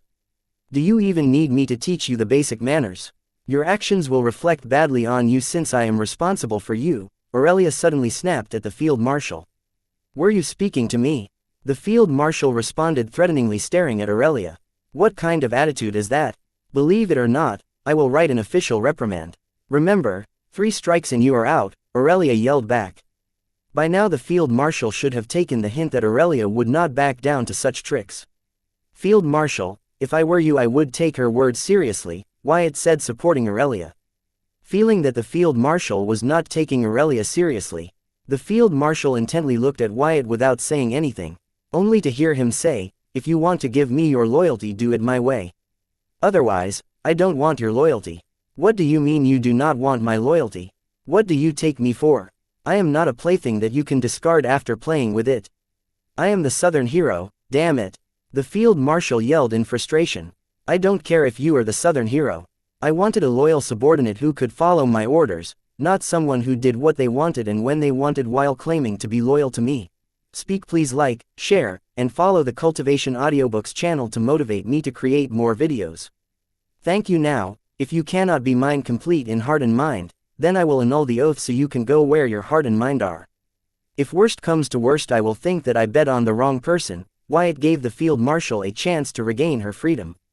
The field marshal could not immediately respond, listening to Wyatt's proposition. Shaking his head, Wyatt decisively declared, Field Marshal, in the presence of the world's will, I, Dalton Wyatt, of my own free will, annul the wager between us. You are now free to leave. Aurelia looked at Wyatt in shock. She had no idea what the wager he spoke of was, but she could not fathom why he would free a capable slave like Field Marshal. If it were her, she could not do it. Why you? The field marshal felt like a lump was blocking her speech. She was the most astonished by Wyatt's decisive action as it was directly related to her fate. Instead of being happy that she was free, she felt both rejected and abandoned by Wyatt. Now, leave. I would like to continue helping my true subordinate in peace. Wyatt shunned the field marshal like she was an afterthought and turned to face Aurelia. Only to find her kowtowing in front of field marshal seeking her forgiveness. Witnessing this, black lines formed on Wyatt's head. She was indeed could adapt to change quickly like the river. Wyatt will give her that. Intern, I mean newbie, I mean your highness Field Marshal Heatsend, please spare me. I wasn't thinking straight. The little power I had gotten to my head. I beg you, please do not waste your energy on me. I am a nobody. Aurelia began to beg the field marshal to spare her life. Now that her boss had fired the field marshal, she had no power whatsoever over the field marshal and had to watch out for her revenge. Aurelia, shut up and get the heck up. She cannot harm me or any of my friends, family, and employees. Wyatt interrupted Aurelia, sternly informing his most shameless subordinate about his contract with Anna. Listening to Wyatt, Aurelia lifted her head and looked at Wyatt for confirmation. Receiving a nod of confirmation, her face instantly regained her smug expression as she got up on her feet, and looking at the stunned field marshal she said, "Intern, you should have listened to me. You might have lasted longer." Boom. Chapter 1997 Annulment Invalid Date the 18th of April 2321 Time 1348 Location Card World, Southern Region, Blossom District, Sky Blossom City. In our organization, Aurelia completed her sentence ignoring the deep pit that had formed half an inch to her side by the immense strength of the field marshal. She knew this might be the field marshal's warning shot, yet she chose to believe her boss's words and complete what she prepared to say, risking her life. Listening to the loud noise, Cindy and Diana, who were waiting outside the gymnasium, rushed in worried for their boss. "Boss, you okay?" Diana asked, looking at the pit next to Aurelia and Wyatt. "Did the contractor do a lousy job?" "But it was fine earlier," Cindy said, with no hostile in sight. "Leader, the boss just fired the intern for doing a lousy job, so she is acting up," Aurelia said, pointing at the field marshal. Listening to Aurelia address the field marshal as an intern and blame her of doing a lousy job, Cindy and Diana's eyes widened as if they heard a banshee scream. Diana immediately yelled, "Shut up, you stupid girl. You have no idea the forces you are messing with. If you are tired of living, then do it at your own expense. Don't involve our boss in it." "Yes, he hasn't lived enough. He has yet to enjoy the pleasure the world has to offer," Cindy backed Diana with her ambiguous words. Then, feeling her boss's blank stare, she quickly added, "That senior is not someone you can disrespect. Apologize quickly." "Don't worry, leader, I know that is the field marshal in disguise. Regardless of her title and achievements in her previous job, she is still an unpaid intern who joined our organization just this morning. You guys have seniority over her." "I'm sorry, you guys had seniority over her since the boss just fired her for being a lousy intern. It is because you two pampered her that she had gone astray and forgotten her duties." Aurelia blamed Diana and Cindy for the field marshal's actions. Then, shaking her head, Aurelia looked at the field marshal in pity and said, "Sigh, intern, don't feel sad. As you senior, we have failed to teach you to do your duty properly. Maybe in your next job you will learn from the mistakes here. Respect your seniors, and learn everything they have to offer." Diana and Cindy were in shock listening to Aurelia's words. It only intensified when they learned she had spoken those words despite knowing the field marshal's identity. Their bodies suddenly felt like they were inside a sauna and began to sweat through their office suits. They wanted to stop Aurelia from spouting further nonsense, but their body would not listen. Their jaw was shut and their tongues were dry. They suddenly felt thirsty, seeing their dooms flash before their eyes. "You really are your mother's daughter," the field marshal responded with a smile, finally having completed her contemplation. "Yes, I am. My mother taught me well. I could have taught you a thing or two, but it was not meant to be. Intern, let's part our ways without creating a scene," Aurelia advised the field marshal, and then turning to look at Wyatt, she asked, "Boss, the intern did a lousy job, but it is not my fault. So, I will still get the bonus you promised me, right?" "Yes, you will, since you have performed extraordinarily. Tell you what, keep this up and I might let you lead the Bright Lions Security Agency." Wyatt was impressed by Aurelia's work so far. She was the best sidekick one could ask for. Now, with someone who understood him like her by his side, he would not have to do everything alone. Taking Aurelia as an example, Wyatt was thoroughly impressed by the Malvin family, whose merits were only second to the Heatsend royal family in the Southern Watch. That too because they held back, otherwise they would have long suppressed them. "Great, you are the best, boss," Aurelia praised, and then turning to the field marshal she said, "You haven't left yet. Don't tell me you plan on begging to get your old job back. Don't be like that. Try applying next year. If I get promoted to the upper management rank by then, I will hire you under me. What do you say, girl? Don't you ever run out of saliva?" The field marshal asked Aurelia, indirectly saying that she talked too much. "Aren't you too happy for someone who just got fired?" Aurelia remarked. The field marshal ignored Aurelia and looking at Wyatt she said, "You did not bet on the wrong person. I don't care if you have annulled the wager, but I have promised to give my undying loyalty to you if I lost the wager. Here I am, doing just that." The field marshal stepped closer to Wyatt, and reaching him she prepared to get down on one knee, but an invisible force stopped her from doing so. For her strength, the invisible force was as fragile as glass, but since it belonged to Wyatt she did not break it, instead followed it and stood straight. Wyatt looked at the field marshal with a disappointed look, and shaking his head he decided to address her. "I don't know what you think you are doing, but I don't need your loyalty. Was I not clear enough when I annulled the wager? It is no longer up to you." You should have thought of that before asking for it in return for winning the wager. Now that you have won the wager, I will honor my promise and give you my undying loyalty, the field marshal said, bringing up her honor. What wager? What part of the annulment don't you understand? I declared it as invalid, so you owe me nothing, Wyatt replied in annoyance. Wyatt, stop with the charades. We both know that a wager cannot be annulled by a single party, all parties involved need to agree on that. You might have agreed to annul the wager, but I have not. Now why would you do that?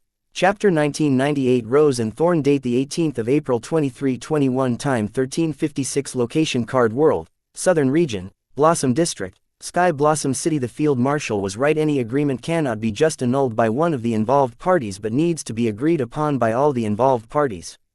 Even if it's a creditor forgiving a debt, the debtor has the right not to agree to it and pay his debt with the agreed upon interest rate. People overlook this because they all assume the debtor would be relieved to have his debt forgiven. Wyatt was fully aware of this when he annulled the wager. Was he betting that the field marshal would not agree to it? What do you think? Yes, he was, and field marshal was fully aware of it. Still, she walked into his trap just like had she willing sat and watched as Henrik stole the D-ranked Silver Beach Dungeon relocation card. Had Wyatt annulled the wager saying no hard feelings, I was just joking or something of that sort, the field marshal would not have had trouble agreeing to annul the wager between them. However, Wyatt said he would annul the wager thinking he bet on the wrong person. Wyatt stated he judged her incorrectly. He meant he was wrong to think the field marshal was someone who would uphold her promise. He implied that she was someone who went back on her word. In summary, Wyatt said the field marshal had no honor. This did not sit right with field marshal even though Wyatt handed her the key to unlock her cage. Now all she had to do was use the key and walk out of the cage, but she could not bring herself to do that. Her heart and mind did not allow her to leave the cage. Yes, field marshal had her shameless side, but at the same time, there was another side to her that also valued honor over her family and the southern region itself. One such example was when she watched as the agents from the central government attacked her defenseless husband, bombarded her sister-in-law, and stole the one thing that would help prosper the southern region that she loved just because of her promise to Henrik's. Wyatt, who was the victim of the field marshal's shamelessness and honor, knew exactly what he was doing when he went to the extreme and annulled the wager that would give him the field marshal's undying loyalty. He knew if he brought up the field marshal's honor doing it, she would not agree to the annulment. From his conversation with the field marshal, Wyatt had long judged the field marshal as a good person, and the good people were easy to manipulate as, despite their callous exterior, within their hearts, the good people were nothing but gullible fools who believed in the good defined by majority and let that definition limit their freedom. The field marshal was the same. Despite her shameless and despicable front in the rear, she put her and her family's honor first because she believed in it. Who other than gullible fools would believe something that cannot be seen, touched, smelled, heard, or tasted? Despite being the top 10 strongest in the world, she left everything behind and came to a third-rate city to protect a stranger who recently became famous. This alone was enough proof. Why? You know fully well why. It would not be far-fetched of me to say that you were counting on it when you annulled the wager. What amazes me is that despite knowing what you are up to and despite having the key to my freedom in my hand, I find myself stubbornly tightening the slave collar around my neck, the field marshal informed helplessly. Then, shaking her head, she gazed at Wyatt with helplessness in her eyes and dejected said, "My niece warned me to maintain as little contact with you as possible. But, I was a fool. I was so mesmerized by the beauty of the rose that I forgot about the thorns. Now I have no choice but to bleed paying from my ignorance. I have no idea what you are talking about. I had no other agenda in mind when I annulled the wager. I meant every word I said." Wyatt denied the field marshal's claims with an indifferent look. Diana and Cindy were shocked seeing the scene unfold before them. They knew their boss was dangerous. After all, he brought them to their knees. But they did not know he had done the same to the southern hero. Someone who was known to have single-handedly defeated 100 hostile demigods. Someone whose name was feared by beings revered as gods in the ancient period, the supreme beings themselves. But all this was nothing compared to what happened next. "Wyatt, will you please stop with games? I am tired and sick of it. If you want me to apologize, I will do that. If you want me to grovel, I will do that. If you want me to beg, I will do that. Just don't force me to taint my honor. I would rather die than become the taint on the honor of the Heatsend bloodline coursing through me," the field marshal pleaded with Wyatt and then took a knee in front of him, shocking even Aurelia. Aurelia had heard many stories about the field marshal from her mother. In each of those stories, her mother would make a point of mentioning the field marshal's honorable conduct toward her subordinates, allies, and enemies alike, and her despicable conduct in the battlefield. Aurelia's mother would use the field marshal as an example to teach her that even if she was honest, she could also be equally despicable. Aurelia did not believe that someone capable of stabbing an enemy from the behind on the battlefield without any hesitation would be willing to risk everything she held dear to uphold her and her family's honor. These two personalities were just too opposite. Regardless, seeing the hero from her mother's stories kneel in front of her boss, Aurelia had mixed feelings. She was both proud of her boss and felt pity for her childhood hero. Chapter 1999. Not a oath or swear but trust. Date the 18th of April 2321. Time 14:03. Location Card World, Southern Region, Blossom District, Sky Blossom City. Going past the initial shock of the events, Diana and Cindy were too afraid to breathe as they witnessed the Southern hero bend her knees in front of Southern Hope, begging him not to force her to taint her family's honor. They felt like they should not be present for this conversation. However, now that they were caught in the middle of it, they were worried leaving might come off offensive. Therefore, they thought of minimizing their presence by ceasing to breathe. Aurelia, however, intently shifted her gaze between her boss and the field marshal.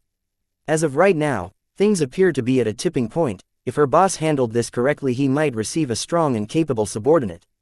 However, if he were to play his hands wrong, he would have one shell of a strong puppet. She had a feeling that her boss did not want the latter, as he already held the strings to the field marshal, but he had shown that he was willing to let them go since he expected the field marshal to be more than a puppet for him. Wyatt looked at field marshal, who had gotten on her knees despite him stopping her. He had tried enticing her with carrots and correcting her with the stick, but both failed to get the field marshal to make Wyatt her priority over the Southern region and the royal family. So he used the tested method he knew for sure would get the field marshal to give up on the Southern region and the royal family honor. After all, Henrix had long shown him and the world that for her honor the field marshal was willing to sit by and watch the Southern region and the royal family burn. The only problem was the field marshal had her twisted definition of honor, making it difficult for just anyone to use it against her. Wyatt was in awe of whoever groomed the field marshal into what she was today. Field marshal, I asked you if you could serve me with your heart and mind, but you could not decide, so I chose to free you from your oath. Also, I did not want to force you to choose between me and the Southern region and royal family. I understand where you are coming from. Going back on your words will hurt your honor, but not doing your duty properly will also hurt your honor. You cannot have it both ways.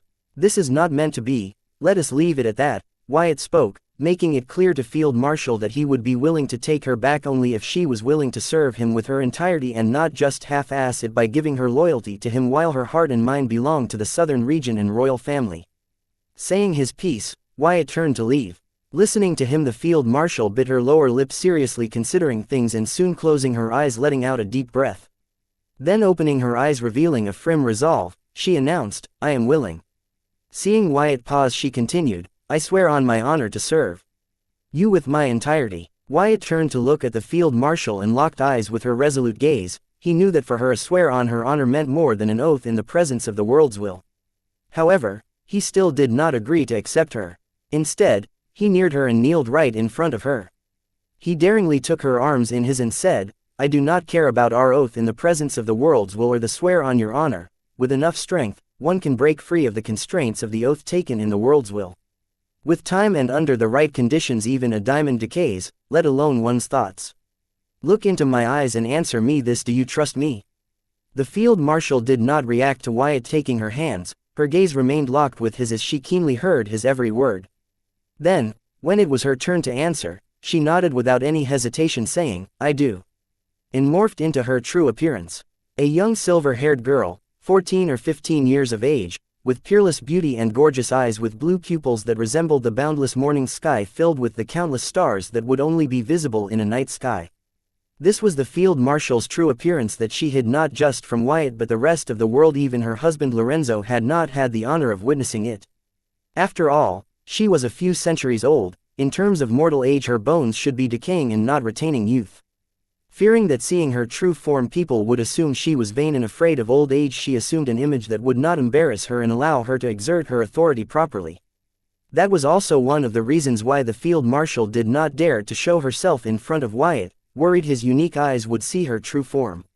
Wyatt was not surprised by the field marshal's true appearance but impressed, as it was common for demigods, devils, to retain their youth after ascension to their realms, and the younger one's physical body becomes the more potential and room for growth they held. Wyatt's eyes gleamed, thinking he had not judged the field marshal's potential wrong. Looking at the field marshal's true appearance, Diana and Cindy, who only breathed to sustain themselves while trying to keep their presence minimum, almost forgot to breathe and lost their consciousness. Looking at the field marshal's beauty, it was truly breathtaking. Aurelia's reaction was totally different. Her eyes widened in disbelief, seeing that the hero of her childhood bedtime stories in her true form was the same age as her. Now she didn't just want to grow strong enough to defeat a devil in the card master realm, but grow that strong in her current age. She would not let the peers of her age outdo her. If Wyatt knew her thoughts, he would use his soul pupils on her brain to check how it functioned.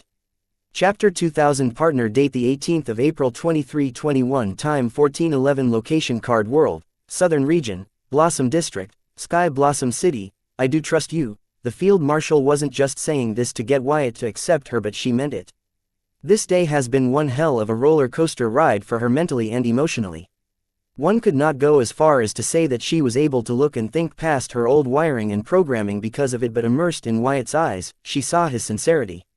In the presence of his pure yet formidable sincerity, the field marshal was stripped of her teachings and experience. She was bare and naked, allowing her to feel the truth with her skin without any prejudice and shaded glasses. She could feel Wyatt's sincerity was true and pure without any trickery to it. She recalled Wyatt's promises to her one by one. Her mind and heart did not ask if he was capable of fulfilling them, but they knew that he was willing to do it for her. At that moment the field marshal had really come to trust Wyatt. All her doubts and hesitation had vanished. So when she answered that she trusted him, it wasn't just her but her entire being yelling its answer. Even if that moment lasted for a few seconds, the field marshal had come to learn something surprising about herself, that she truly trusted Wyatt. Despite her reservations about him, she did trust him and everything he said. This was why, despite her niece's caution and against her best judgment, she fell for Wyatt's tricks time and again. Learning her true feelings and thoughts, the field marshal did not fight against them like she previously did. Instead, she respected and accepted them without trying to bargain or reason with herself. In acceptance, the field marshal found that she was complicating something simple, and repeated herself, I trust you, Wyatt. Wyatt, noticing the change in the field marshal, nodded and said, I trust you too. Welcome aboard, partner. Then, together with the field marshal, Wyatt rose to his feet with a warm smile. Partner, the field marshal uttered, only to hear Wyatt say, yes, we are partners. I get to call all the shots unilaterally, and you get to see them through, no questions asked. Where did you get your dictionary? Because mine calls that slavery, the field marshal said, rolling her eyes at Wyatt's shamelessness. Welcome back, intern, Aurelia said, slapping the back of the mid-teen field marshal, causing her to frown as she controlled her boiling rage. Then, forcing a smile, that was the scariest smile Aurelia had seen in her lifetime, she added, intern. Did you not just hear your boss call me partner? How dare you to address a partner so casually? Are you tired of living grunt? Believe it or not, I will dock your entire year's pay. Listening to the field marshal, Aurelia was taken aback. She turned to look at Wyatt for clarification, only to see him nod his head, agreeing with field marshal. Seeing her boss's response, 3 words crossed her mind, I am fucked. Though feeling betrayed, Aurelia did not give up. Laying on the floor, she grabbed Wyatt's legs and said, Boss, you cannot throw me under the bus now that you got what you want. Let go of my legs. And who is throwing you under the bus? Aren't I giving you what you wanted? How am I to be blamed for the consequences of your brazen actions? Wyatt said, washing his hands of the feud between field marshal and Aurelia. Yes, Aurelia did what she did to help him, but he could not just ask the field marshal swallow her anger to forgive and forget. However, he did plan to compensate Aurelia in other ways. Boss, how can you be so heartless? Aurelia looked at Wyatt from down below, making abandoned puppy eyes. Wyatt, your subordinates seem to lack some manners. Do you want my help to teach her some basic manners and help her grow some spine while I am at it? The field marshal said, grinning eerily at Aurelia. Letting go of Wyatt's legs, Aurelia spun on the floor like a bottle and came to a swift halt, catching the field marshal's legs, and begged, Your Highness, please forgive this lowly slave for forgetting her place. Please do not waste your breath, energy, or precious time on some as worthless like me. I have long heard that your generosity knows no bounds, please spare some of it on this nobody. What has your mother been teaching you for you to grow as such? The field marshal was stumped by Aurelia's shamelessness.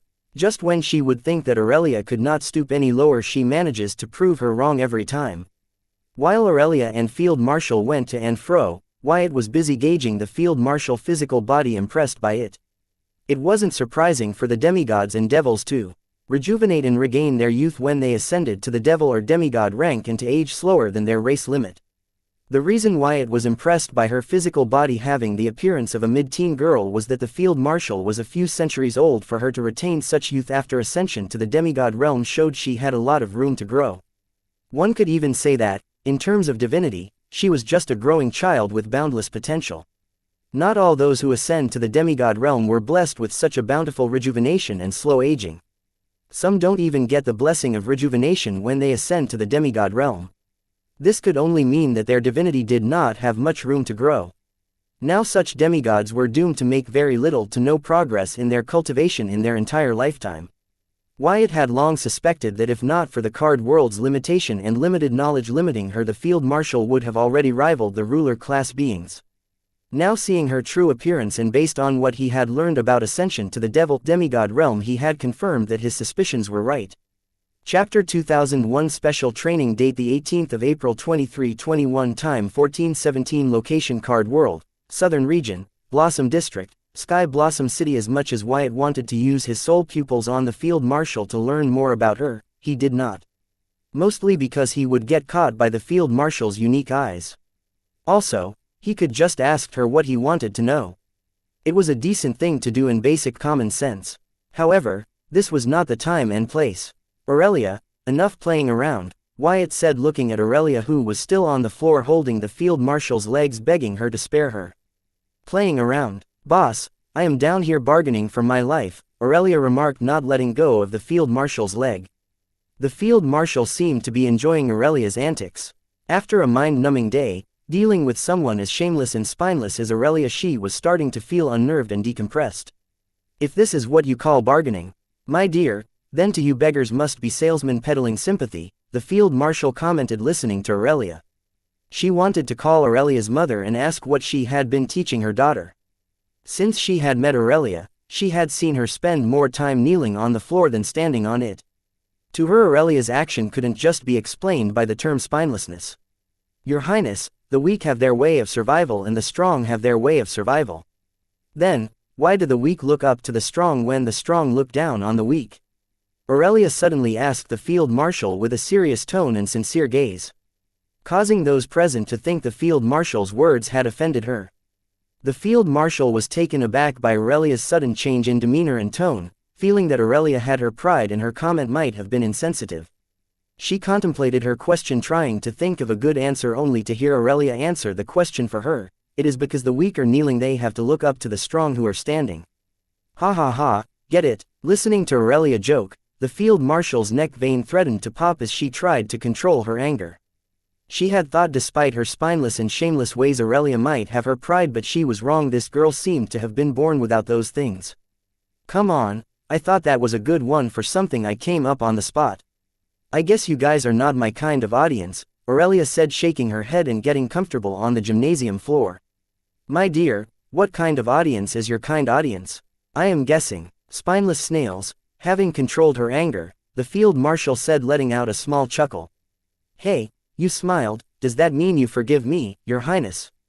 Aurelia said, striking the iron when it was hot. Sure honey, only if you agree to undergo my special training just for you. The Field Marshal had a gentle smile on her face as she compromised with Aurelia. Special training tailored just for me, when do we start? Aurelia was many things, but slacker and quitter were not one of them.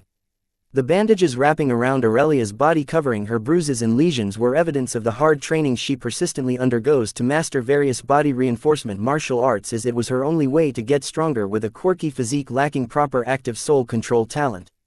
So when the Field Marshal said that she had special training prepared just for her, Aurelia could not help but get excited like a child seeing presents under the Christmas tree come Christmas morning.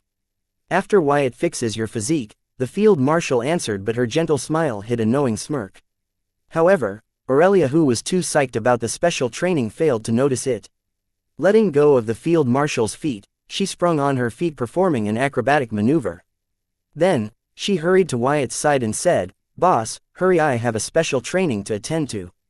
"Are you sure you want to attend the special training? It might come in the way of your daily duties as a Bright Lions member." Wyatt subtly tried to warn Aurelia with his eyes catching the field marshal's smirk. "Boss, please can I take a few days off for the special training?" Aurelia failed to receive Wyatt's signal as she was too enthused to be offered a special training tailored just for her by the Southern hero Field Marshal Heatsend, her childhood hero, herself. "Fine, suit yourself," Wyatt agreed with Aurelia, seeing she was beyond help.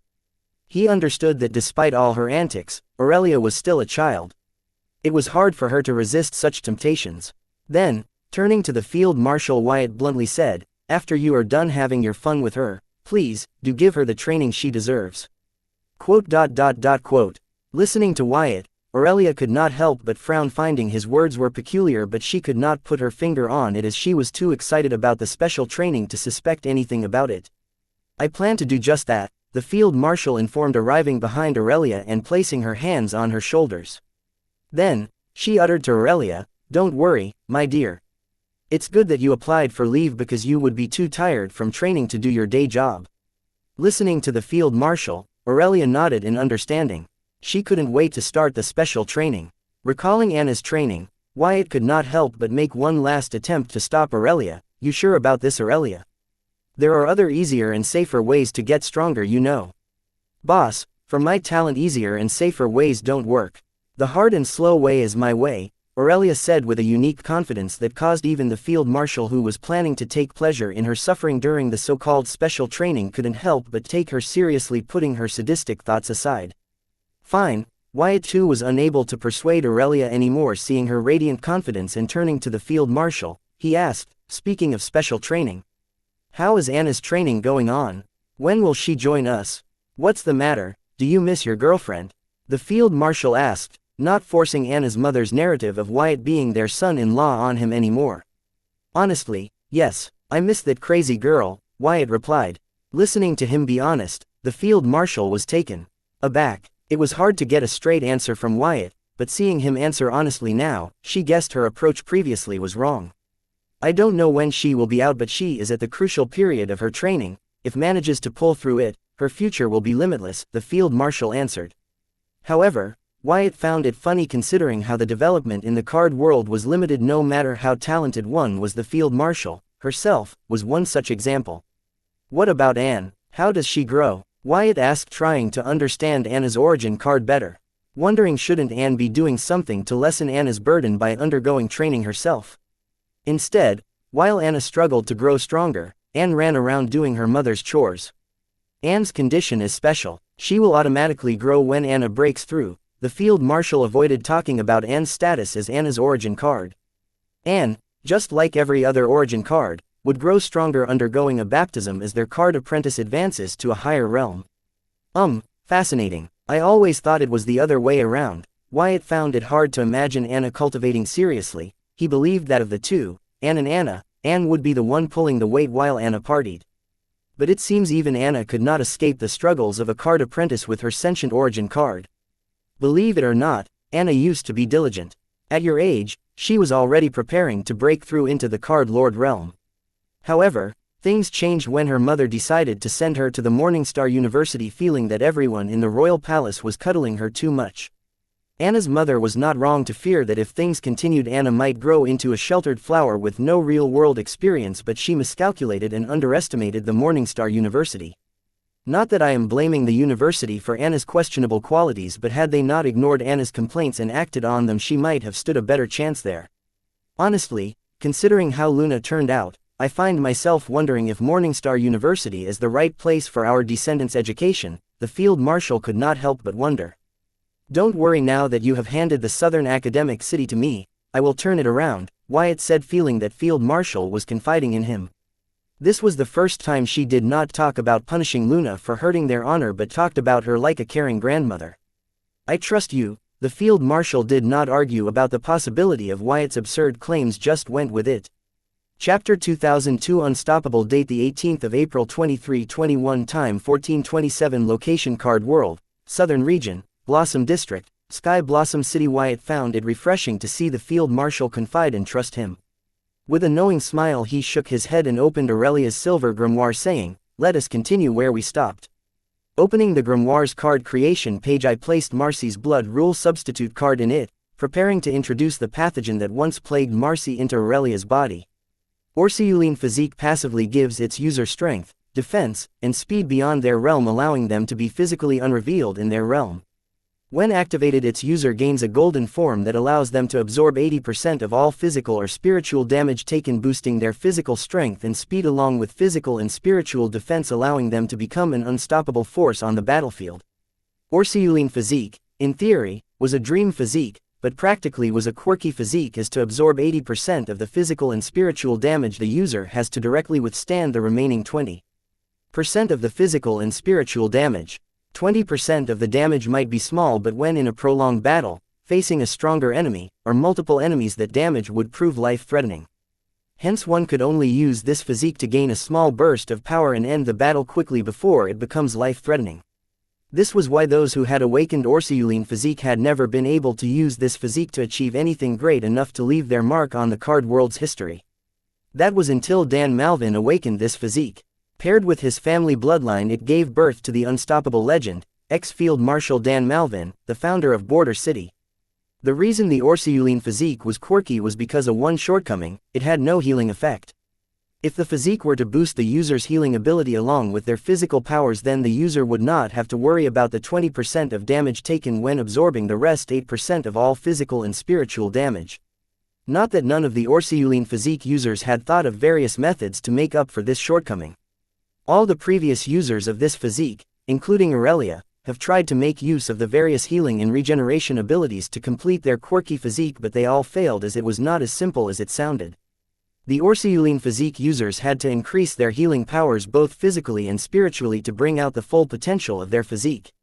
Just boosting one's healing power was not enough. The healing power should be able to keep up with damage taken both physically and spiritually. Only when they were able to meet these two conditions could a card apprentice bring out the true prowess of the Orsiuline Physique. Just finding an ability with a strong physical healing effect was hard enough, let alone finding one with a strong spiritual healing effect. Therefore, in history, none was able to truly display the full potential of the Orsiuline Physique until the Malvin family. As the Malvin family's bloodline perfectly made up for the Orsiuline Physique's shortcomings, it was able to boost its users' healing powers to keep up with the damage taken. This was possible because the Malvin family bloodline effect was to temporarily boost the innate healing prowess its users were born with every time they took damage. The important part to note about the Malvin family bloodline's effect was that the boost gained would be proportional to the damage taken, and in case of consecutive attacks the boost gained would stack. Hence, if they were able to survive the initial few damages, their healing ability could stake to a point where it could be considered godly for that duration, making the users of this bloodline very dominant in prolonged battles. Still, just by itself, the Malvin family's bloodline wasn't remarkable, as its effects would not even make it a decent healing ability. Being able to heal oneself quicker every time they took damage provided no advantage on the battlefield, since they could die before their bloodline took effect. Hence, until the birth of Dan Malvin, who awakened Orsiuline Physique, the Malvin family had no highly notable merits on the battlefield. The Malvin family thought of various ways to boost and stack their healing abilities before going into a battle, but that was basically self-harm and a desperate measure. Hence they used their brains over bronze to survive in that harsh period. This allowed Dan Malvin to possess the brains required to become a field marshal, while his physique paired with his bloodline gave him the strength necessary to become a field marshal. After all, a field marshal didn't just have to be strong, but they needed to have sufficient strategic prowess to efficiently lead the army on the battlefield. The Aurelia physique allowed the possessor of the Malvin bloodline to survive long enough that their healing prowess was boosted and staked to a level that would allow them to display the full potential of the Aurelia physique, turning them into an unstoppable force on the battlefield. This combination of the Aurelia physique and Malvin bloodline allowed Dan Malvin and his direct descendants to become legends on the battlefield. However, this led to a problem for them other than them being compared with the Southern royal family itself. Many noticed that almost all the descendants of Dan Malvin were awakening the Orsiuline physique. This gave birth to the rumors that the Malvin family had a method to help their descendants awaken the Orsiuline physique. However, The Malvin family denied these rumors, claiming that the awakening of the Orsiuline physique was a total coincidence by showing that it only awakened in the Dan Malvin's direct descendants with the purest Malvin bloodline. They even speculated that the Orsiuline physique was inherited by Dan's descendants through his bloodline. Because no other descendants of the Malvin family that weren't directly related to Malvin awakened the Orsiuline physique. However, this led to a division in the Malvin family, as many branches of the Malvin family began to believe the rumor and thought that the main family was keeping the method to awaken the Orsiuline physique to themselves. Hence, many began to leave the border city and immigrate to various parts of the southern region. This caused the pundits of the southern region to speculate that the rumor about the Malvin family possessing the method to help awaken Orsiuline physique was started by the Malvin family enemies to divide the Malvin family that was amassing a lot of power in the border city. Many even went far as to say that maybe the Heatsend royal family was behind it.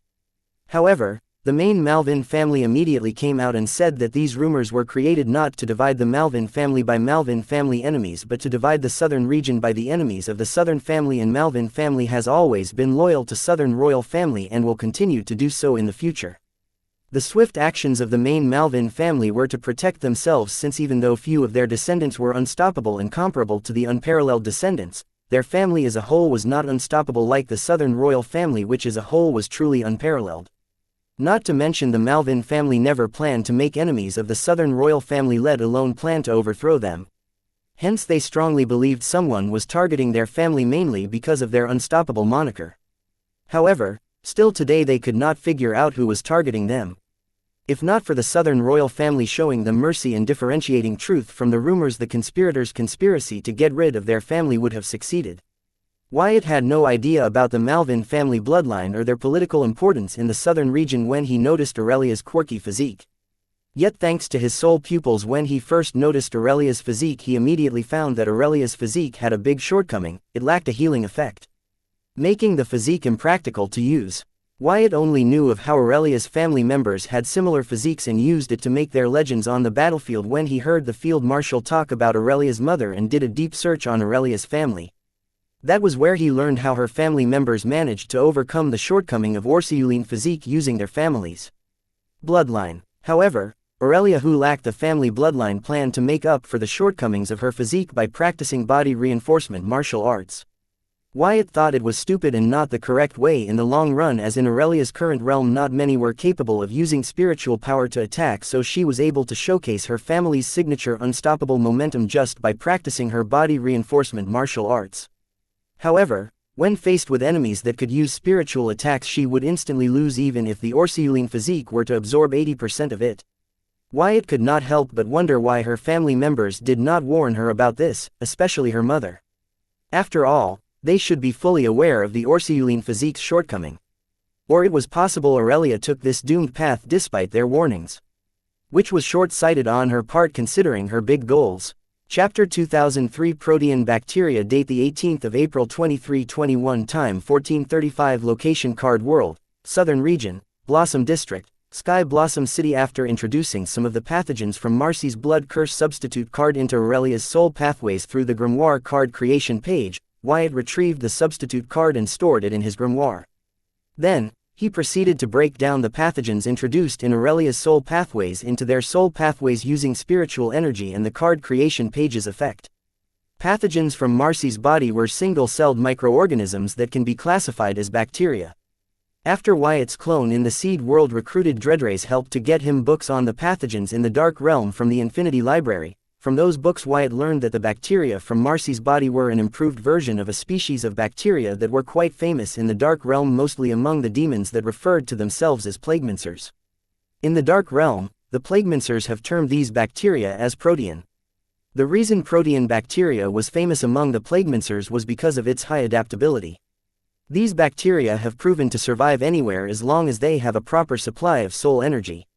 Well, the versatile nature of the bacteria alone was not enough to make the Protean bacteria popular among the greediest and sinisteriest professions of the dark races, the Plaguemincers.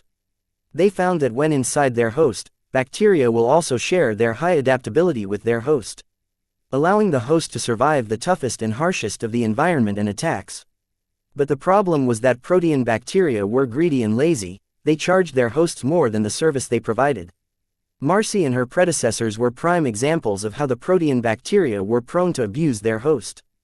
But the plaguemincers were no vegetarians. Following their practice of plague, they used a proven method to control pathogens, which was to rid the protean bacteria's reason for survival and replace it with servitude. The bacteria or any pathogens lived to reproduce and multiply, their whole being centered around the perpetuation of their species. The same was the case with protean bacteria. The reason they took more soul energy from their host than required was to use most of it to reproduce and multiply. The remainder was used to maintain themselves and their host. However, what if the protean bacteria could no longer reproduce? They would have to use all of their energy to maintain themselves and their host, as the perpetuation of their species would only be possible with their survival, since they had lost their reproduction or multiplication ability. The plaguemincers called this method the pathogen castration. They used this method to stop the pathogens they had introduced inside their body, to gain unique effects, from multiplying and becoming the cause of their death. By introducing castrated protean bacteria in themselves, the plaguemincers were able to control the quantity of protean bacteria in their body and also use them to adapt to all forms of damage, gaining resistance to those damages to a certain extent. Because of this, even if the said plaguemincer was from a weaker race with no notable traits or physique, the plaguemincers displayed a strong physique that could cause even demons from higher races turn green with envy. However, there was a huge drawback to this method. By stealing the ability to reproduce and multiply from a pathogen, the plaguemincers were putting an end to the growth and evolution of said pathogen. Not that the plaguemincers did not know of this drawback, they preferred it this way. They preferred the pathogen castration method despite its drawback, because it not only allowed them to control the number of said pathogen in their body but also made sure that the pathogens in their body did not evolve into stronger versions of themselves. This way, plaguemincers would not be in danger of losing control over the pathogens in their body and dying in the process. If the number of pathogens in their system were to decrease, then the plaguemicers could always introduce more castrated pathogens into their system. If they wanted a pathogen to grow and evolve, they could always use others as lab rats to conduct experiments. They did not have to use themselves as the lab rat. Once they have developed a stronger version of the pathogen, they can always find better methods to control it and introduce it to their body, or go with the traditional method. However, still today in the Dark Realm, no one has found the variant of the protean bacteria similar to one that mutated in Marcy's predecessors. The variant of protean bacteria in Marcy's predecessor could be considered the most valuable of all the variants of protean bacteria ever developed, because Marcy's variation of the protean bacteria was capable of carrying the host's traits and physique into their direct descendants. If the Dark Realm were to know that there was such a variant of protean bacteria available, then they would all rush to the card world, ditching everything they had. After all, even if the Dark Realm was more advanced than the card world, they too suffered with the eternal worry of giving birth to incapable and weak descendants. No one could guarantee that their descendants would be as powerful and capable as themselves, let alone grow stronger than them. Yes, the ruler class beings gave birth to strong descendants that might become ruler class beings, but for someone who had achieved ruler class and has ruler class enemies, that level was not good enough. Even if their descendants could not grow their wealth, they wanted them to be strong enough to protect their wealth. This was true even if they were apex ruler class, as even they could not guarantee that their descendants would be able to protect what they had built. Imagine if such beings learned that there was a way that would allow them to pass their talents, traits, and physique to their descendants. Now those beings would not stop at anything to gain their hands on such a method, which was why Wyatt believed that the variant of protean bacteria he found in Marcy was the most valuable version of protean bacteria in the myriad realms.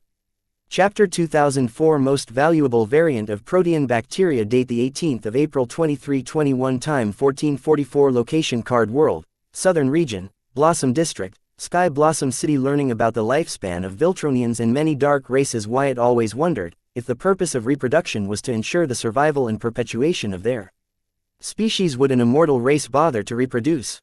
Immortal refers to the state of living forever, never dying or experiencing death. If one does not die, then what reason would they have to procreate? Obviously not for the continuation or preservation of their bloodline. Yet for some reason, even the apex ruler class beings known as the strongest beings of the myriad realms with longest lifespan had not only reproduced but built big families. That could only mean that even the apex ruler class beings understood and had already determined that there was no eternal immortality. Sooner or later, they all had to die. This was why they took time out of their busy life to not only reproduce but to provide for their family. Forget the apex ruler class beings, even the founders of the central government of the card world had long determined that there was no eternal immortality. They all would die, some sooner and some later. All they were doing with their struggle was pushing their time of death ahead. This was why they all had built their individual families and factions that would support their families, fully aware that they could only pass the torch to their descendants and continue to live in their blood, hearts, minds, and souls. The prime example of this was demigod Norley, Jill's father. He had long determined that eternal immortality could only be possible with reproduction, by maintaining their bloodline. No, he did not plan to take over their descendants' bodies using the bloodline like the demigod Redfall did. He planned to create a perfect descendant who would carry the torch from where he had left without having to take a detour. That was why he was so obsessed with the Cunty's womb. Demigod Norley never started his own family or faction because he understood the truth that if he could not guarantee reproducing descendants that could outdo him, then his descendants would not be able to fight his friends and foes. Fearing they would only become stepping stones for them, he saved his descendants from a lot of pain and agony by not having any descendants. Until Jill, who was the seed of demigod Norley's sins. She had an incomplete physique, the carnivorous womb, which made her incapable of having feelings for the opposite sex whom her physique did not deem worthy of procreation. Now that it had found a worthy mate for Jill, it had begun to show changes. Jill could bargain with it to free her emotions toward Wyatt for their common goal. Be it incomplete research on Cunty's womb, the quirky physique carnivorous womb, the killer pathogen Marcy's variant of protean bacteria, or Marcy's innate physique gift lineage, all would cause a huge buzz in the myriad realm. They did not offer their wielders strength, but their value in the myriad realm was beyond one's imagination. One could never know what an apex ruler class being would be willing to do to give birth to a perfect descendant carrying all of their talents, physique, traits, and more.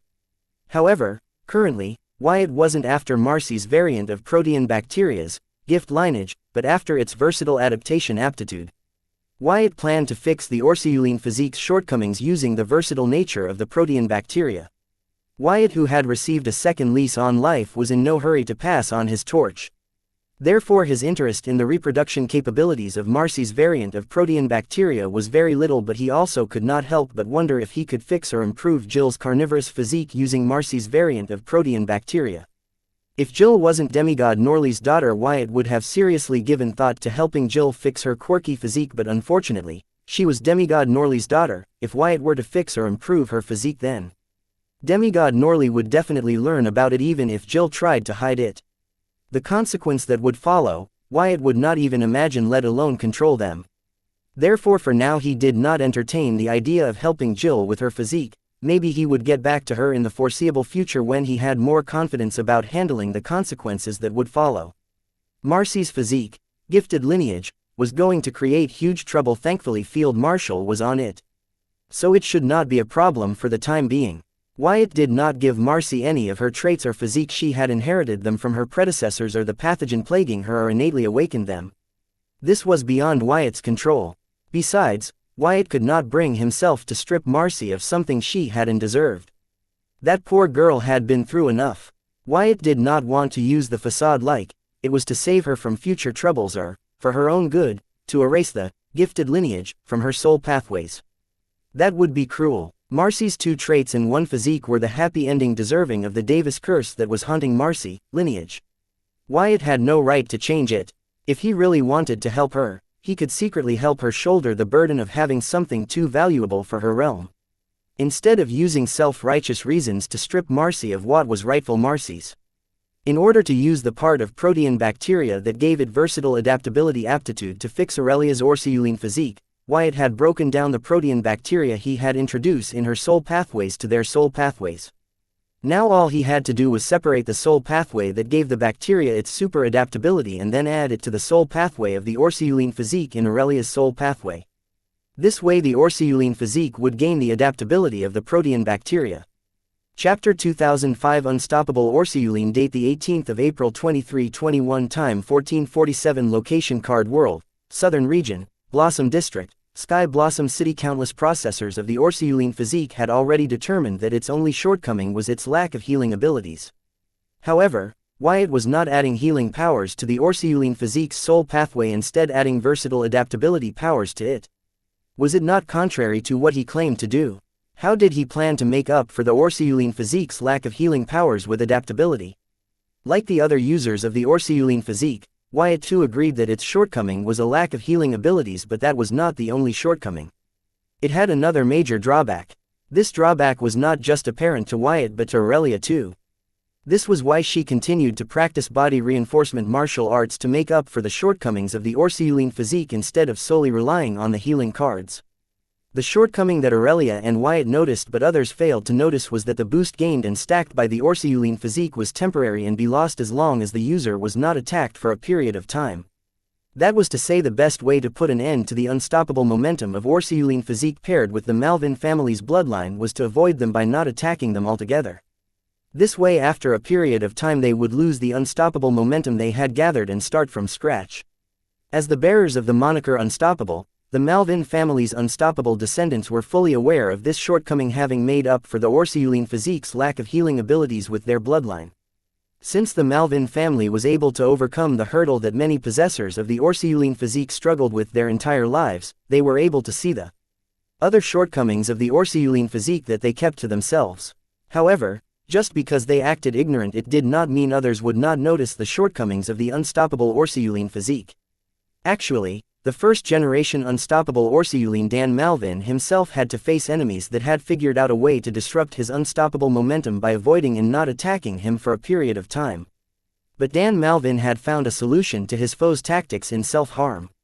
Yes, he used self-harm to continue and stack the unstoppable momentum. It was unconventional, but it worked out fine. Anything goes on the battlefield as long as you and your comrades return home proud. Aurelia, as the current princess of the border city, had access to all the information on the unstoppable Orsiuline. So she understood that even if she ever managed to overcome the Orsiuline physique's lacking healing ability and turn it into unstoppable Orsiuline, the physique would still be far from perfect, even though it would give her the power to dominate the battlefield. Having understood this, Aurelia gave up on trying to make up for the Orsiuline physique's shortcomings and instead began to use the Orsiuline physique as an auxiliary means to help her practice the body reinforcement martial arts. Thanks to the Orsiuline physique absorbing 80% of all damages and strengthening Aurelia's defenses and stamina, she could not only practice the body reinforcement martial arts for a longer duration compared to others but also practice it to the extreme thanks to the boost to her defense and stamina granted by her physique. However, these extreme practices of Aurelia came at a cost. She had to cover her entire body in bandages to stabilize and protect the bruises and lesions on her body. Aurelia was at an age where one prioritized outer beauty since they did not have enough experience to see a person's inner beauty. At such a period, in pursuit of power and thirst to prove herself, Aurelia had sacrificed her outer beauty and body. The determination shown by Aurelia was contrary to the spineless demeanor she had toward hierarchy. It can be said that Aurelia's achievements and mastery in body reinforcement martial arts were not because she had a knack for it but because she stubbornly persisted in practicing them longer than anyone else at the risk of her body crumbling. However, her achieving grandmaster mastery in various body reinforcement martial arts showed that her path, though thorny, was not fruitless. But other questions continued to haunt her and her family. How long could Aurelia continue on his path? Even if her will continues to hold on, will her body be able to continue to hold on? Even if her body were to hold on, what would possessing extreme mastery in body reinforcement martial arts defend against spiritual attack? Because of these questions, Aurelia's family thought that Aurelia was traveling a doomed path. Even Wyatt thought so. However, unlike the thoughts of her family and boss, Aurelia's thoughts were not complex but simple. For now, she only cared about getting strong and worrying about the rest as they came. This attitude of Aurelia was what allowed her to have her current achievements of being able to fight opponents above her realm and become top dog in the Bright Lions. Otherwise, if she were to let the myriad questions of the future get to her, she would never be able to possess the strength she has today.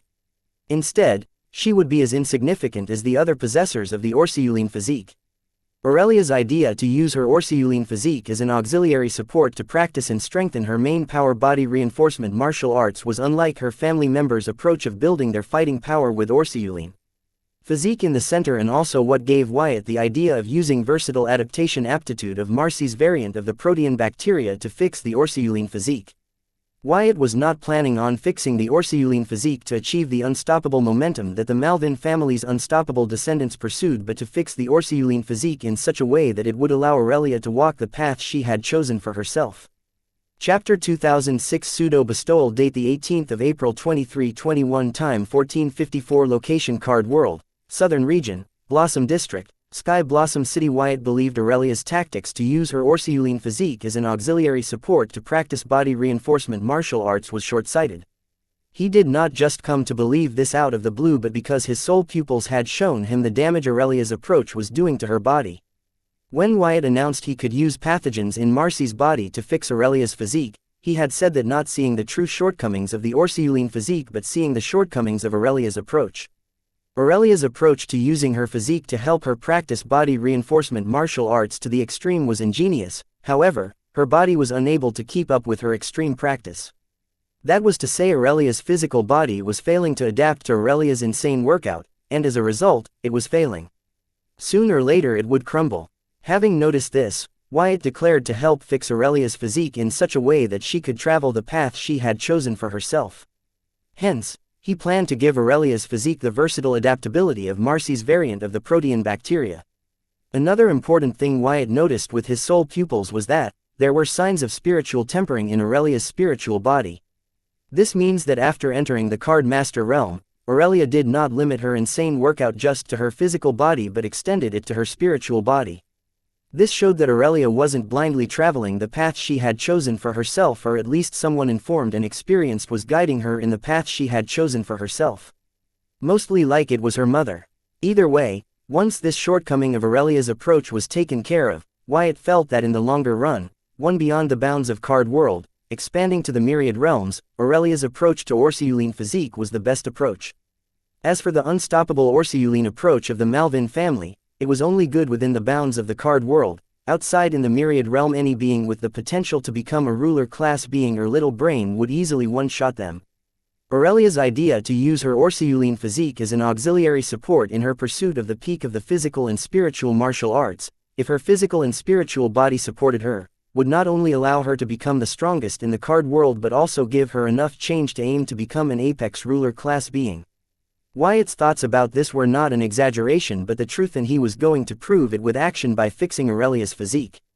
Soon, Wyatt separated the soul pathways of the variant protean bacteria that represented its versatile adaptability, the prodigious soul that it carried from Marcy's ancestors, and the gifted lineage that protean had developed after undergoing mutation in Marcy's ancestor's body.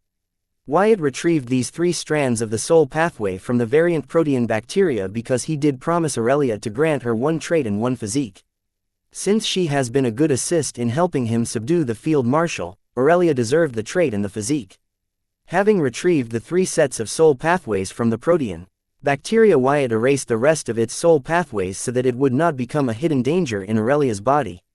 Then, Wyatt added the soul pathway belonging to the versatile adaptability of the protean bacteria to the soul pathway belonging to the Orsiuline physique in Aurelia such that the Orsiuline physique would gain the versatile adaptability of the protean bacteria.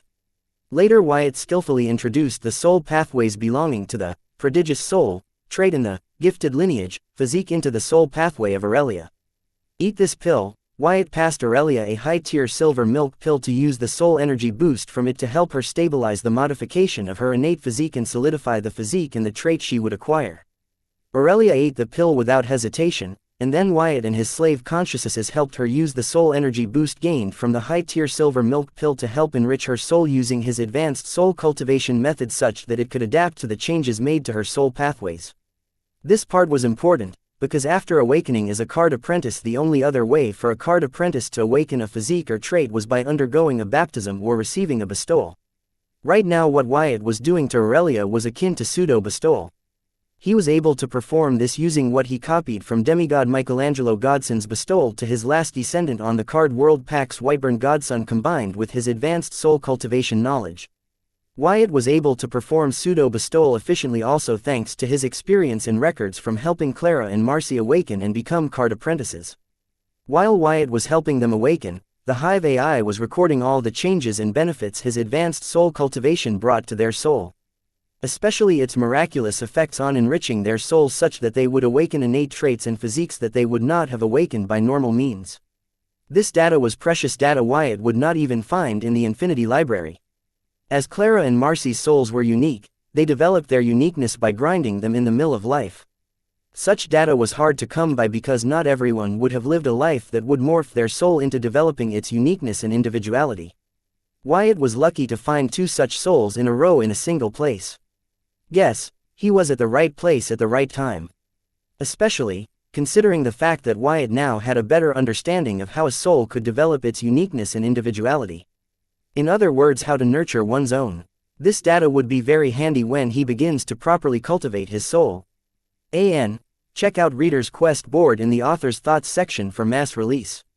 Chapter 2007 Super Orsiuline Adaptability. Date the 18th of April 2321. Time 1512. Location Card World, Southern Region, Blossom District, Sky Blossom City. After Aurelia's soul underwent pseudo-bestowal, a golden light covered her body as her silver grimoire began to radiate.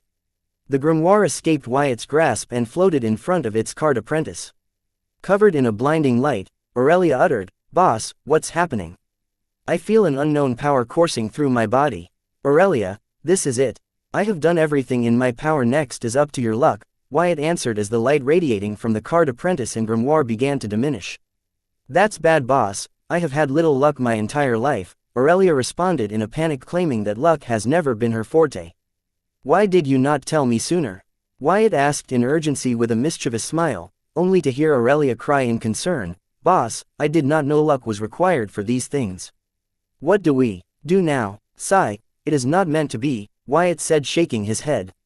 Seeing him give up, Aurelia's face turned pale and her eyes widened in disbelief, but she was not prepared to throw in the towel yet and pleaded, "Boss, there has to be some other way." "Aurelia, dear, just shut up and show me your status page." Recovering from the shock of seeing Wyatt induce a phenomenon similar to bestowal in Aurelia, Field Marshal ignored the conversation between the sadistic boss and his dimwit minion, asking Aurelia to show her status page. Reminded by Field Marshal, Aurelia too decided to check her status page. "1 second, Your Highness." "Ah!" Aurelia screamed at the top of her lungs, going through her status page. Then, she dashed toward Wyatt. Midway she dropped on her knees, and slid onto the gymnastic floor. Arriving in front of Wyatt, she hugged his waist tightly. Pressing her head against Wyatt's rock-hard abs, she chanted in gratitude, "Thank you, thank you. Boss, you are my savior, angel, and messiah. I don't know how to thank you enough. That is what you have earned and deserve.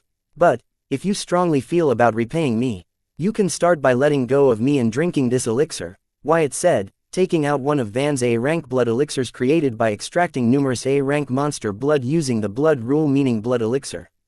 "Sure, boss." Letting go of Wyatt's waist, Aurelia took the blood elixir from him and emptied it in a single gulp. And, slamming the elixir tube on the floor, she asked, "Done, boss. What next?" "Clean up the glass pieces on the floor. Kids play here," Wyatt instructed, trying to be understanding of Aurelia's enthusiasm. "My bad, boss. I will clean it up right away," Aurelia replied as began to hand-pick the glass shards off the floor, while on her knees. Seeing this, Wyatt too was beginning to think Aurelia was more comfortable kneeling than standing. Feeling she might not have a cleaning card, Wyatt turned to Diana and signaled, "Help her." Before Diana could act, Field Marshal used her cleaning card to clean the glass pieces off the floor and cleared her throat at Aurelia, ahem, hinting, "Aren't you forgetting something?" "Thank you, Field Marshal," Aurelia thanked and scratched the back of her head as she passed the Field Marshal her grimoire, revealing her status page. While the Field Marshal went through Aurelia's status page, Aurelia however began to scratch herself, feeling an itching sensation all over her body. When the itching got uncontrollable, she asked Wyatt, "Boss, what did you feed me? My skin is itching like crazy." "It was a healing potion. It is not as miraculous as the one Field Marshal used on Marcy, but that should be enough to deal with your wounds. Remove your bandages, so that the scabs can fall off," Wyatt informed while looking at the myriad changes in Field Marshal's facial expression with great interest. "Oh, thank you, boss," Aurelia said, feeling that her boss was good to her.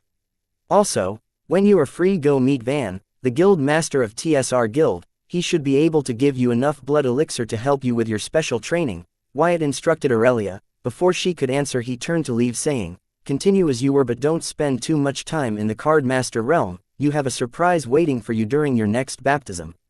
"Yes, boss," Aurelia yelled, bowing to Wyatt's back, resolving never to let him down.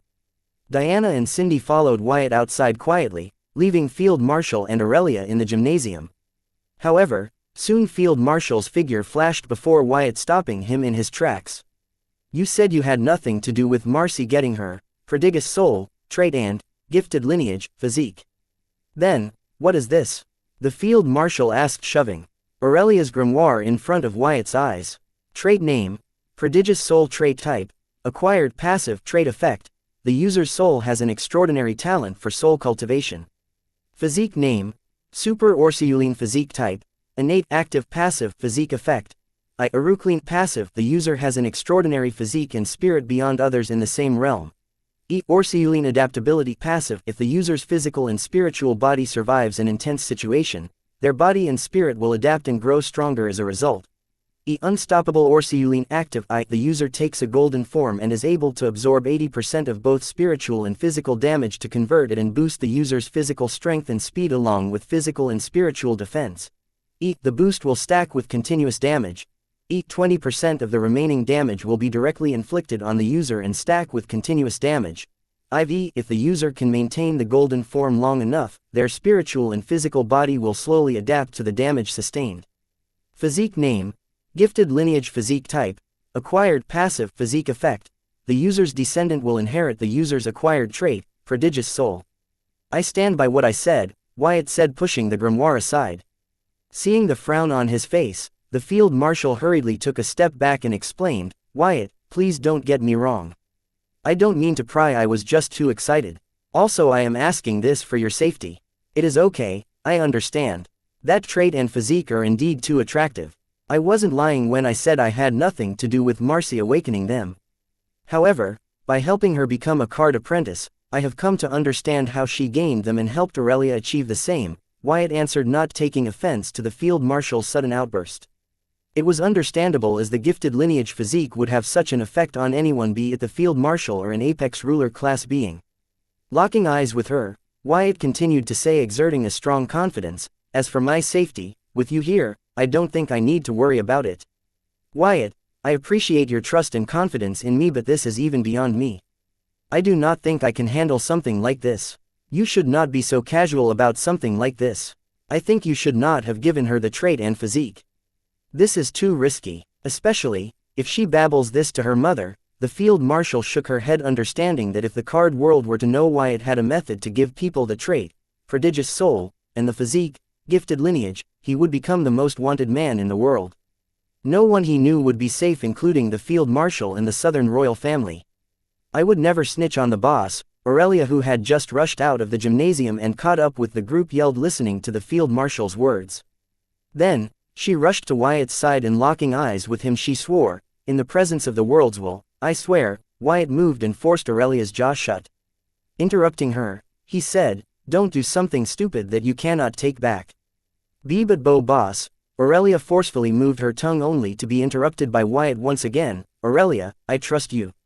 Then, Wyatt turned to glance at Cindy, Diana, and the Field Marshal before proceeded to say, I trust all of you. Do you think I would do something without thinking it through? Then, once again looking back into Aurelia's eyes, Wyatt let go of her jaw and added, besides, I want you to tell your mother about this. Wyatt, the Field Marshal shouted in disapproval. Before he could interrupt her, the Field Marshal hurriedly spoke her mind. Wyatt, I trust you, but I cannot sit by and watch you do something so risky. Field Marshal, if Aurelia's mother is as smart as you make her be, then she will know the best course of action for her, her family, her city, and the southern region, Wyatt remarked. Taking her cue, Aurelia spoke up, boss, don't worry, I will help her make the right decision. Aurelia understood what Wyatt meant without him having to explain it to her, and she did not hesitate to follow it through. Chapter 2008 New Allies. Date the 18th of April 2321. Time 1518. Location Card World, Southern Region, Blossom District, Sky Blossom City. Good, I will leave this matter to you. Wyatt nodded at Aurelia, who agreed to help him ally her mother. He trusted her to do a good job and come through on this one, having seen her excellent performance in the gymnasium earlier. Then, he prepared to head out, but the Field Marshal did not make way. Wyatt, I like your idea to ally with the Malvin family in the border city, but I can't go along with the means you have chosen. I thought you were more cautious than this. The Field Marshal felt that even a slight risk of a leak in the case of trait, prodigious soul, and physique, gifted lineage, should not be tolerated, as the consequences were devastating. She felt Wyatt should know this, so she did not understand why Wyatt continued to go on this path. Field Marshal, you are right, the old me would have thought of a better method to box Aurelia's mother and the Border City in, leaving them no choice but to ally with me, but now that I have capable people like yourself and Aurelia by my side, I will leave it to you guys. I trust your judgment to do what you feel is necessary, Wyatt informed, instructing the Field Marshal and Aurelia to turn the neutral Border City into their allies. Boss, does this mean I will be working with the Field Marshal on this one? Aurelia asked Wyatt. Yes, you heard her, this matter is too sensitive. We have to lessen the odds as much as possible. I trust you two will come up with a better plan. I will chip in about 100,000 free VR slime cards for the Border City, which should give you enough incentive over them, Wyatt proposed, having long decided not to do everything by himself and share some of it with his people. Besides, there was a reason Wyatt was so casual about this. He believed that Border City was an easy target. If only they had received a properly worded apology that their ancestor Dan Malvin deserved from the Southern Royal Court, they would have long chosen to ally with Anna's mother with her excellent courting skills. Because Border City was financially struggling. For a city governed by a military family, a financial crisis was expected. The Malvin family members were extraordinary tacticians on the battlefield and excellent scholars of warfare, but when it came to city management and business, the same rule as the army and battlefield did not apply. Their princess, Aurelia, was an example of how impoverished the Border City was. Aurelia came from a proper demigod family with strong demigods whose military achievements were compared with the likes of the Heatsend royal family. Yet, Aurelia, the only daughter of the main Mavin family matriarch and Border City's city lord, did not have proper resources and cards when compared to Abba Windsor, who only had one parent who was a demigod. Aurelia did not have a proper supply of healing potions to help her with her training, so she covered her injured body with bandages to help her heal them. A basic cleansing card was a must for any rich family daughter, but Aurelia did not have one and did her chores by hand. If this was the condition of a direct descendant of the unstoppable legend Dan Malvin, then one can only imagine what the regular citizens of the Border City must be going through. Thankfully, with their military prowess, they were able to constantly raid high-ranking dungeons and keep their city's economy from a total collapse. Right now the Border City needed help, but the Malvin family and their followers were too proud to ask for help from the Southern royal family because of their past. Even if the descendants of Dan Malvin were willing to let go of the past for the good of their city and the citizens, their followers would not allow them to. The Malvin family had no choice but to value their followers' decision because their ancestors were the ones who helped Dan Malvin establish Border City and its current reputation of being the iron wall between the southern region and the empire. They followed their ancestors from the battlefield and turned the Border City into their home. These guys stayed and helped during the city's darkest hour, especially considering that most of their branch Malvin family immigrated to other places believing a baseless rumor. They had equal rights as the Malvin family to be angry with how Dan Malvin was treated by royal court. Without them knowing, the main Malvin family was stuck between doing everything to provide for their citizens and to please their loyal followers. Both Anna's mother and Aurelia's mother were aware of this, but none of them took the necessary steps to rectify this. Aurelia's mother did not take decisive steps because she was worried that if they were to join the Southern royal family without getting a proper apology from the royal court and finding the perpetrator that drove them out of the southern capital in the first place, they would once again be targeted like in the past. Anna's mother offered Aurelia's mother everything but what the Border City wanted because she might control the southern region from the shadows, but to get the entire royal court to apologize to the Border City and Malvin family was not possible even for her, because ministers serving in the royal court had accumulated lots of merit and also some of them were older than her and her father. The political power they held though did not threaten her but was enough to help them oppose her. With such circumstances surrounding them, the Border City allying with the hope of the southern region would be in the best interest of its citizens and the Malvin family. Wyatt did not need to box them because they were already drowning in their problems. All the Field Marshal and Aurelia had to do was throw them a lifeboat and they would climb on it the first opportunity they got. This was entirely possible, especially when Aurelia's mother learned about Aurelia's new status and the 100,000 free VR slime card Wyatt planned to donate to the Border City. Considering their circumstances and the offer made by Wyatt, it would be impossible for Aurelia's mother to reject the alliance with Wyatt. 100,000 free VR slime cards, Aurelia exclaimed, listening to her boss. She only managed to get her hands on the VR slime cards recently, that too, because she was part of one of the vast enterprises under Wyatt's command. So she could not imagine the trouble other people would have to go through to get their hands on the VR slime cards. Let alone the border city.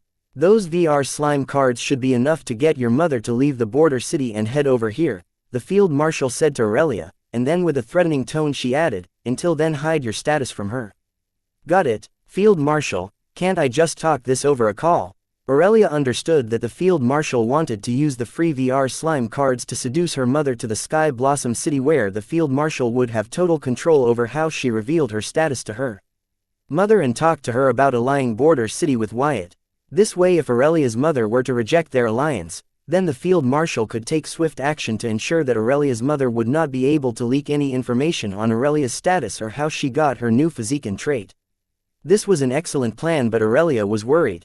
Even though she was sure her mother would choose to ally with Wyatt, a part of her could not help but worry that on an off chance, if her mother were to disagree, then she would be putting her mother in a tough position. Especially with Field Marshal here, her mother would stand little chance. Don't worry dear, I do not plan on harming your mother. If things don't work out I will just get her to take an oath to keep our secret safe and let her go without any harm, the Field Marshal assured, having felt Aurelia's worries. That is assuring, Aurelia said so, but her eyes expressed complex thoughts. She knew her mother. Even if she was facing the Field Marshal, her mother would only do what she thought was right. Knowing her mother's stubborn side, Aurelia was worried a fight might break out between her mother and the Field Marshal. She always wanted to find out who would win between her mother and the Field Marshal, but now that there was the possibility of her finding it out, Aurelia was not happy, as she did not want to find an answer to that question this way.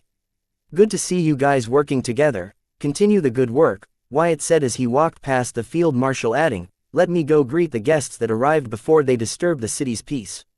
Chapter 2009 Fleas. Date the 18th of April 2321. Time 1526. Location Card World, Southern Region, Blossom District, Sky Blossom City. As Wyatt headed out of the orphanage to greet the people who were creating a ruckus in the Sky Blossom City airspace, the Field Marshal followed him, saying, I can send them on their way if you don't want to meet them.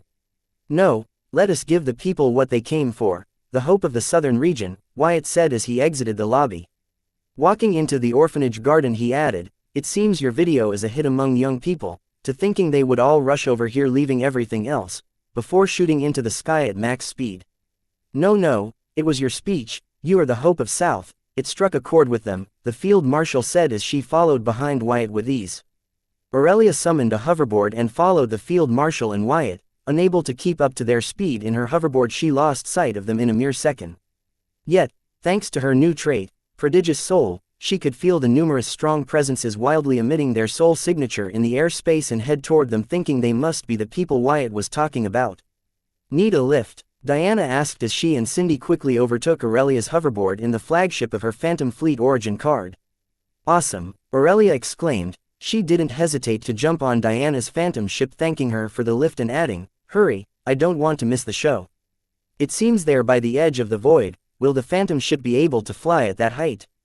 Cindy asked Diana with a fro, learning the location their boss was headed. The Phantom ship will consume a lot of soul energy to fly at that height, but don't worry, I have stocked up on enough mid-grade and high-grade soul jades just for occasions such as these, Diana informed, as her flagship suddenly picked up speed and gained altitude. By the edge of the void, that means they are not here to simply meet the hope of the South, as the boss made it sound, Aurelia added, staring into the sky. Even though it was clear sky, Aurelia could not spot a single figure. She could see nothing but occasional white clouds in the blue sky. If not for her soul warning her that there were powerful presences in the sky, she would doubt that there were numerous figures in the Sky Blossom City's airspace. Let us head there first before jumping to any conclusion, Diana said as the Phantom ship continued to gain altitude at an incredible speed for an origin card of a card lord. This was because Diana was burning a lot of mid-grade soul jades to get to their destination as fast as possible. Oh my goodness, Jaya! Cindy suddenly yelled as she stared at her grimoire in sheer shock. What happened? Diana asked as she peeped into Cindy's grimoire to find a video of bloody Jaya engaging in aerial combat. Noticing that the video was being streamed live, she could not help but exclaim, what is she doing up there? Shouldn't she be behind closed doors forging her ego gem? She can't even react to the opponent's attacks. Sigh, I had warned her on multiple occasions that her extraordinary might was useless if she did not have the proper training and skills to use it. Still, She did not correct her ways. Sigh, losing to me was not enough, now she is losing to some spoiled brat from the southern capital. This is so embarrassing. Fuck, look at those stupid comments. Aurelia kept sighing and criticizing Jaya. But it was worth noticing that Aurelia, who gained extraordinary strength from her physique, felt Jaya's physical prowess was extraordinary. Then, ignoring Diana and Cindy's stare, Aurelia began to retort the online comments on the live stream with gusto. Hey, buddy, she is the weakling and misfit of our organization. Winning against her means nothing. Your parents must be proud to know you can use these vulgar words. If they are struggling this much to defeat our weakling, then they are overestimating themselves to say they will defeat Bright Lions. Come to the Sky Blossom City and try saying that to my face. You are crazy and your family is crazy. Even in your dreams, you can't defeat us with that level of strength. You are a virgin. Up yours, buddy, your mom. Aurelia tried to hold her ground in the comment section, but by the time she posted one comment, thousands of comments targeting her would be posted. Finding herself outnumbered, she proceeded to call on the members of Bright Lions to help her deal with netizens writing infuriating comments about Fine Gold and all other related organizations. These people were so hateful and vulgar that after a few comments, even she started to swear at them and their families. Seeing them call her attention whore was her tipping point. None of the netizens dared to comment on Wyatt, the Southern Hope. Even if they envied him and had opinions about him, they did not dare to voice them, as no matter what, he was the Hope of the South, agreed by the Southern royal family and the Southerners. Insulting him would be the same as insulting the Southern royal family and the Southerners who had elected him for that title. Therefore, they targeted and focused on the people around Wyatt instead. Anna's mother might have conferred the title, Hope of the Southern Region, to Wyatt, using his achievements at such a young age to prove his worthiness to carry the title, but she was only able to convince the average public, not the rich and the powerful.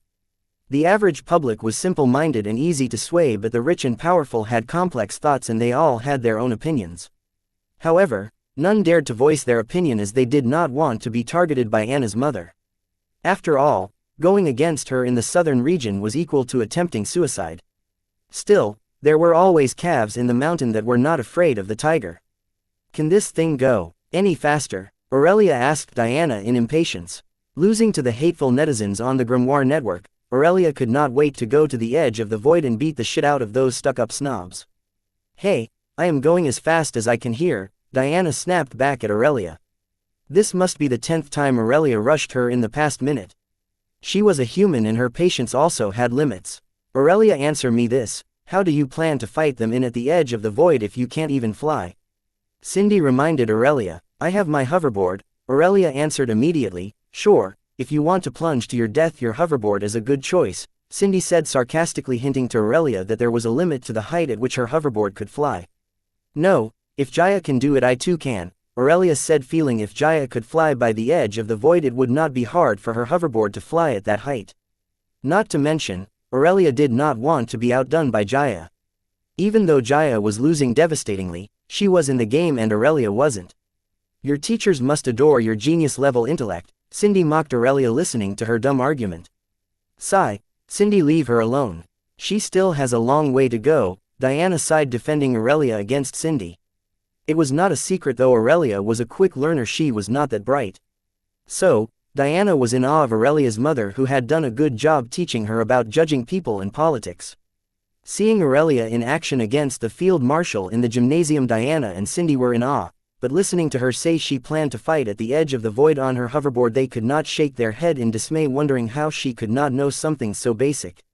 Well, not every teenager can be like the boss. Otherwise, our existence would become obsolete. Cindy gave up teasing Aurelia, recalling that Aurelia had been a little dumb since she met her. She believed it was one of Aurelia's charms that made people not feel threatened by her by taking their minds off her other outstanding qualities. Are you guys calling me dumb? Aurelia asked Diana and Cindy with a frown. We would never, honey. You are smart and quick on your feet compared to many we know, but we feel that you need to focus on your studies a little bit more. Diana did not just say this to console Aurelia, she honestly felt that way about Aurelia. After all, not just any teenager could stand tall under the field marshal's intense pressure. Diana, herself, had almost been manipulated by the field marshal into going against her boss's orders. But Aurelia held her own and assisted Wyatt against the field marshal. Aurelia had her strengths and weaknesses.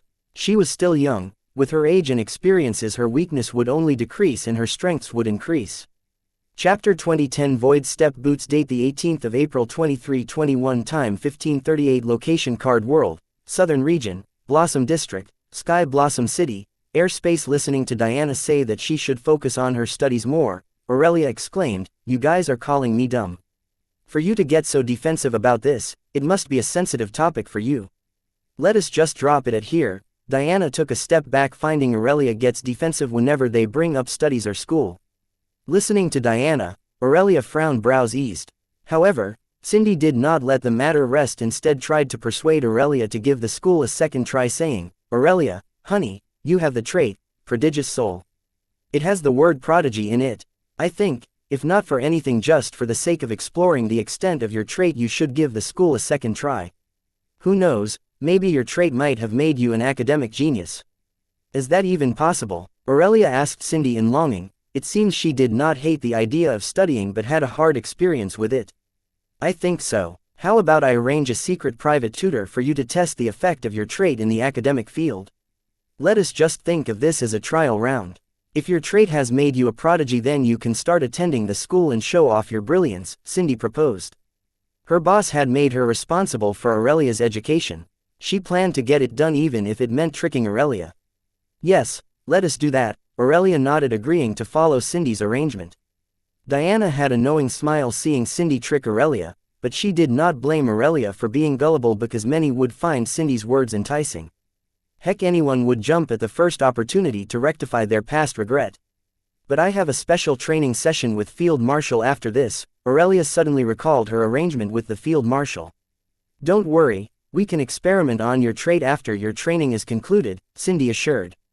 As long as Aurelia was willing to give studies a try, half of Cindy's work was done. Another half was to make studies fun for Aurelia, such that she would not give up midway, disappointed that her trait doesn't help her with her academics. Cindy never believed that Aurelia's prodigious soul would make her an academic prodigy, otherwise their boss would not be one of a kind and so quick to rise to fame.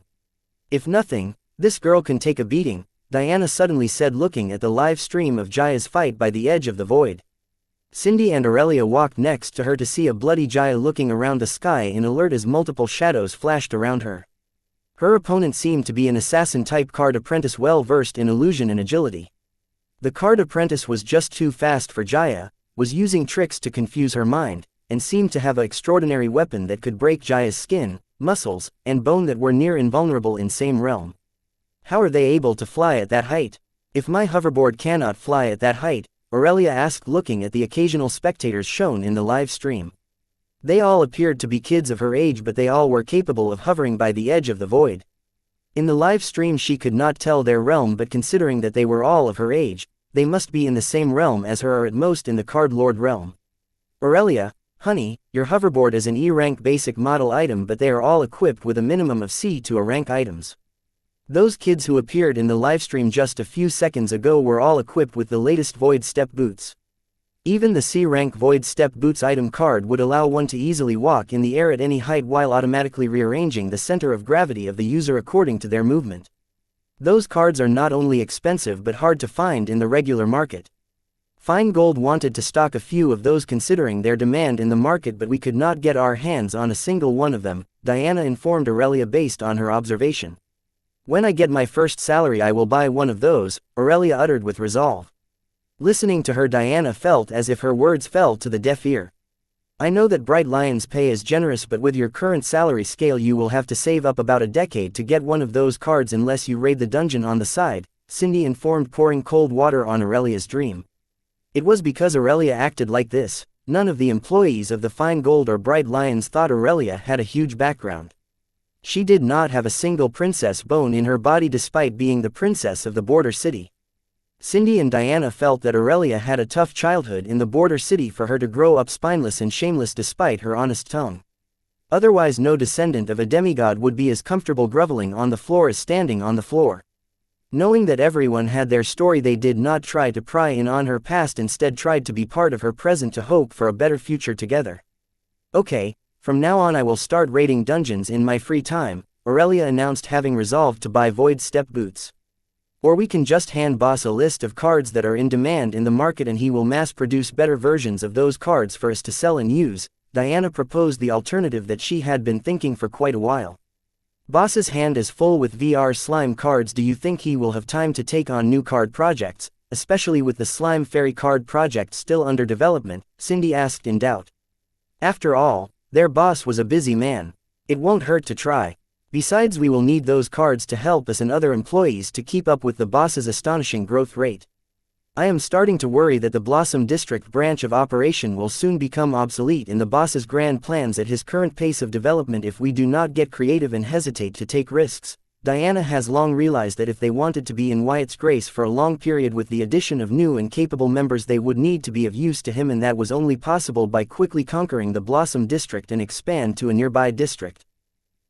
Guys, with the boss's flight speed, shouldn't he have already reached the edge of the void? Jaya will die at this rate, Aurelia said in concern, noticing that blood-covered Jaya was wobbling and was barely able to maintain her flight at that height. It was already a miracle that she was able to last so long sustaining such severe injuries. Chapter 2011 Upgrading Grimoire. Date the 18th of April 2321. Time 1541. Location Card World, Southern Region, Blossom District, Sky Blossom City. Airspace. Oh, this is nothing, she has recovered from worse, and that was before she got her origin card, Diana responded nonchalantly to Aurelia's shock. She did not appear to be anguished over Jaya's current state. She was rather apathetic about Jaya's fight. Seeing Diana's lackluster reaction to Jaya's fight would make it hard for a stranger to guess they were sisters. Jaya lacks the creativity to fight but is good at taking a beating. When it comes to stamina, no one is her match unless they have a special physique or skill like you. Cindy shook her head and informed Aurelia, adding to Diana's response. I agree with you, she makes a good punching bag. I have fought her, I should know. But I feel like her opponent is toying with her. Aurelia felt that Jaya's opponent was using her to keep the live stream lively, instead of finishing her off in one go. Well, underestimating Jaya will cost them dearly. You will see, Cindy said, having been part of Jaya's daily training. Whatever, I don't like this. How much longer? Can't this thing go any faster? Aurelia asked Diana impatiently. Even though Jaya was part of Fine Gold, she moonlighted as a member of Bright Lions. So Aurelia could not help but feel responsible for her. My Phantom Fleet isn't meant to climb to such high altitude. The flagship and the Phantom crew are doing their best. We still have 50 miles to go, Diana replied in annoyance. Her Phantom Fleet's maximum operational height was 6 to 8 miles from the ground. Right now she was burning mid-grade soul jades as fuel for it to climb to the edge of the void nearly 100 miles from the ground. Her Phantom Fleet's maximum speed was the best among any A-rank vehicle cards out there, but when climbing beyond the specified maximum height, its speed was reduced by a significant margin. Therefore, Diana was satisfied that her origin card was able to take her to the edge of the void so that she wouldn't miss out on the action.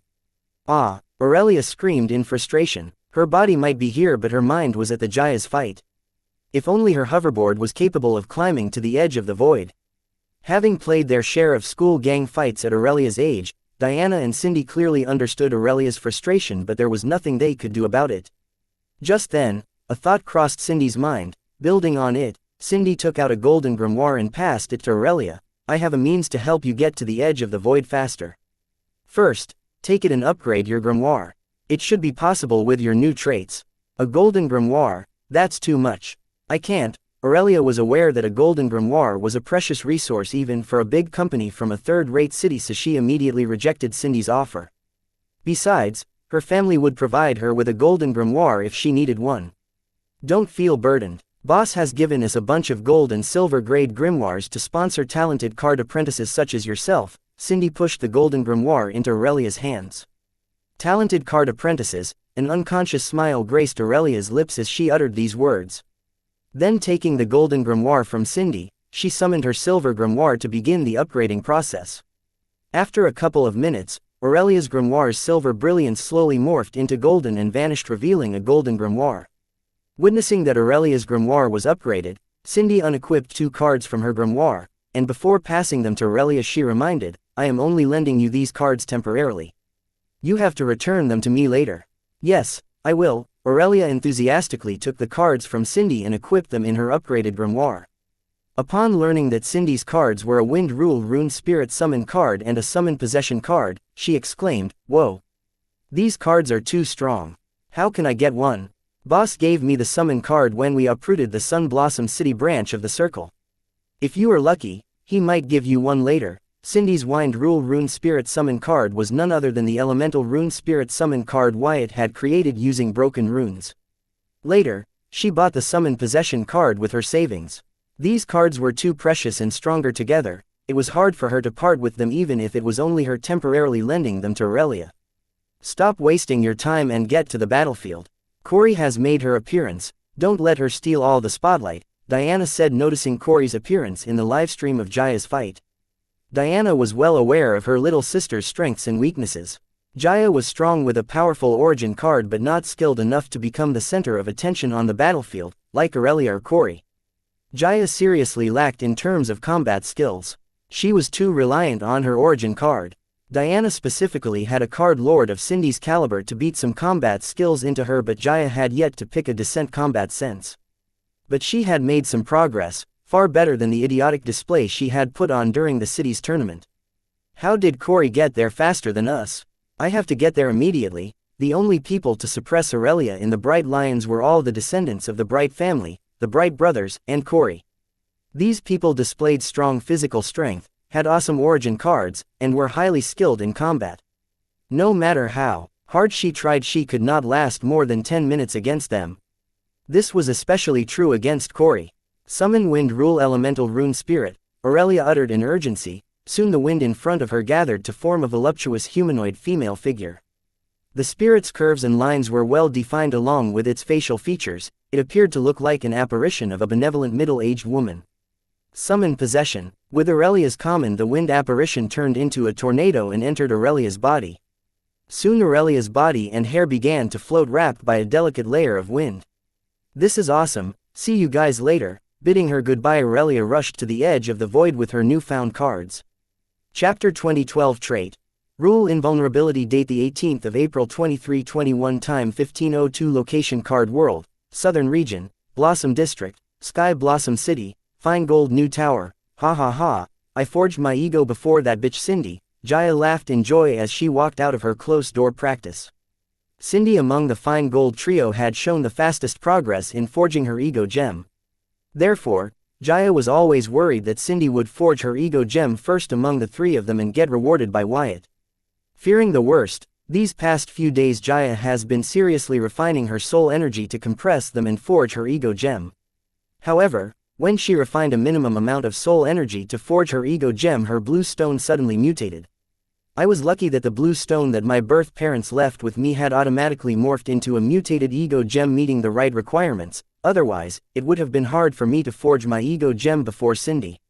However, Wyatt did say he wanted to see my ego gem after I forged it. Was he already aware that the blue stone would mutate into my ego gem when I met all the requirements? Well, he did create my origin card, so I cannot put it past him." Jaya contemplated as she walked to the elevator to head to her sister's office and give her the good news in person to see the joy on her sister's face. "I wonder if Wyatt will give me an extra reward for forging a mutated ego gem. Especially since my mutated ego gem has an overpowered special trait, Rule Invulnerability." Jaya skipped and hopped toward the elevator, joyously wondering about Wyatt's reaction to her mutated ego gem and its special trait. Trait Name: Rule Invulnerability. Trait Type: Innate Passive. Trait Effect: Whenever the user comprehends and masters a rule, they will gain invulnerability to the rule proportional to their comprehension and mastery of the rule and its meanings. The special trait Rule Invulnerability will automatically give Jaya invulnerability and resistance to rules and their meanings propositional to her mastery and comprehension of the said rule and its meanings. This means that if Jaya had uncommon tier comprehension and mastery of fire rule, she would be invulnerable to uncommon tier fire rule power attacks or display strong resistance to fire rule power in case the attack was of a higher tier. This elevated the invulnerability of Jaya's Viltronian origin to a whole new level. Not to forget, the blue stone's mutation also helped me break through to the mid-rank of the card Grandmaster realm and upgrade my origin card, adding the Viltronian legacy to its additional effects. Jaya recalled her gains after successfully forging her ego gem. This caused Jaya to wonder, maybe I should make some time to explore the Viltronian legacy. I might find out about my birth parents in it and learn why they abandoned me. However, Jaya soon put that thought in the back of her mind, as she did not have that much attachment to her birth parents. Just the thought of trying to learn about her birth parents made her feel guilty. She felt like she was betraying her sister, Diana, especially since the topic of her origin and birth parents has been a sensitive topic for them. Then, Jaya began to fantasize about her informing Wyatt about forging her ego gem and how he would choose to reward her. Just thinking about it got her excited and flushed. As she reached her sister's penthouse, she found it to be empty. She instinctively wanted to call her sister but did not, because if Diana learns that Jaya was out of closed-door practice, she will ask if Jaya had forged her ego gem. Not wanting to ruin the surprise, Jaya reached out to the regular employees to learn that her sister was at the orphanage to arrange a meeting between Wyatt and the employees with notable contributions to the company.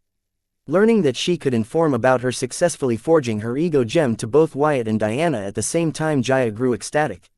She hurriedly activated her origin card, planning to make a dazzling entry at the orphanage by donning her glittering gray Viltronian bodysuit. This is different. Jaya found that her metallic gray Viltronian bodysuit had turned into a silver Viltronian bodysuit.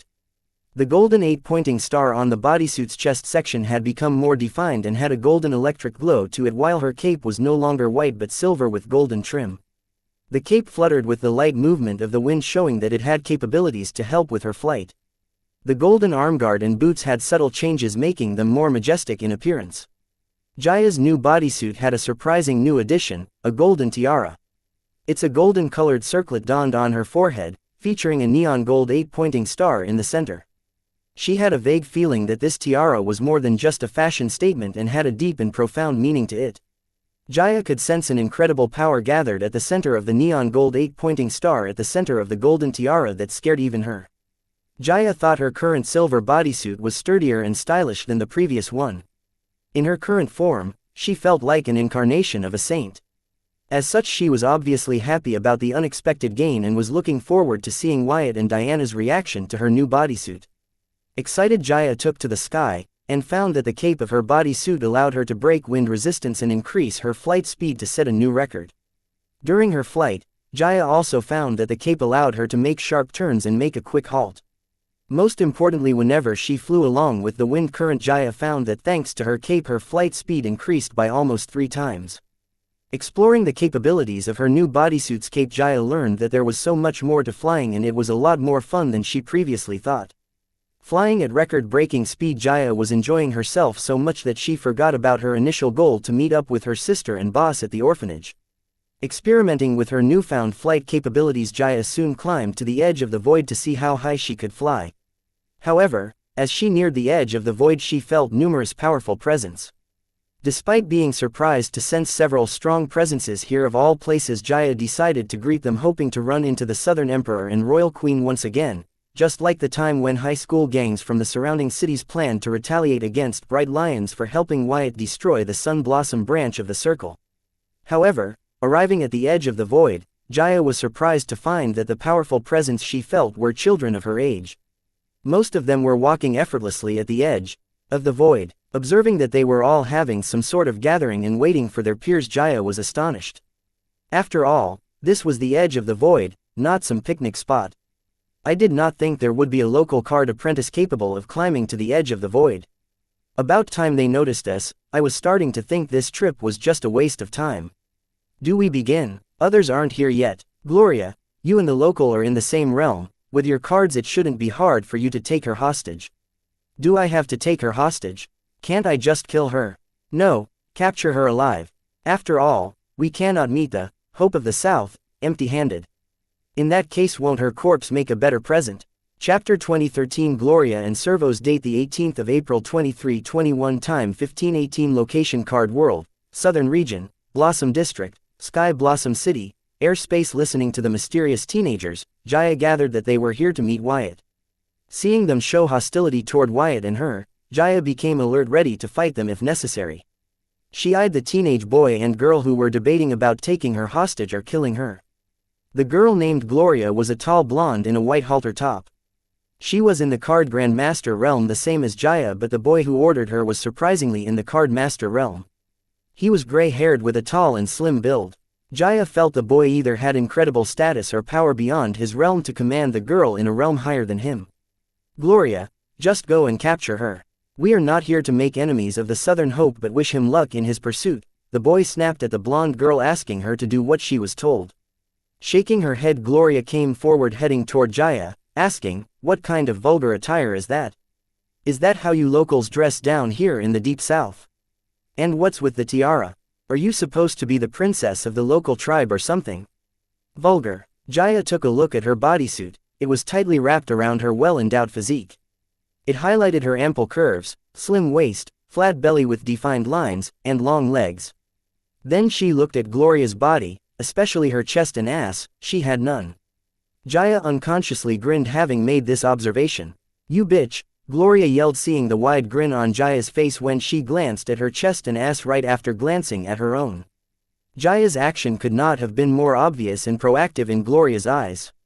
Shadow Fang, Gloria summoned a dragger with a pitch-black blade, gray hilt, and red handle as she dashed at Jaya in rage. However, as she neared Jaya, she suddenly retreated, jumping back while performing a double flip to dodge a crimson energy slash that was aimed at her. Then, she frantically scanned her surroundings, yelling, "Who dares to attack me?" The crowd of noisy teenagers who were cheering for Gloria suddenly turned silent, seeing the crimson energy slash that appeared out of nowhere. Soon, all their gazes moved and converged on a group of fellow peers dressed in the Southern Watch armor. Seeing them, their expression turned dignified. Seeing the Southern Watch armor, even Gloria turned silent and intently glanced at the girl leading the group. But receiving a signal from the boy who ordered her to capture Jaya, she raged at the girl leading the group of teenagers dressed in Southern Watch armor. "Arya, what is the meaning of this? I should be the one asking you that," Arya asked Gloria, emitting an overbearing aura. Gloria glared at Arya, but seeing the intimidating Southern Watch armor Arya was donning, Gloria chose to swallow her words and remain quiet. Seeing this, the boy ordering Gloria shook his and spoke up, "Captain Art, are you here on official Southern Watch duty?" Following the voice, Arya looked at the boy. Learning his identity, her brows frowned, and she reluctantly replied, "No, young Master Servos. We are off duty right now." Listening to Arya's reply, the silent crowd sighed in relief and once again grew rowdy, while Servos and Gloria had a knowing smile. Gloria, who was hesitant earlier, stepped toward Arya and asked, "Captain Art, mind explaining why you attacked me? I showed no sign of aggression toward you." "You know why I attacked you," Arya responded with disdain and ordered one of her subordinates, "Escort the civilian out of here and back to the city." "Yes, Captain," as a soldier prepared to escort Jaya back to the city safely. Two teenagers blocked his path and young Master Servos said, "I am afraid that is not possible, Captain Art." "Young Master Servos, what is that supposed to mean? I can overlook your unlawful gathering over the airspace of a third-rate city, but I cannot overlook you intentionally harming an innocent citizen." This was why Arya was hesitant about revealing that they were off duty. The teenagers gathered here were all from prominent families and had little regard for authority, especially for the off-duty Southern Watch squad. "Captain Art, you are going to do just that, unless you want to go against me," Servos said as a baleful aura emitted from his body covering the Arya and her squad. "Shit, what kind of mess did I get myself into?" Jaya thought, glancing at Servos, who despite being a mere card master dared to threaten Captain Art, a peak card lord. Not to mention, her squad of teenage soldiers seemed to have the minimum realm of card lord. Witnessing this, Jaya wondered what gave Servos the confidence to go against them together. However, observing how the rowdy crowd was cheering for Servos, Jaya felt he was not bluffing and might be the real deal, especially considering that even a captain of the Southern Watch addressed him respectfully despite their disagreement. Noticing that the atmosphere was getting heated, Jaya suddenly spoke up, "Captain Art, no need for an escort, I can head back to the city myself." Having said that, Jaya prepared to rush to the city and report what she saw and heard to her sister and Wyatt. However, before she could retreat, the teenagers surrounded her, blocking all the exits. Thinking she would have to fight her way out of her, Jaya balled her fist, ready to knock a few teeth out. "Where do you think you are going? I am not done with you yet, you cow," Gloria said grudgingly. She seemed to have taken serious offense to Jaya's action previously and planned to make Jaya suffer. Seeing Gloria and other kids corner Jaya, Arya stared at Servos and warned, "Young Master Servos, you are strong, but Wyatt defeated a devil. Please, think twice before you poke the hornet's nest." Having read the Southern royal family's dossier on Wyatt while serving as his bodyguard, Arya was aware of Jaya's identity as Wyatt's subordinate.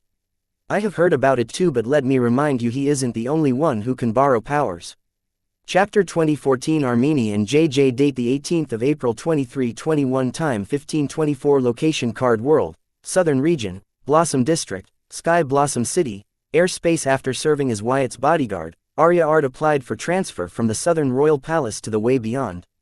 She was done serving the willful people and guests in the Royal Palace and would rather risk her life on the battlefield. Her experience with Wyatt was very disappointing, and it was the turning point in her career. Still today Arya wasn't clear on why she was assigned as Wyatt's bodyguard, as he outclassed her in every way. Sometimes, she pondered whether Lorenzo intended to use her as a honey trap for Wyatt. However, looking at her underdeveloped curves, she shook her head and reluctantly concluded she was a spy planted by Wyatt's side to earn his trust and report his every move to the royal family. She was hesitant to conclude this because if she was assigned by Wyatt's side to do so, then she failed her mission. This did not sit right with her. In the Southern Watch, it was said it's easier to transfer to the Way Beyond, but Arya found it false in her case. She applied for a transfer 5 times and was rejected all 5 times. During her 5th application, Anne came in person to deny Arya's transfer request. But seeing Arya was death set on transferring from the Royal Palace base, Anne transferred her to the Southern capital garrison. The Southern royal family was never shy of sending their cubs to the Way Beyond, especially the ones with potential, but ever since they learned about the 3 mischiefs and the matron targeting them, they have made protecting their talents a priority over nurturing their talents. This was why, regardless of how many times Arya applied to transfer to the Way Beyond, she was denied and finally moved to the Southern capital garrison, where she would have to patrol the city streets and help citizens and tourists. Though it was a routine job, it was better than facing the mood swings and whims of the royal family and their guests. So, Arya was enjoying a slow life in the Southern Watch's Southern capital garrison until this late morning, when Wyatt's speech and miraculous use of silver milk powder were aired on the Grimoire network. It was supposed to be an ad for silver milk powder that the royal family plans to distribute in the market this month. However, the fame that came with it made Wyatt a source of envy and jealousy, especially among the wealthy kids of the Southern region. Not that he wasn't already a source of envy for these kids with all his achievements. This time it was different. Wyatt's speech, "You are the hope of the South," stuck with them. The poor orphans who were uncertain about their future outside of the orphanage could not afford hope, let alone become someone else's hope, so they were not moved by Wyatt's speech. However, it was different for the rich kids. Wyatt's speech ignited an untold passion in them all, especially seeing how Wyatt was being revered by the general populace. So why were they targeting Wyatt? What better way to show their friends and family that they can be the Southern Hope than defeating the existing Southern Hope? After all, the card world, despite its magical advancement, at its core still was the world where the strong ruled and were respected while the weak followed and worshipped the strong. Arya and her squad were supposed to be on the night shift, but as a child from a prominent family and carrying the royal unparalleled bloodline, Arya was an integral part of many social groups, where she picked up the chatter that the high school gangs from the Southern capital were gathering other high school gangs from other prominent cities at the Sky Blossom City, planning to dethrone the current hope of the Southern region. At first, Arya scoffed at the idea of these rich kids thinking that they could dethrone Wyatt, but then, fearing the consequences of these kids being killed by Wyatt, she reported the matter to Anne, her immediate superior, and called her squad. Then, they rushed to the Sky Blossom City using the city's teleportation array. Arya planned to disperse the gathering crowd using her identity as the captain in Southern Watch, but noticing that Servos was leading the gangs, she was no longer confident that she could stop them from making the stupidest mistake of their life that could cost their life. "Servos, I see you still like to bully the weak. I wonder what your parents did to you for you to grow up like this." A voice sounded from all directions. Listening to it, the rowdy crowd of teenagers surrounding Jaya immediately became alert of their immediate surroundings. Servos's smug face instantly turned ugly listening to this voice, and he responded grudgingly, "Armini, one of these days I will capture you and torture you to my fill. Then gift you to my pet as a toy to satisfy its urges." "Servos, when you make statements like that, I can't help but wonder if you were sexually abused by your father for you to cultivate such a deviant fetish. After all, your father's notorious reputation precedes him," Armini remarked. His physical body was nowhere in sight, however his voice was audible to everyone and sounded from all directions, making it harder to pinpoint his location. "You son of bitch, I dare you to come out of hiding and say that to my face." Servo's lost it listening to Armini bring up his father and his notorious reputation. He frantically scanned the edge of the void but he could not find any clue as to where Armini was hiding. Ha ha ha, I dare you to find me if you can, Armini laughed aloud in satisfaction. Listening to the conversation between Armini and Servos, Arya frowned her brows and requested aloud, Sir Armini, please do not provoke the crowd any more. If possible please help me disperse them. Sorry, Captain Arya, I cannot be of any help to you today. I also want to see what Southern Hope is capable of. Armini rejected Arya's request. Haha, it seems I wasn't alone to think as such. A loud immature voice sounded as a group of about 200 teenagers appeared behind the crowd of teenagers surrounding Jaya. This caused the tension in the air to soar by several notches. JJ, not you too. Didn't Her Highness Southern Emperor warn you not to mess with Wyatt? Besides, shouldn't you be the most aware of what Wyatt is capable of? Arya frowned looking at her younger cousin who appeared by her side. She wondered if he dared to show himself here because Anna was in closed-door training. Don't worry cousin, I have created a new card just for this occasion. Today, I will show the world who is better, me or Wyatt. I am sick of constantly being compared to him, JJ uttered under his breath just for his cousin to listen. He was hailed as a genius in the royal palace but ever since the appearance of Wyatt, his nightmare began. Today, he will put an end to that nightmare or die trying. JJ, Grandma is here to guard him. So, if you provoke him she will watch you get killed by him but not save you even if you have the royal bloodline, Arya whispered to her cousin, warning him.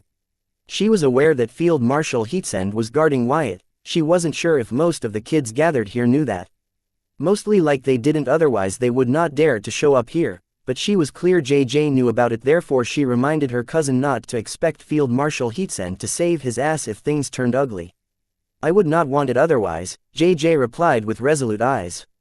It seems we are late to the party. Pretty soon other gangs began to appear in the edge of the void. Some seemed to be harmonious with Servos's group while others joined JJ but most stayed independent.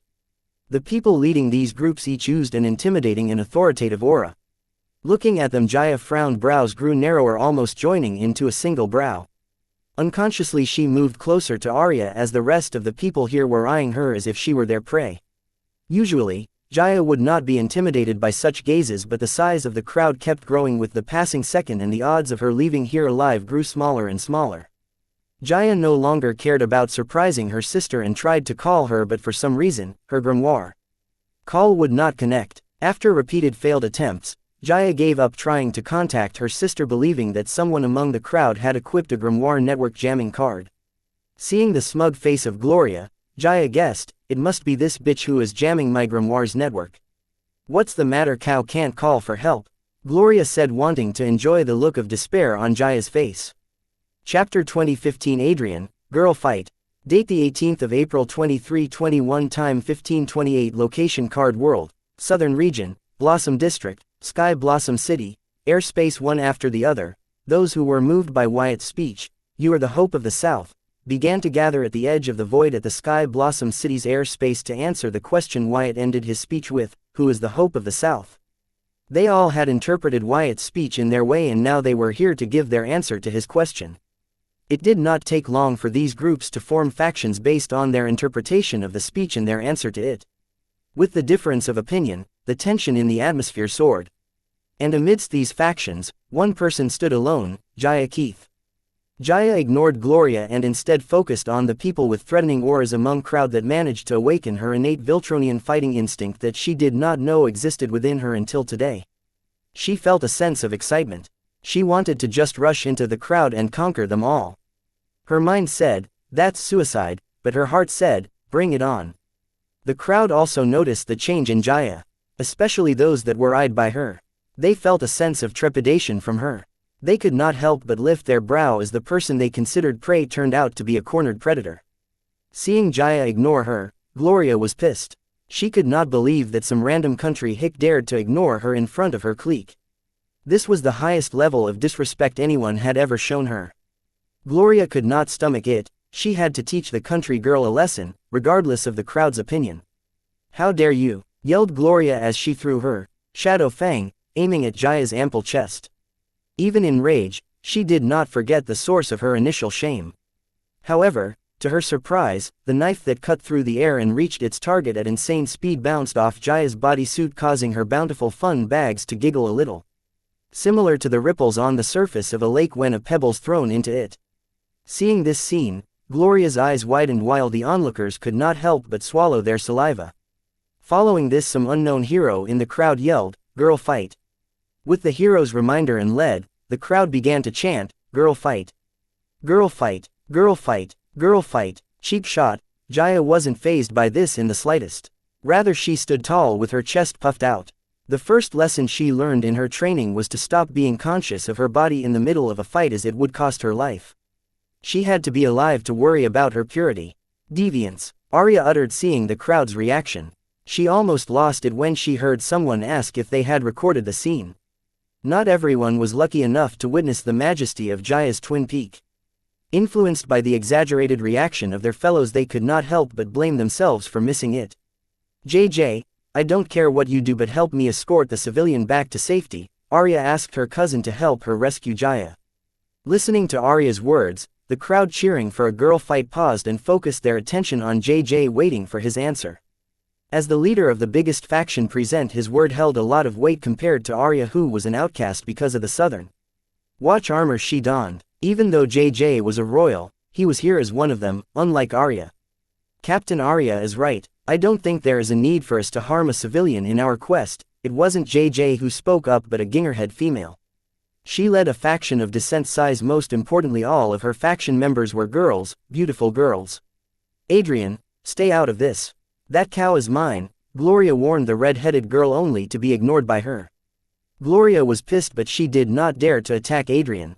Adrian walked toward Jaya, planning to take her under her faction protection, but Servos walked out of the crowd and blocked her path, saying, "You heard her, stay out of this." Adrian was not afraid of Servos, but noticing that his faction was almost 3 times hers, she hesitated, worrying for the safety of her followers. But as the leader of her faction, she chose to stick to their creed, otherwise there would be no point for them to gather under a common belief. Therefore, she fearlessly locked eyes with Corvos and warned, "Step aside, or I will make you." Listening to their leader, Adrian's followers prepared for a full-on battle. Meanwhile, Corvos stared into her eyes, and with a creepy smile he said, "Oh, I would like to see how you will make me." Seeing that the crowd was about to rip themselves apart even before they gave Wyatt a chance, Arya shook her head and nudged JJ to speak. "Please like, share, and follow the Cultivation Audiobooks channel to motivate me to create more videos. Thank you," up and put an end to it. Forced by his cousin, JJ had no choice but to speak. "Please like, share, and follow the Cultivation Audiobooks channel to motivate me to create more videos. Thank you up." Ahem. JJ cleared his throat aloud and immediately became the center of everyone's attention. With everyone's attention on him, he said, "Servos, chill." Then turning to look at Adrian, he said, "You too, Ms. Adrian." "I am not stepping back until I make sure the civilian is safe," Adrian declared, to which Servos announced, "I would like you to try." "Shut the fuck up, you too," JJ suddenly snapped at Adrian and Servos, only to instantly become the target of their rage. Ignoring their stares, JJ announced, "The crowd has spoken, girl fight." With his words, the crowd, regardless of their faction, cheered, chanting, "Girl fight. Girl fight. Girl fight. Girl fight. Standard street rules applied, now fight," JJ announced, staring at Gloria and Jaya. Listening to him, the crowd moved, forming a ring with Gloria and Jaya in the center. It was because JJ was such a prodigal royal, he had such a die-hard following among his age group despite his age. Arya was shocked by her cousin's action. Forgetting their surroundings, she instinctively twisted his ear, asking, "Have you gone insane?" However, it was too late. The ring was set, the players were ready, and the crowd was beyond control. Just then, a scarlet butterfly monster appeared in the makeshift ring created by the crowd from nowhere. No one seemed to notice its presence until it landed on Jaya's shoulder. Jaya did not attack the butterfly monster. Instead, she smiled ear to ear and looked at it endearingly. Chapter 2016 The Hidden Conspiracy. Date the 18th of April 2321. Time 15:30. Location Card World, Southern Region, Blossom District, Sky Blossom City, Air Space. "Don't worry boss, I can handle these fleas," Jaya uttered as her eyes glanced over the crowd and finally landed on Gloria. As the scarlet butterfly monster landed on Jaya's shoulder, she felt an unknown power influence her blood, and she saw vivid images of Wyatt asking her if she was alright on her own or needed his help. Knowing that Wyatt could morph his appearance to his will, Xianxia immediately deduced that the butterfly was none other than her dear boss. So she assured him that she got it covered. Letting Xianxia know she wasn't alone, Wyatt left her side and hovered over to his ex-bodyguard's side. The kids in the crowd who tried to kill the scarlet butterfly monster momentarily had hallucinations, and before they knew it, the butterfly monster had moved from Xianxia's shoulder to Arya's shoulder. This caused many to become suspicious of the butterfly monster, but seeing Arya arguing with the butterfly, they felt it was her pet or summons and chose to ignore it as long as she did not plan to use it to disrupt the girl fight. Seeing the butterfly monster head her way, Arya wanted to squat it away, but soon she saw vivid images of Wyatt in her mind saying, "It's me. Just pretend as if I am your summons. Get off me, I do not want to be part of your schemes." Arya immediately rejected Wyatt in a hushed voice. Having served as Wyatt's bodyguard, Arya was painfully aware of how deep his schemes ran, and she did not want to be part of them. The only reason Arya rushed over here was to try and stop the turmoil that would follow when all of the kids present were brutally massacred by Wyatt. "You have no choice in this matter, Captain Arya," Wyatt imposed on Arya, using the hallucination ability of the scarlet butterfly monster to communicate with her. "No." Arya was about to argue and shove Wyatt off her shoulder, but after receiving a mental order from Field Marshal, "Captain Arya, assist Dalton Wyatt." She became docile, resolving to her fate. "Fine." JJ frowned, looking at the scarlet butterfly monster on his cousin's shoulder. He knew Arya had no such pet or summons, so he did not misunderstand like the rest of the crowd. Earlier, just when he showed intent to kill it, his body froze as his mind experienced hallucinations. It seemed to have a passive ability to put anyone with ill intent toward it under hallucinations. JJ found this monster's ability fascinating, especially considering that the passive ability was strong enough to put him under hallucinations. He had not read or heard of such a butterfly monster with such ability. This caused him to grow curious about it. As a card creationist hailed as a genius, JJ was aware of all the monsters in the card world, and this butterfly monster wasn't among them. He felt it was not from the card world or belonged to a new dungeon that had yet to be listed. Lost in curiosity about the butterfly monster itself, he forgot the important question: if the butterfly monster did not belong to his cousin, then whom did it belong to? Sitting on Arya's shoulder, Wyatt glanced over the crowd. His Hive AI and Super Brain card worked in sync to scan and identify each individual in the crowd. Among the crowd, Wyatt did not find anyone to be implanted with hypnotic suggestion, which was both a sign of relief and foreboding for Wyatt. He could not help but worry about what Handsome Fox was planning. Though Wyatt did not find any hypnotized puppets of Handsome Fox in the crowd, he found other variables such as people affiliated to Circle and Yin Yang Harmony sect. The two guys leading the people from the Circle and Yin Yang Harmony sect were both incarnations of the Supreme Leader. Wyatt had thought that his small ploy using the Array Master Ji Feng from the Yin Yang Harmony sect to sow discord among the Circle and Yin Yang Harmony sect would stop the unification of the Yin Yang Harmony sect into the Circle, but it hastened the process. From the look of things, when things did not go according to his plan, the Supreme Leader had resorted to extreme means so that his incarnation could take over the Yin Yang Harmony sect. Finding the Supreme Leader's cronies in the crowd wasn't surprising to Wyatt. He even believed that these people might be the ones who instigated the crowd to make this display. Wyatt felt that matrons brainwashed and blackmailed slaves also helped them in this matter. However, it was not as easy to spot matrons Pa clan in the crowd as it was to find the Supreme Leader's incarnations in the Circle. After the incident in the southern capital, both the matron and Supreme Leader must be clear about Wyatt's strength. Yet, why would they resort to instigating these kids? What would they stand to gain from this? Their plan could not be more obvious and simpler. It was to get Wyatt to kill these kids, just like how his subordinates massacred all the gangs that threatened to invade the Sky Blossom City and slaughter the Bright Lion gang. All the kids present here came from rich and prestigious families.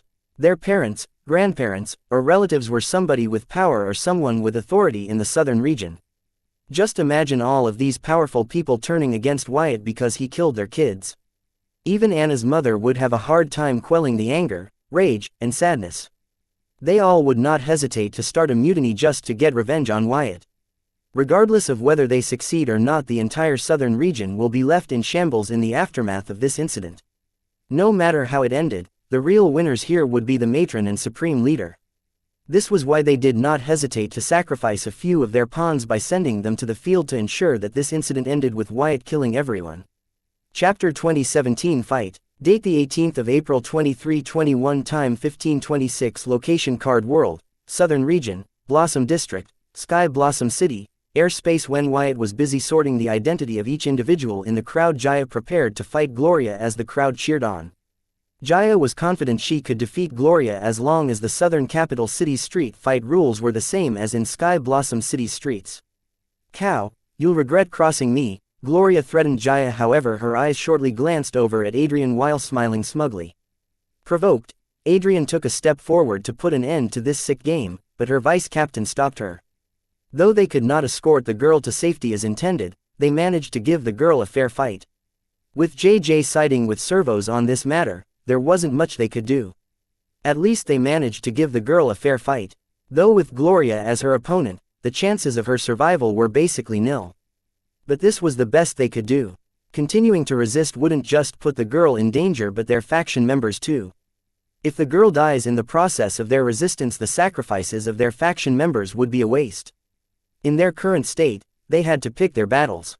If the girl manages to survive Gloria, they will have enough basis to speak. Please like, share, and follow the Cultivation Audiobooks channel to motivate me to create more videos. Thank you for her. Seeing Adrian's reaction, Gloria's mood instantly improved and her smug smile morphed into a wide grin.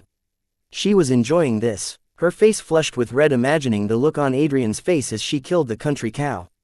After all, there was no way the country hick could hold a candle against her. Tightening her grip around the handle of Shadow Fang, Gloria swiftly closed the distance between herself and Jaya. Seeing Gloria rush toward her, Jaya grinned in her mind, knowing that Gloria was underestimating her and it would cost her a life. Gathering all her strength in her fists with a determined look in her eyes, Jaya waited for the perfect moment. When Gloria appeared before Jaya with her arm poised to strike, in that fraction of a second, Jaya brandished her fist, striking at the center of Gloria's chest with all her might, summoning her highest attack speed. Boom! Jaya's fist instantly pierced through Gloria's chest and the force from the impact spread through Gloria's body, causing it to balloon up and burst, showering Jaya with blood and gore. The shockwaves from Jaya's punch caused the surrounding wind to rile up, forming a small-scale tornado that reached the onlookers, causing them to instinctively close their eyes and take a defensive stance. A sinister grin formed on Jaya's face, covered in blood and gore, but before she could celebrate her victory, she realized that she could not smell blood from the blood that showered on her as Gloria's body burst. Having raided dungeons and fought in her share of life and dead battles, Jaya's superhuman senses were aware of how blood smelled, and the blood and gore covering her did not have that smell. Learning this, Jaya instantly grew alert and suddenly felt her cape flutter even though there was no wind in the air. Before Jaya could deduce what it signified, it was too late. A cold blade pierced her back, breaking the defense of her bodysuit and her superhuman Viltronian defense that was near invulnerable to attack of the same realm and below.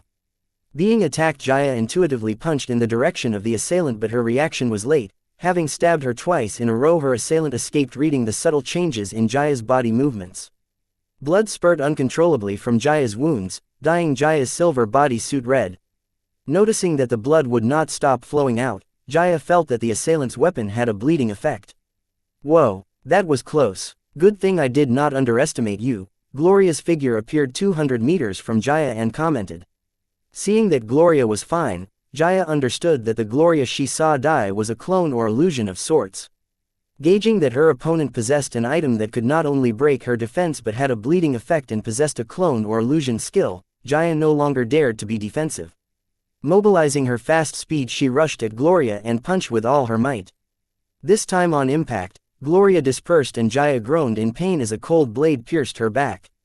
Jaya tried to attack in the direction from where the attack came, but once again Gloria was long gone, having read the subtle cues of Jaya's body movements. "Fuck!" Jaya screamed at the top of her lungs in frustration. However, in her mind, she noted that every time Gloria attacked, her cape would flutter in the direction the attack came from by reading even the small changes in the air, warning her of Gloria's attack. Realizing this, maintaining an irritated and annoyed appearance on the outside, Jaya calmed her mind and stood in one place waiting for Gloria to make her next move.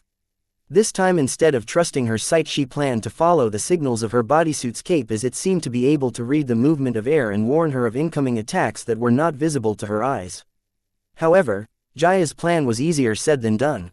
She has been relying on her five senses from birth, yet it took her lots of training to use them in real combat. so for her to adapt the warning signals of her cape to her combat style would not be easy, considering that she would have to read the movement of her cape to deduce the direction of the incoming attack. Just as Xianxia was dwelling on how to use her cape's warning signals to her advantage, her cape warned her of an incoming attack. Being warned, instead of trying to defend or confront Gloria, Xianxia retreated to safety, as she still had to figure out how to deduce the movements of her cape to read the direction of the incoming attacks. Chapter 2018 Kaleidoscope Field Card Date the 18th of April 2321 Time 1535 Location Card World, Southern Region, Blossom District, Sky Blossom City, Air Space. Did you see that punch? See it, I felt it. The turbulent wind current from the shock wave of her punch scratched my skin. How can a little girl pack such a devastating punch? If it had landed on real Gloria, she would be dead for sure. SSSH. Watch what you say unless you want to be next. Whoa, the country chick is not easy. You are recording this, right? Not only am I recording it, I am live streaming it for our friends back home. Unfortunately, I could not record the elasticity of the country chick's chest. The crowd was in awe of the strength displayed by Xianxia. They felt that in terms of sheer strength, Gloria was no match for Xianxia. But not many dared to say it out loud, fearing Gloria, servos, and their followers. Gloria frowned upon seeing Xianxia retreat and narrowly escape her attack in the nick of time. She doubted if Xianxia saw through her illusion, but soon she rejected that thought, believing if Xianxia had seen through her illusion she would have attacked her instead of retreating. She wondered if Xianxia had cards related to or similar to Danger Sense. To confirm her suspicions, Gloria attacked Xianxia again while concealing her presence with her illusion skill card. This time, too, Xianxia remained unresponsive until the very moment she neared, ready to attack. As Gloria made her move, Xianxia instantly retreated to safety, escaping the impact. Seeing this, Gloria confirmed her speculations and also learned that Xianxia's danger sensibility was advanced, as it didn't just alert Xianxia of incoming attack but also vaguely informed her of the direction of attack, otherwise Xianxia would not be able to retreat to safety. Gloria contemplated the odds of encountering an enemy with advanced danger sensibility to counter her illusion skill card, especially in an unknown third-rate city. Shaking her head, she blamed her bad luck and thought, now this is going to be troublesome. A-rank field card, Kaleidoscope Array Formation, Gloria chanted, summoning array formation with Xianxia in the center. Soon multiple mirror clones of Gloria began to appear in mandalic patterns. With every second this mandalic pattern would change into a new pattern, changing the location of Gloria's mirror clones. Though these mirror clones had zero attack power, this array formation didn't just allow Gloria to create multiple mirror clones of herself but also allowed her to move between these mirror clones instantly. This way Gloria can have the numerous mirror clones attack Xianxia simultaneously, and she would keep switching places with the mirror clones so that Xianxia's advanced danger sense would go haywire trying to guess which direction the attack was coming from. When Xianxia's danger sense was muddled, she would land the finishing blow. This was the combo move Gloria had thought of to deal with a card apprentice with advanced danger sensibility. As expected of a second-generation rich card apprentice, she did not spare any expenses to fill the hole in her card deck. Having set her combo move, Gloria deployed her attack.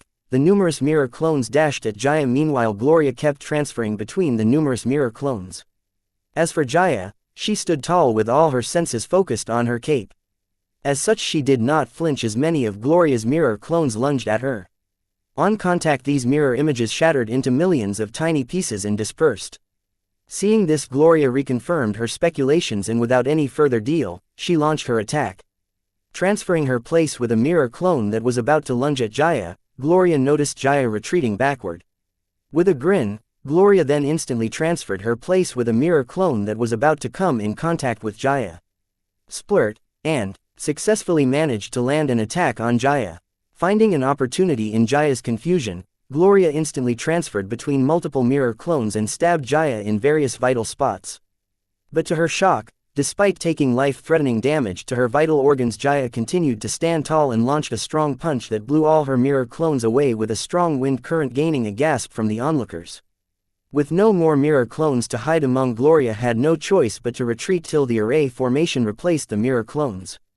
Xianxia's condition had gotten worse. The blood level in her body was low.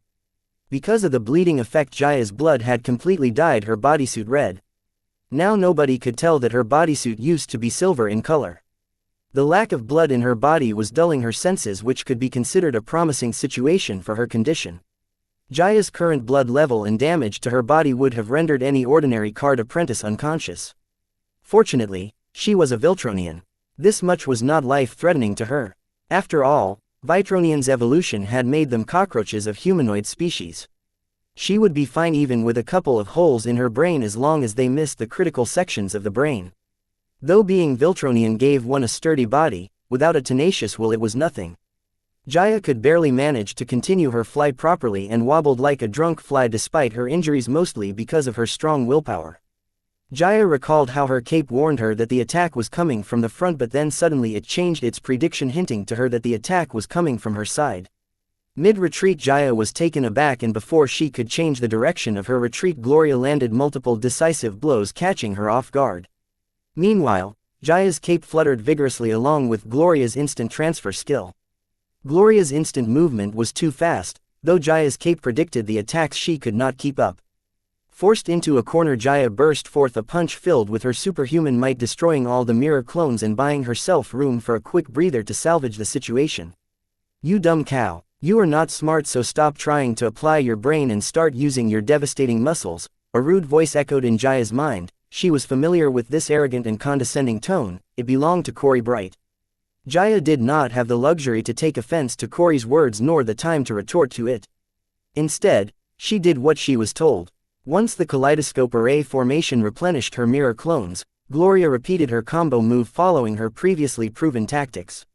However, this time when she landed her first stab on Jaya's left upper arm, her shadow fang remained stuck in between Jaya's muscles. No matter how much force she applied to her pull, Gloria could not retrieve her jammed shadow fang knife. Being held up, Gloria could not transfer to a mirror clone.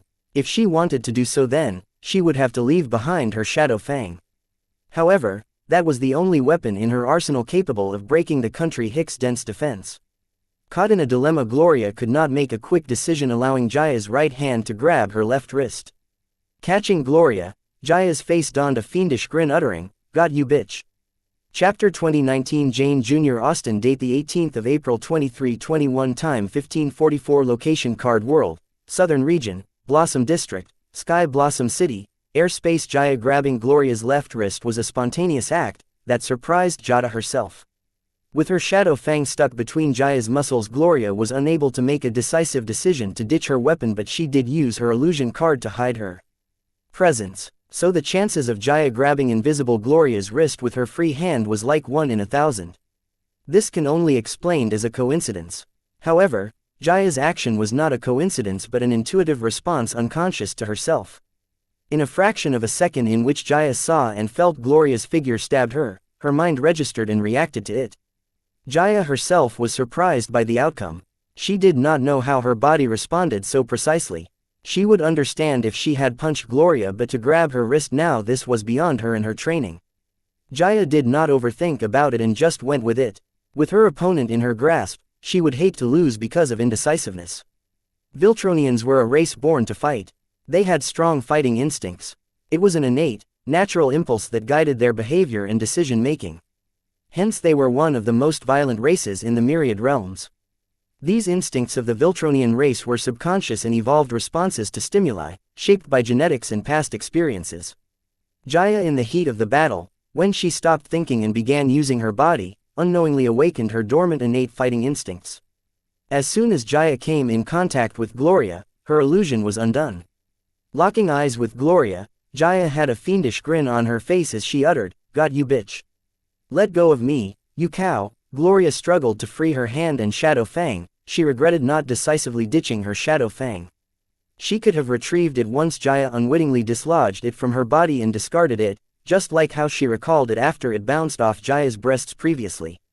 Though shadow fang was the only weapon in her arsenal that could deal with Jaya's dense defense, it was not a throwing knife, so it did not manage to penetrate Jaya's defense when thrown at her. Instead, it bounced off her. Seeing Gloria struggle to free herself, Jaya's grin grew wider. Then, she ruthlessly utilized her superhuman strength to tighten her grip on Gloria's left wrist and crush it. Jaya was decisive and unforgiving in her actions. "Ah!" Getting her left wrist crushed, Gloria screamed at the top of her lungs in pain. This was the first cry of pain since the battle started. Gloria had stabbed Jaya numerous times, targeting her vital points, but not one scream or cry escaped from Jaya's mouth except for occasional grunts and groans. Only when Gloria cried in pain did the onlookers notice this. Even now Gloria's shadow fang was lodged in Jaya's upper left arm. In her struggle to free it, Gloria twisted it, but Jaya never screamed in pain but endured. This small detail gave birth to a newfound respect for Jaya in the eyes of onlookers. Many did not believe they would be capable of enduring pain as Jaya did. As Gloria's scream echoed on the edge of the void, two separate commotions unfolded in the crowd. One was caused by the abrupt appearance of Cory in front of the crowd out of thin air, and the other was caused by Servos and his followers. While a part of the crowd tried to confirm Cory's identity, Servos and his followers prepared to help Gloria. However, before they could rush to her rescue, one guy blocked all their paths, Jane Jr. Austin aka JJ. His presence alone was enough to cause Servos and his followers to think twice before taking a step forward. However, JJ was not alone. Adrian stood beside him, exerting an intimidating aura, targeting Servos and his followers as she announced, "Standard street rules, no one is allowed to interpret a street fight, especially a girl fight." Though Adrian hated this filthy logic, she wasn't above using it to her advantage. Servos was about to retort to Adrian and force his way to rescue Gloria, but was interrupted by JJ's words backing Adrian, "You heard her. Everyone is equal on the streets. I don't care, move." Servos yelled in urgency. Listening to the commotion that had unfolded in the crowd behind her, Jaya, who wanted to enjoy Gloria's cries and wailing a little more decisively, decided to end it, saying, "It was fun while it lasted." With a knife lodged deep in her left arm and right arm grabbing Gloria's left wrist, Jaya found that she did not have enough limbs to land the finishing blow, so she raised her head high and bashed it into Gloria's face. The impact broke Gloria's nose, loosed Gloria's molars, dislocated Gloria's jaw, and dyed Jaya's tiara with Gloria's blood. Gloria's brain was too disoriented from the blow, so she had yet to feel the pain. Finding that the force in her headbutt was not strong enough, Gloria slowly elevated her height with her Viltronian flight, and then gathering all her might in her head, she prepared for a second round of headbutt. However, as she thought to bash Gloria's face with her head, summoning all her might, and bright golden energy beam shot out from the neon gold 8-pointing star in the center of her tiara and vaporized Gloria's entire head and everything in its path. Holy shit! The onlookers whom the energy beam grazed by screamed in panic as they all not only witnessed but almost experienced the terror of the energy beam. Gloria's dead. The country chick killed Gloria. With Gloria's death, the crowd no longer had the time to bother with Cory's identity. They all exclaimed the obvious in astonishment as they witnessed blood-covered Jaya finally let go of the wrist in her grasp, causing the headless corpse of Gloria to fall to the ground below. However, she did not forget to collect Gloria's golden grimoire. With Gloria's death, the shadow fang jammed in Jaya's arm was recalled into its card. As a result, Jaya's wounds were now free of their bleeding effect and began to close at a speed visible to the naked eye. With Viltronian's super recovery and stamina working hand in hand, Jaya glanced over the crowd and challenged, "Which one of you bitches is next?" Chapter 2020 Unprovoked. Date the 18th of April 2321. Time 1550. Location Card World, Southern Region, Blossom District, Sky Blossom City. Airspace. Gloria's death came as a shock to the crowd, not because they had not seen a card apprentice kill another, but because they did not think Jaya would be the last one standing of the two. The reaction of the crowd to Gloria's death was not out of numbness to cruelty but a realistic reaction fitting the card world. They all have raided dungeons and killed monsters and rivals alike. They understood if you want to kill someone you have to be prepared to be killed. Besides, they were all legal adults and were responsible for their choices. Listening to Jaya openly challenge them all, the crowd admired and hated her guts. However, no one came forward to accept her challenge. Jaya had already proven her strength by defeating Gloria, so most of them were not her opponent. Besides, she was gravely injured, and also since the battle was being streamed, they all understood that they would stand to gain nothing from defeating Jaya in her current condition and would likely gain an ill reputation of bullying. Not to forget, if they lost to Jaya in her current condition, then they would not be able to show their face anywhere. However, this was only true for a part of the crowd but not for the Servos and his faction. Seeing Jaya kill Gloria with her deadly energy beam, Servos was too shocked to react. His followers clamored and roared, but none dared to cross the line, with JJ and Adrian defending it. Servos blankly stared at Jaya, who killed Gloria, and then glanced at JJ and Adrian, blocking his way to Jaya. Before leaving to collect Gloria's free-falling corpse, Listening to Xianxia openly challenge them all, the crowd admired and hated her guts. However, no one came forward to accept her challenge. Xianxia had already proven her strength by defeating Gloria, so most of them were not her opponent. Besides, she was gravely injured, and also since the battle was being streamed, they all understood that they would stand to gain nothing from defeating Xianxia in her current condition and would likely gain an ill reputation of bullying. Not to forget, if they lost to Xianxia in her current condition, then they would not be able to show their face anywhere. However, this was only true for a part of the crowd but not for the Servos in his faction. Seeing Xianxia kill Gloria with her deadly energy beam, Servos was too shocked to react. His followers clamored and roared, but none dared to cross the line, with JJ and Adrian defending it. Servos blankly stared at Xianxia, who killed Gloria, and then glanced at JJ and Adrian, blocking his way to Xianxia before leaving to collect Gloria's free-falling corpse. After retrieving Gloria's corpse, Servos stared at Xianxia grimly and grudgingly replied to her challenge, "I am next." "No, you are not," Adrian immediately protested. "Why not? You heard her, she has issued an open challenge to everyone present here." "I have every right to be her next opponent," Servos responded while glaring at Adrian.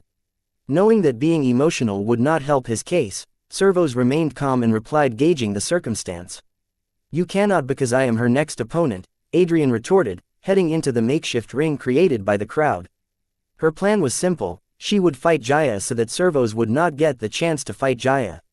If it's her, she would render Xianxia unconscious, unlike Servos, who planned to kill Xianxia even before she killed Gloria.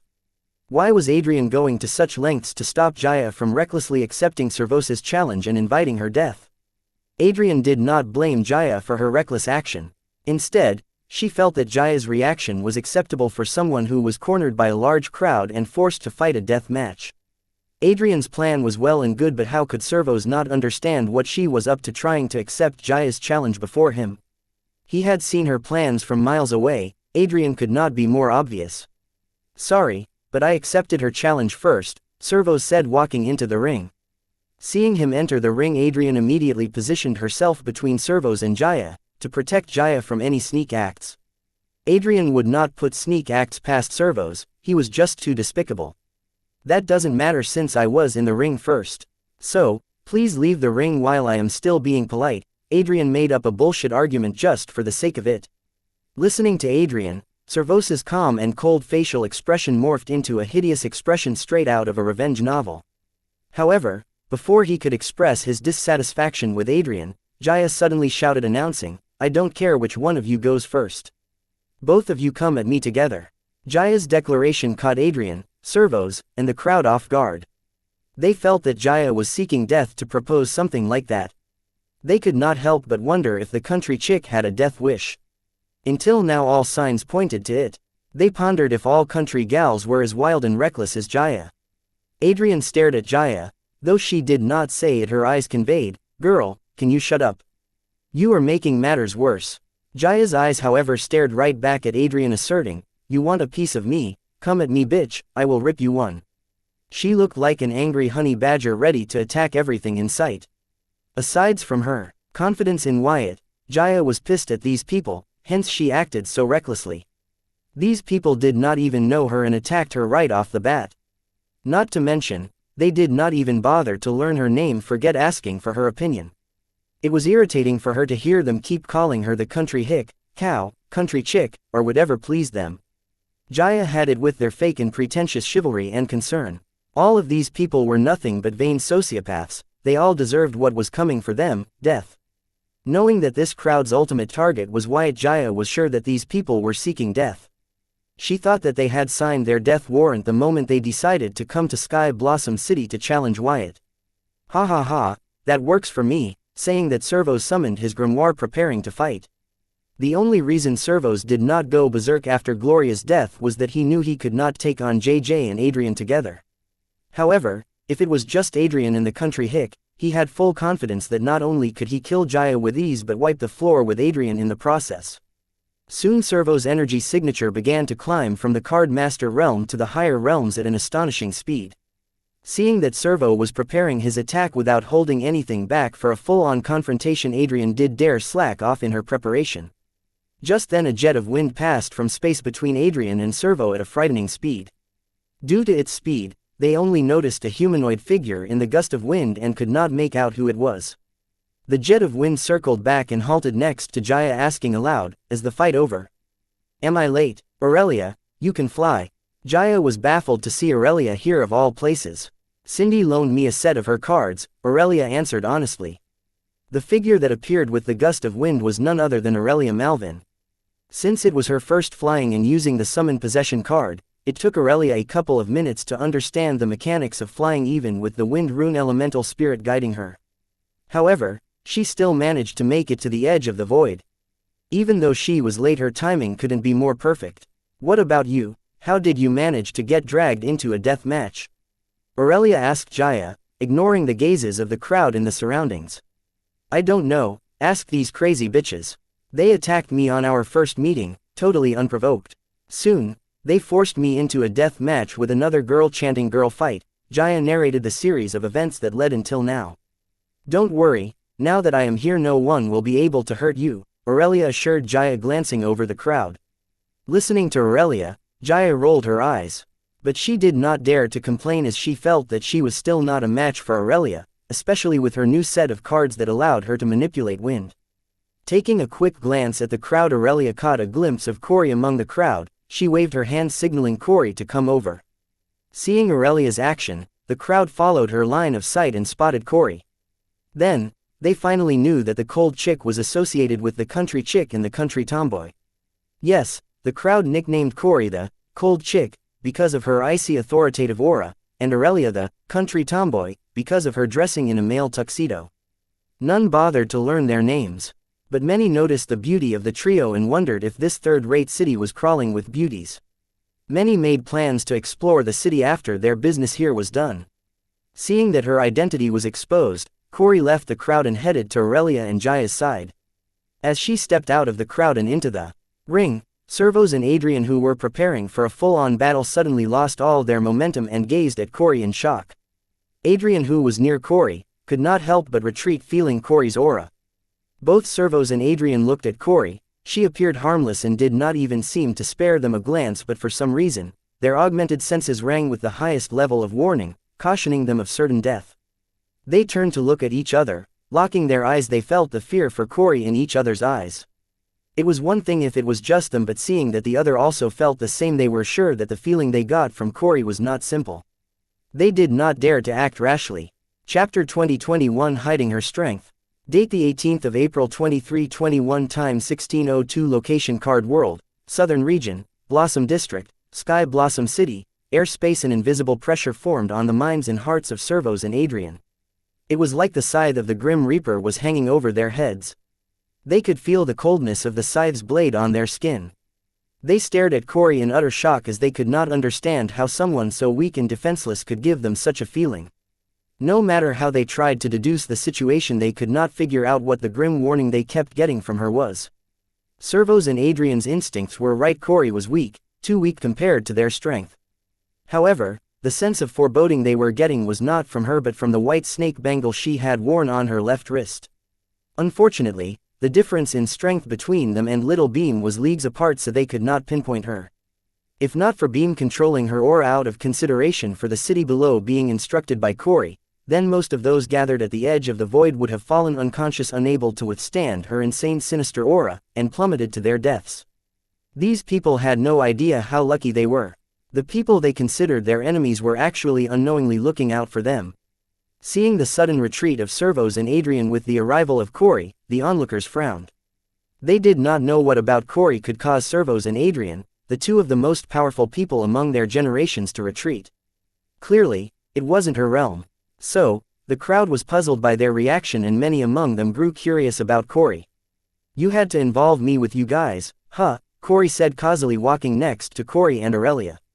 "What do you mean involve? You are our gang leader," Aurelia responded with a cunning smile. Knowing Corey was weak to flattery, unlike their boss. In name, the Bright Trio were the leaders of the Bright Lions, but in strength, Corey was the gang leader of the Bright Lions. "You have grown stronger," Corey said, being reminded by Park. She liked to pretend to be smart in front of the gang members using Park's knowledge. Sometimes she did not even bother to change words and would just narrate what Park said word for word.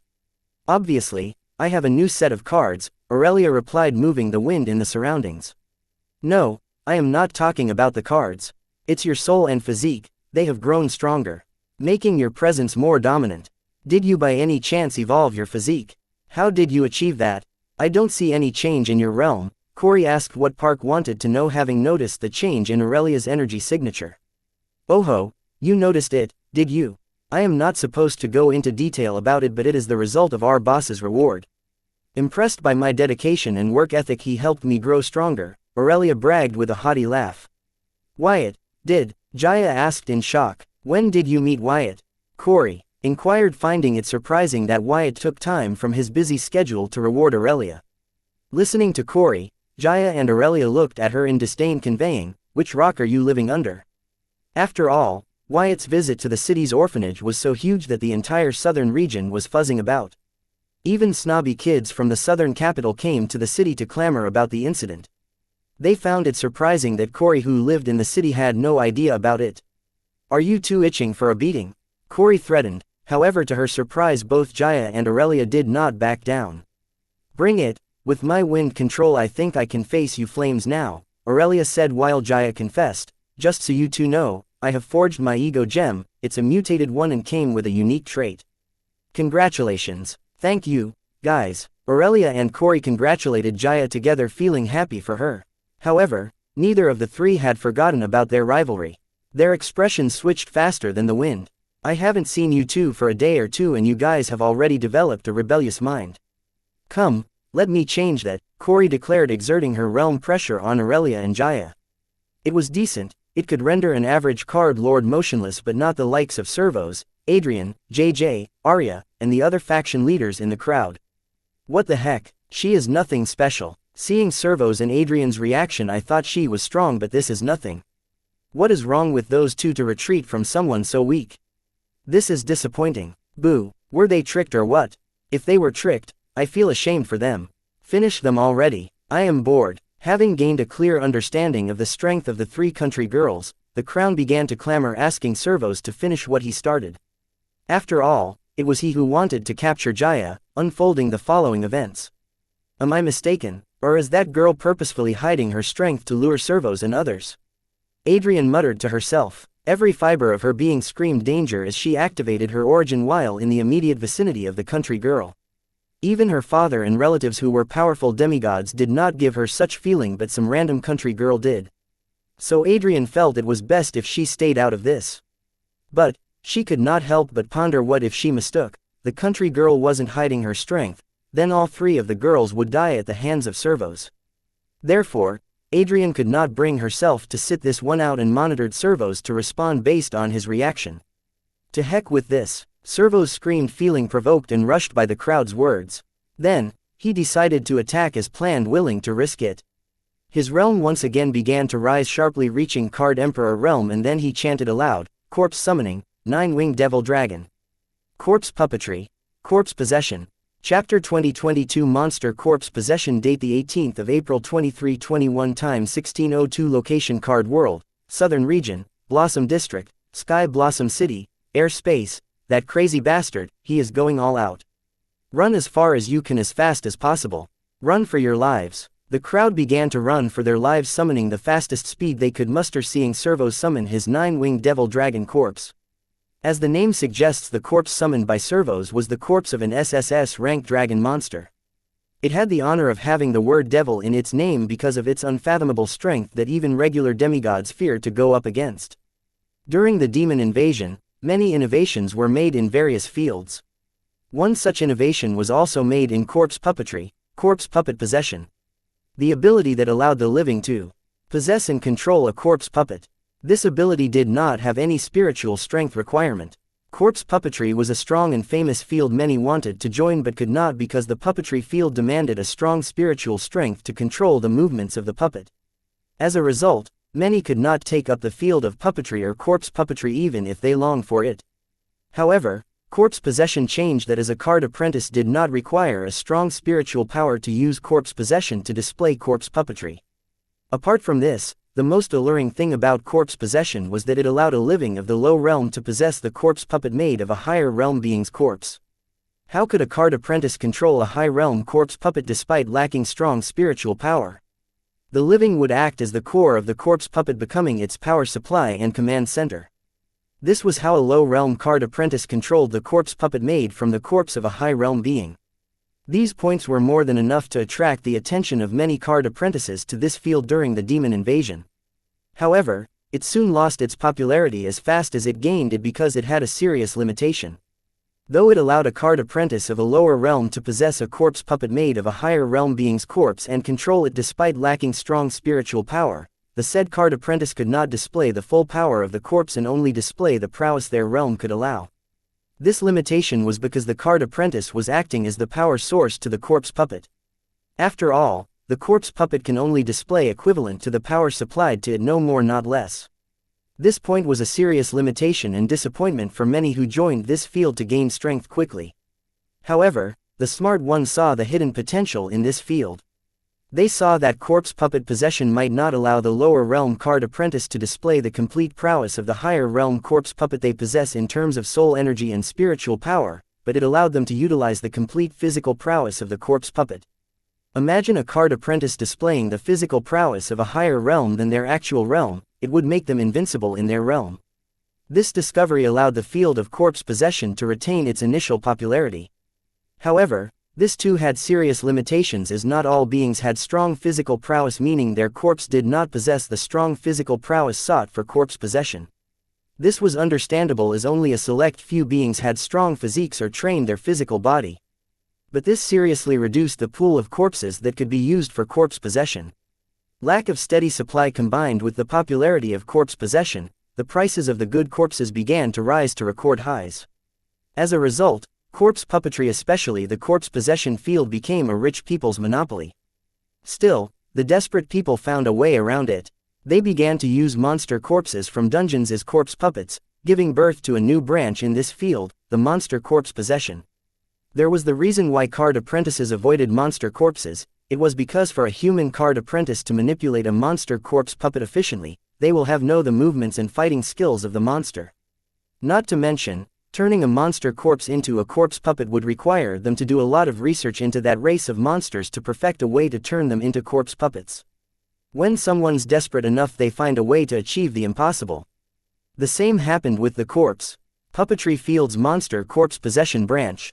The poor card apprentice came together and shared the information and their experience in refining different monsters into corpse puppets and using them.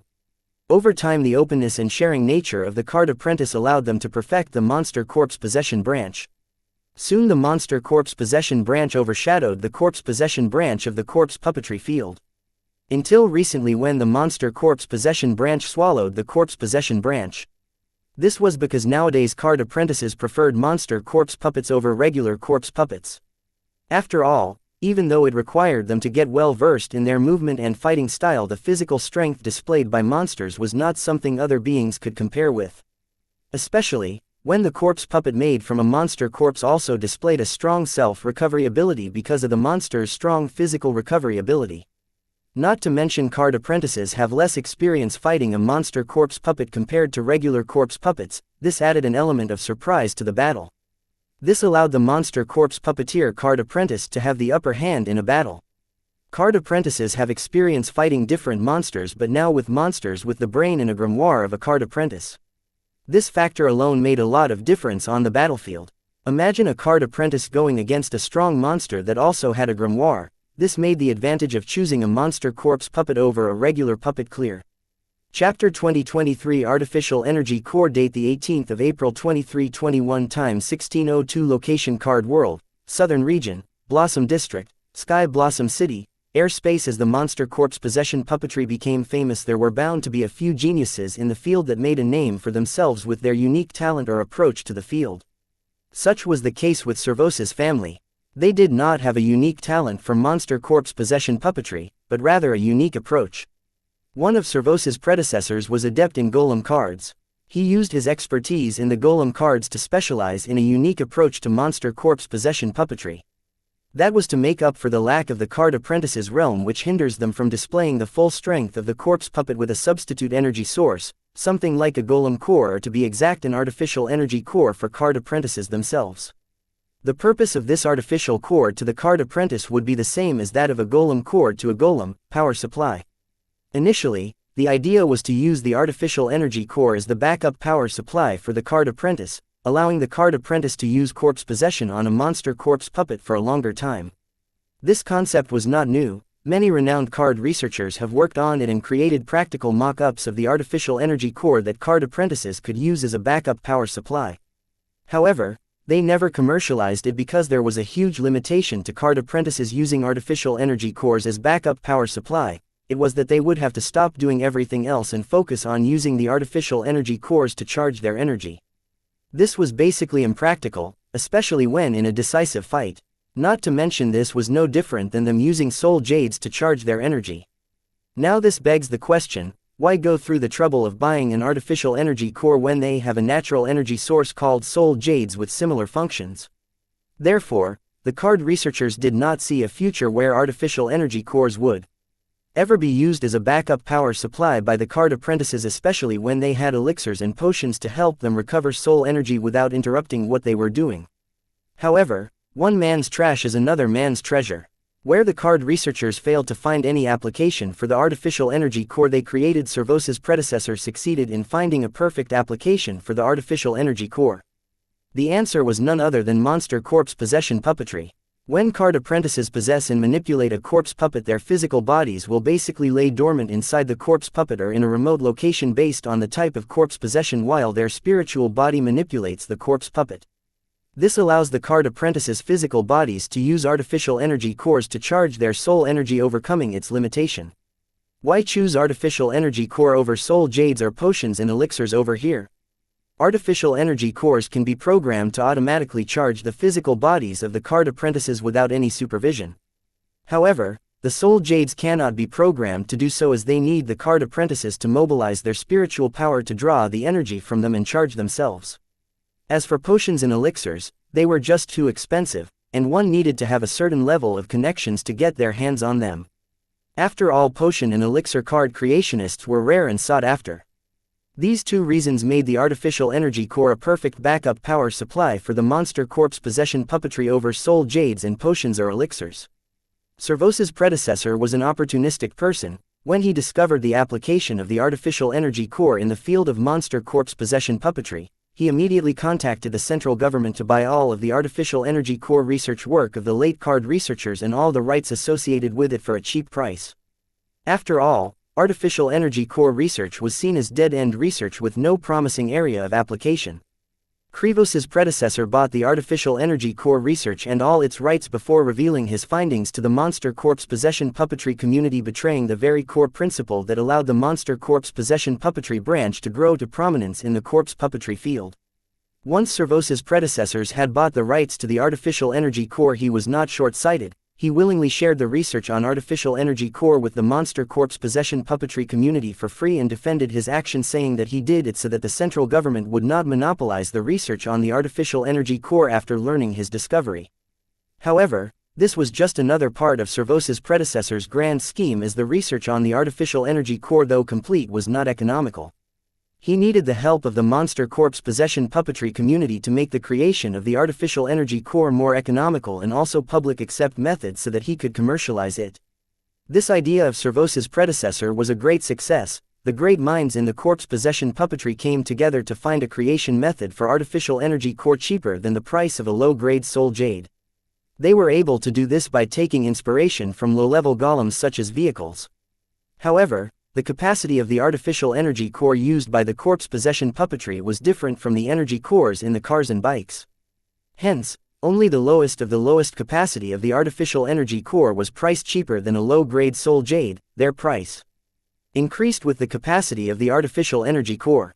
Now that the monster corpse possession puppetry community had helped Corvos's predecessor find an economical way to create an artificial energy core and publicize the use of artificial energy core in the monster corpse possession puppetry community, he was prepared to show his true colors by monopolizing production and sales of the artificial energy cores that can be used as an auxiliary power supply by Card Apprentice.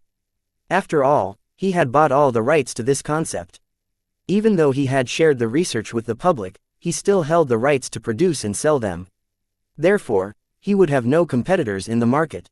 However, Before Servos's predecessor prepared to do so, a genius monster corpse possession puppetry card apprentice had found a new kind of artificial energy core that would allow the card apprentices to not just recover their lost energy but help them temporarily rise their realm to a higher realm, causing an uproar not just in the monster corpse possession puppetry branch but in the entire world. However, soon the whole world lost interest in this new variation of artificial energy core because it had a similar limitation as the old artificial energy core. The card apprentice would have to stop everything else they are doing to use this artificial energy core and temporarily raise their realm. What was the point of temporarily raising their realm if they could not use it in a fight or for another purpose? It was not surprising that the card apprentices lost interest in it. However, this invention was a huge breakthrough for the monster corpse possession puppetry community. After all, this limitation of the old or variant artificial energy core did not affect them, as their physical body would be dormant when they possessed the corpse puppet. This allowed them to use the variant artificial energy core to temporarily raise their realm during fights.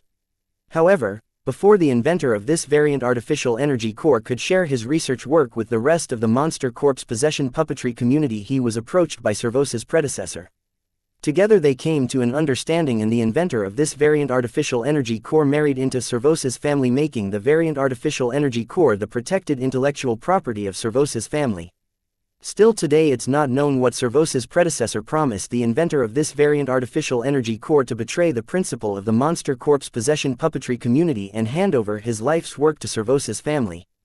Many in the monster corpse possession puppetry community speculated that Servos's predecessor offered him shares in the production and sales of the artificial energy core with the young inventor in exchange for this invention. Greed and power would explain why the young inventor betrayed the monster corpse possession puppetry community and joined Servos's family in their treachery to the monster corpse possession puppetry community. This act of Servos's predecessor destroyed their family's reputation for generations to come. Its reputation was ruined to the point that it could not be salvaged by their descendants even today. However, that treachery allowed Servos's family to lay a firm foothold in the southern capital as one of the top families in the southern region and also become a part of the world leaders. This came at the cost of stomping the progress of the monster corpse possession puppetry community. Chapter 2024 Origin Card. MySpace. Date the 18th of April 2321. Time 1602. Location Card World, Southern Region, Blossom District, Sky Blossom City. Airspace. The variant artificial energy core monopolized by Servos's family was the reason why Servos was able to raise his realm from the Card Master realm to the Card Emperor realm. This was known to everyone in the crowd gathered at the edge of the void of Sky Blossom City's airspace. However, what they did not know was how could a Card Master carry a variant artificial energy core that held the capacity to rise his realm to the Card Emperor realm. After all, Krivos's grimoire was a golden grimoire, meaning it could only equip cards of A rank at max, but a variant artificial energy core with the capacity to raise one's realm to Card Emperor realm should be at least an SS rank card. Regardless of how one tried to explain how Krivos could use an SS rank variant artificial energy core despite the limits of his golden grimoire, no one could come up with a half-decent answer. This question haunted the crowd and their family elders back home. After all, who would not want to know the secret to overcome the limits of a grimoire? Even though many were desperate for the answer, none dared to resort to desperate means, fearing the family behind Servos. After all, they weren't just one of the top families in the southern region but also one of the world leaders. No one was desperate enough to make an enemy of them over what could be a simple trick that was only fit for Servos. After all, only Servos was capable of this in his family, and no one else in his family could replicate his combo. And they were right to think so. The reason why Servos was able to care for an SS rank variant artificial energy core that would help him temporarily rise his realm from Card Master to Card Emperor realm was because of his origin card, MySpace. Card name, MySpace. Card type, origin card. Card rank, unique grade. Card rate, card durability, card effect. The user gains a personal subspace of 250,000 feet 3. The subspace coordinate is locked to the user, allowing them to access it anywhere anytime. The user can directly access things stored in the subspace. Restriction. No living being can enter the subspace. The user can only store things that belong to them inside the subspace. Note. The space inside the subspace will increase with the realm of the user. The time flow inside the subspace will be the same as the time flow influencing the user. Servos's origin card was the reason why only he and his family was able to use an SS rank variant artificial energy core, overcoming the limitation of his realm and golden grimoire. This unique feat allowed him to become one of the heir candidates to be trained by his family, ultimately becoming the source of his arrogance. The reason Servos's private subspace was able to help him use an SS rank variant artificial energy core was because of Servos's ingenious idea to recruit a decent array master in his family to help him create an SS rank variant artificial energy core as a physical item instead of a tradition item card using an array formation. By doing this, Servos could store the SS rank variant artificial energy core in his subspace and access it from within his subspaces to help him recover his soul energy or temporarily raise his realm. Can other card apprentices not do the same with storage cards? No, because the storage card would not allow them to directly access the SS rank variant artificial energy core items stored in them to help them recover their soul energy or temporarily raise their realm like Servos subspace can. They would have to summon the item out of the storage card to use it, which was not practical in a fight. Though Servos's subspace had many restrictions, it was unique this way. Servos's subspace not only helped him store and use an SS rank variant artificial energy core, but it also allowed him to store the refined corpse of an SSS rank 9-winged devil dragon. This was how he could fake summon the SSS rank 9-winged devil dragon. Fake summon. Servos only retrieved the SSS rank 9-winged devil dragon from his subspace, but he acted like he summoned to confuse the masses. He did not want to reveal his origin card to the onlookers. This was also the main reason why the people had misunderstood that Servos able to overcome the limitations of a golden grade grimoire. Not to mention it would keep his opponents guessing, making him an enigma in their eyes. Usually, monster corpse possession puppetry works on by a card apprentice possessing a monster corpse puppet, but Servos could not do so in the case of the SSS rank 9-winged devil dragon, as beyond the limitation of what his grimoire can equip. So, Servos had the elders of his family procure an intact corpse of an SSS rank 9-winged devil dragon and refine it using array formation so that it would not rot. This way Servos could store the SSS rank 9-winged devil dragon in his subspace and retrieve it when he needs it. No matter how incredible the corpse possession skill card was, an A-rank corpse possession skill card would not allow a card master to possess an SSS rank monster corpse. However, Servos found a way around it by using the SS rank variant artificial energy core to temporarily raise his rank to the card Emperor realm such that he could use an A-rank corpse possession card to temporarily possess the corpse of an SSS rank 9-winged devil dragon. By this means Servos was able to rise to the rank of most promising youths of the present generation. He was an example that one did not need to be talented to achieve greatness. His unique approach to use his origin card to its maximum allowed him to enjoy the same treat as that of a genius. Chapter 2025 Trait.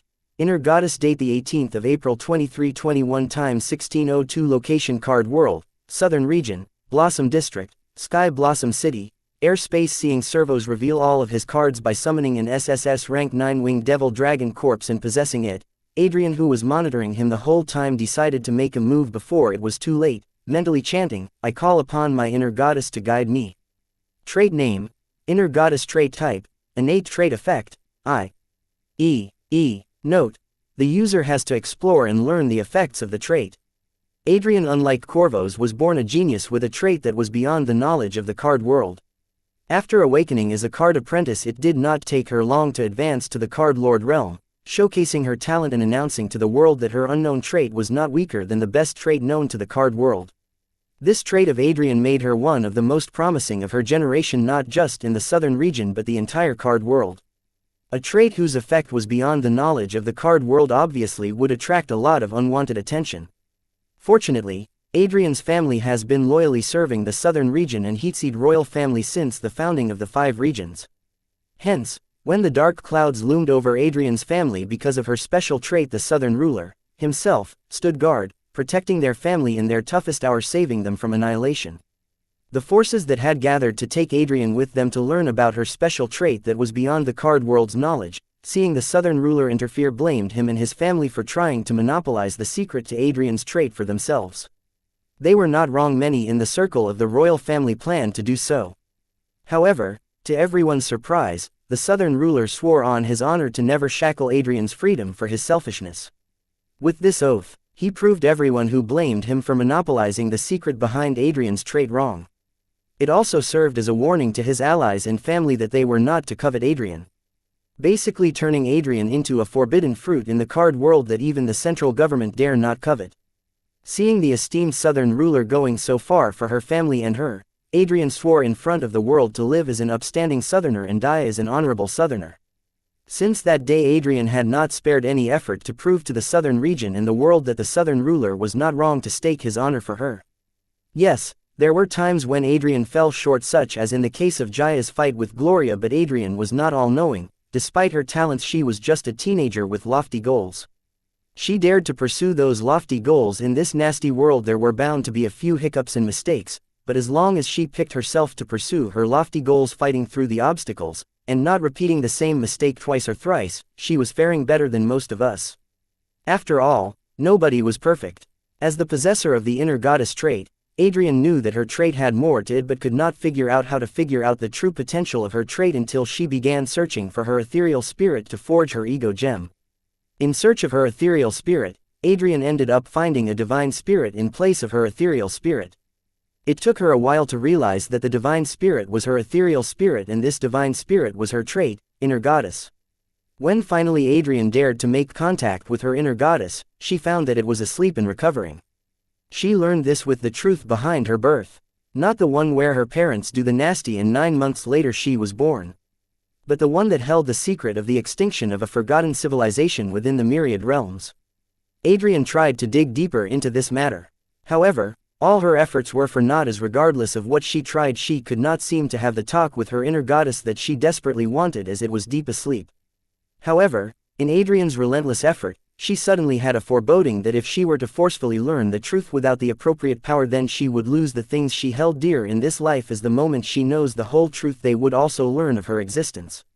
Having witnessed that her family almost faced total destruction because of her trait, Adrian took this foreboding very seriously and as a sign of warning from her inner goddess.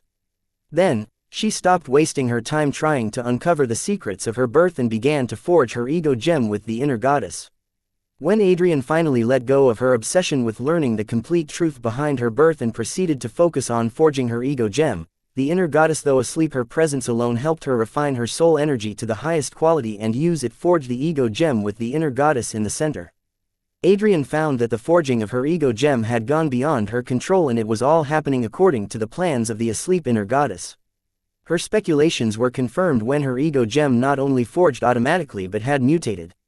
Yes, Adrian's inner goddess had helped her forge her ego gem and also mutated it into something more special and powerful than a regular ego gem.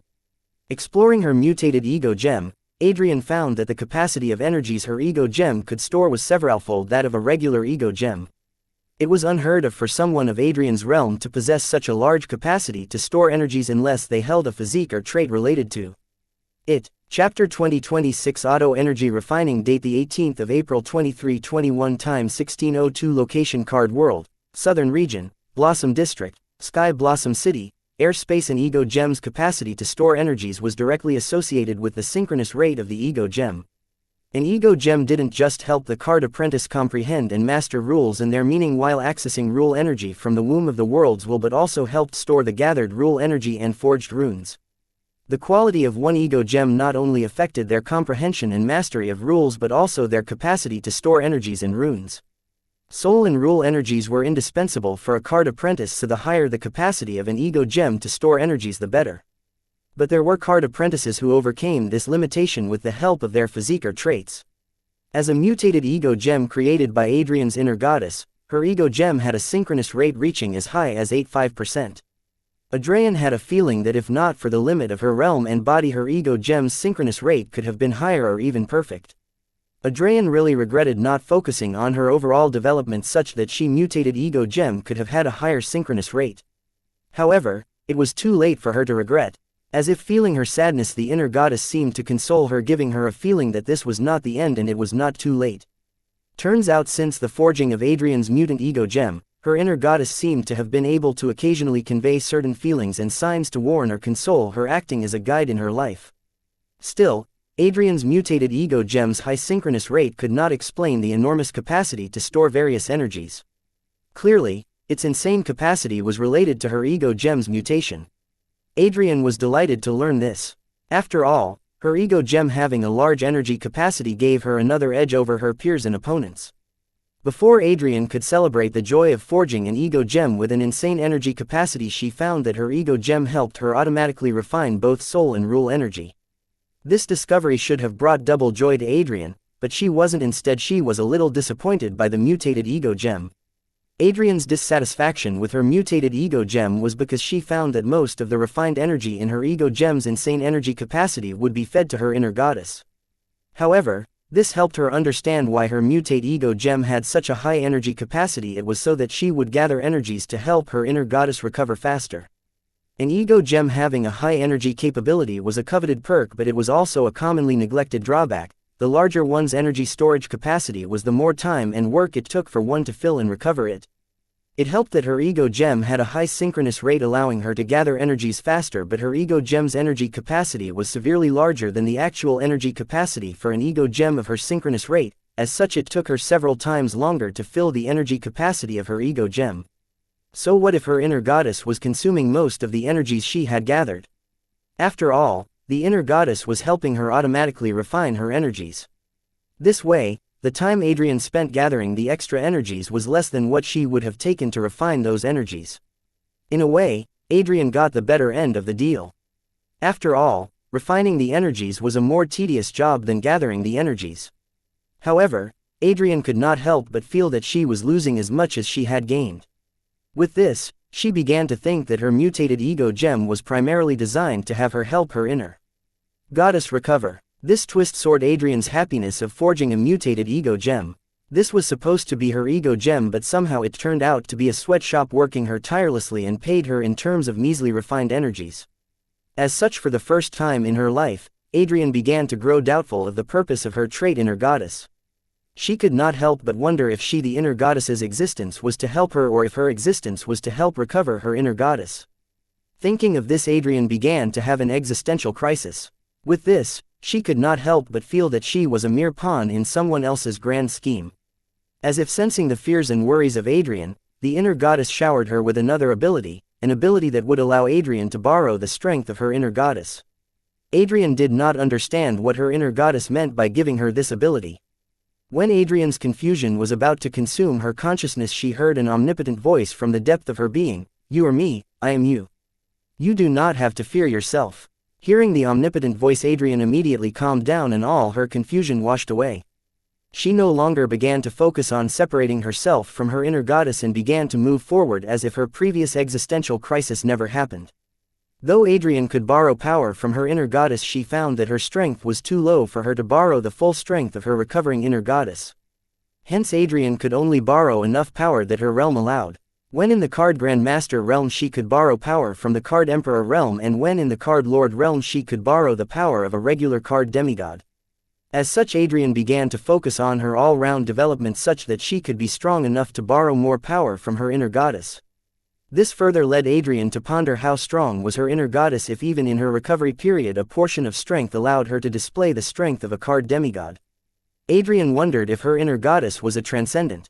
Chapter 2027 Sacrificial Summoning. Date the 18th of April 2321. Time 1602. Location Card World, Southern Region, Blossom District, Sky Blossom City, Airspace. It was just Adrian's guess that her inner goddess might be a transcendent being, as she had never heard about the ruler class beings in the demigod devil realm. They were a lot stronger than the demigods Adrian knew. After all, they were the beings closest to achieving the transcendent realm. Her ignorance had Adrian think as such, but there was no evidence to say that her inner goddess was a transcendent or wasn't one. Besides, it was too soon to conclude either. But it did not hurt Adrian to indulge in such thoughts as who among us doesn't like to consider ourselves the exception or the special one, especially in our teenage years. Regardless of the origin of Adrian's inner goddess, thanks to her trait and mutated ego gem, Adrian was able to stand out as the youth with the most potential in the present generation, not just in the southern region but all 5 regions. After all, not every card lord could summon the strength of a demigod. Even though the strength summoned by Adrian was temporary and not as strong as an actual demigod, it was still an incredible feat that only a handful could pull off. Just her being able to achieve this feat showed the limitless potential within her. "This is the worst possible outcome," JJ uttered. He did not think that a girl fight would end up like this. He looked at the towering nine-winged devil dragon corpse possessed by servos and the divine glow emitted by Adrian as the crowd in the surroundings rushed to safety, not wanting to get caught in the clash of two titans and become a casualty. JJ then turned to look at his cousin and asked, "Aren't you awfully quiet? Isn't it about time you pressed me to stop the two of them from wreaking havoc or to save those three country girls?" Arya rolled her eyes at her cousin, not wanting to make any sort of comment with Wyatt sitting on her shoulder. However, she internally yelled at him, "You fool, how can you be this blind? Your death is right beside you and you are still thinking about unrelated stuff. Take this opportunity to run away before the Grim Reaper on my shoulder decides it is time for him to harvest souls." Arya possessed the purest unparalleled bloodline after Anna, however, her strength was being held back by the presence of a second bloodline, the Art family bloodline. Still, she was someone with limitless potential. However, when compared to Adrian and servos who possessed the strength equivalent to a rookie demigod, she did not make it to the youth with the most potential in the present generation of the southern region, let alone the 5 regions. According to Clown Mosk's future vision, Arya would gain popularity during the war between the southern region and northern region, which was set in play by Matron from the shadows. However, before that, she would remain a no-name royal descendant who was 136th in the line of succession for the southern throne. Every descendant with an unparalleled bloodline was in the line of succession for the southern throne regardless of which family they belonged to. However, just in case, God forbid, if there were ever a time they were required to ascend to the southern throne, then they will have to give up on their family name and inherit the Heatsen family name. These weren't the southern region's royalties' customs but the same in the other 3 royal families. Both Arya and JJ were part of these royal descendants.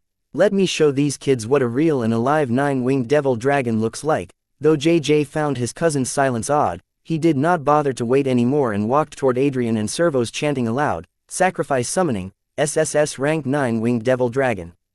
Card name, sacrifice summoning card type, summoning card active card rank, A rank, rare grade card rate, 9 stars card durability, 89 100ths card effect. The user can summon a random creature of strength equivalent to the sacrifice they offered to the world's will for an hour. The duration of the summon can be increased by making appropriate sacrifices to the world's will. The user can summon specific creatures by making appropriate sacrifices to the world's will. The value of the sacrifice will be determined by the world's will. Note: the summon will be able to follow the basic instructions of the user. The summon will risk its life to protect the user during the summon period. Learning of Wyatt's feat to defeat a devil by borrowing the power of a devil, JJ, who never dared to venture into the dark arts, finally gave into the temptation. JJ was fully aware of the consequence of dabbling in the dark arts but believed that if a country hick like Wyatt could practice it without losing his sanity, then he too could do it. Having decided to explore the dark arts, JJ did not have to go out of his way to find dark arts and related knowledge. The Southern Royal Palace's library's forbidden section was filled with all the knowledge his predecessor had collected on dark arts. JJ knew his way around the palace, so it wasn't much of an obstacle for him to access the books on dark arts stored in the forbidden section of the library. Accessing the dark arts books in the royal library, to JJ's dismay he found that most of these books were mainly on the various sacrificial demon devil summoning rituals used by the demon devil worshippers to make offerings to the demon devil they worshipped to gain otherworldly powers from them or to summon demon devil to card world.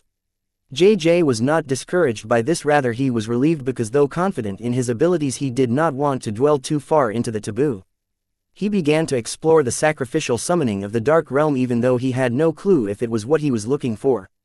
Chapter 2028 Your search is over. Date the 18th of April 2321 Time 1604 Location Card World, Southern Region, Blossom District, Sky Blossom City. Airspace. Dwelling in the dark arts of sacrificial summoning that the demons devils taught to their worshippers, JJ began to see a pattern in numerous sacrificial summoning methods. He saw that these sacrificial summoning methods allowed the summoner to open a portal connecting their location in card world with the location of demon devil they were calling on in the dark realm by paying a offering similar to toll fee to the card world's will and dark realm's will.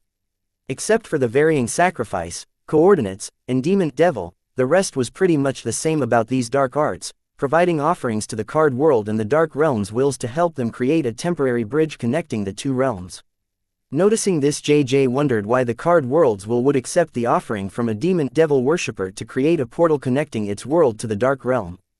This question had plagued many of his predecessors who wrote these books. Ultimately the majority agreed on one reason, that the card world's will would accept any offering by its children. This was why the devils had their worshippers organize the sacrificial summoning ritual instead of themselves doing it on their end. JJ also strongly agreed with this hypothesis because the narrative that the card world's will cared enough about its children that it would accept all their offerings was more comforting for him than the fact that the card world's will was apathetic about them and just followed a set of predetermined laws. This narrative had many holes, but for ages, regardless of race and worlds, beings have come to seek comfort in believing there's a higher power and bigger picture in play. As long as it helped them continue living while getting a good night's sleep, it was good enough. Regardless of the reason why the card worlds will accepted card apprentices' human sacrifice to summon demons, JJ deduced a set of laws from these sacrificial summoning methods created by dark races had in common, the laws to conduct an exchange with not just card worlds will but any world's will. JJ decided to follow these laws to communicate with the world's will. However, this was tricky because the ritual array formations in these sacrificial summonings were specifically designed to conduct human sacrifices and offer the energy from the sacrifice to the world's will to create a portal. Fortunately, JJ's predecessors seemed to have been successful in modifying the ritual array formation such that it would act as any form of sacrifice and not just the human sacrifice as the devils that imparted these methods to their worshippers intended to. However, JJ could not find the complete copy of his predecessor's modified sacrificial summoning ritual. It was missing. JJ did not plan on giving up, so he went through the royal family's records to check what happened to it, only to learn that one of his predecessors known for his prodigal behavior had lost it in a gambling match. Learning this, JJ was furious with his prodigal predecessor, so much so that he wanted to dig up his grave and give his rotting bones a good scolding. However, he could not find any records of his grave. Confused, JJ got curious about his prodigal predecessor. So he began to search for all information about him in the Southern royal family's history records. To his surprise, aside from his predecessor's prodigal behavior, the records mentioned that this predecessor was a genius unlike any the Southern royal family had seen before. He was even dubbed as the hope of the Southern region, but at some point in his life, he went astray, giving in to the temptation of all sins known to mankind. Pretty soon his father, the one thing keeping him in check, died. After that, his behavior only grew worse. It was as if he had totally lost his way.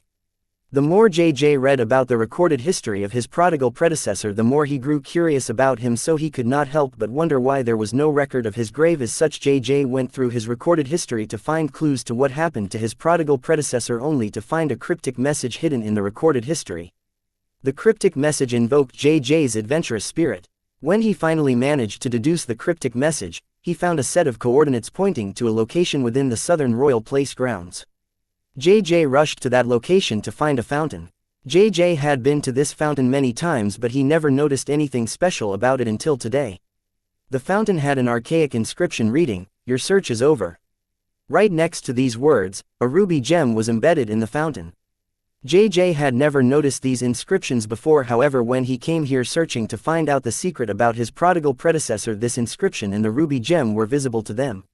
It was as if they would only be visible to those who came to the fountain searching for his prodigal predecessor. From this, JJ understood that the fountain was enchanted, and the only way to break its enchantment was to come to it in search of the prodigal predecessor who enchanted it. JJ's speculation was only half right, because the enchantment had two other conditions for lifting it.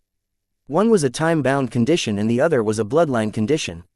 The enchantment would only be lifted when someone with the unparalleled bloodline comes to the fountain searching for the said predecessor after more than a century has passed since its creation. This means if JJ did not have the royal bloodline and had not come after it had been more than a century since its creation, he would not have been able to see the inscription or the ruby gem embedded next to it. It was as if JJ shared a fate with this predecessor of his. Chapter 2029 True Relic. Ruby Vault Record Vault Date the 18th of April 2321 Time 1604 Location Card World, Southern Region, Blossom District, Sky Blossom City, Airspace. Having discovered the secret left behind by his predecessor, JJ did not immediately reach for the ruby gem. He cautiously appraised the gem to learn that it was a relic, a true relic. This got JJ to become more cautious, as relics had weird abilities beyond a card apprentice's imagination and strength. JJ did not want to fall prey to his predecessor's tricks. Based on what he had learned about his prodigal predecessor so far, he would not put it past him. JJ then proceeded to access the royal family's records on various true relics known to the card apprentices, especially one that looked like a ruby gem. Since his predecessor had it, he believed he would be able to find a record of it, and so he did. The true relic left behind by his predecessor was called Ruby Vault. Relic name: Ruby Vault. Relic effect: Ruby Vault allows the user to store everything from soul energy to rule power to mental strength to divinity to their ethereal spirit regardless of the time. Additional effect: Vault of Life, in plain sight, indestructible. Note: the Ruby Vault is a relic formed from the remains of a being believed to have achieved transcendence. Learning that the true relic left behind by his predecessor would not harm him in any way, JJ returned to the fountain to collect the Ruby Vault. However, he could not remove it from the fountain regardless of the methods he tried. Knowing that his strength was not enough, JJ pondered if he should recruit the help of someone strong and he could trust.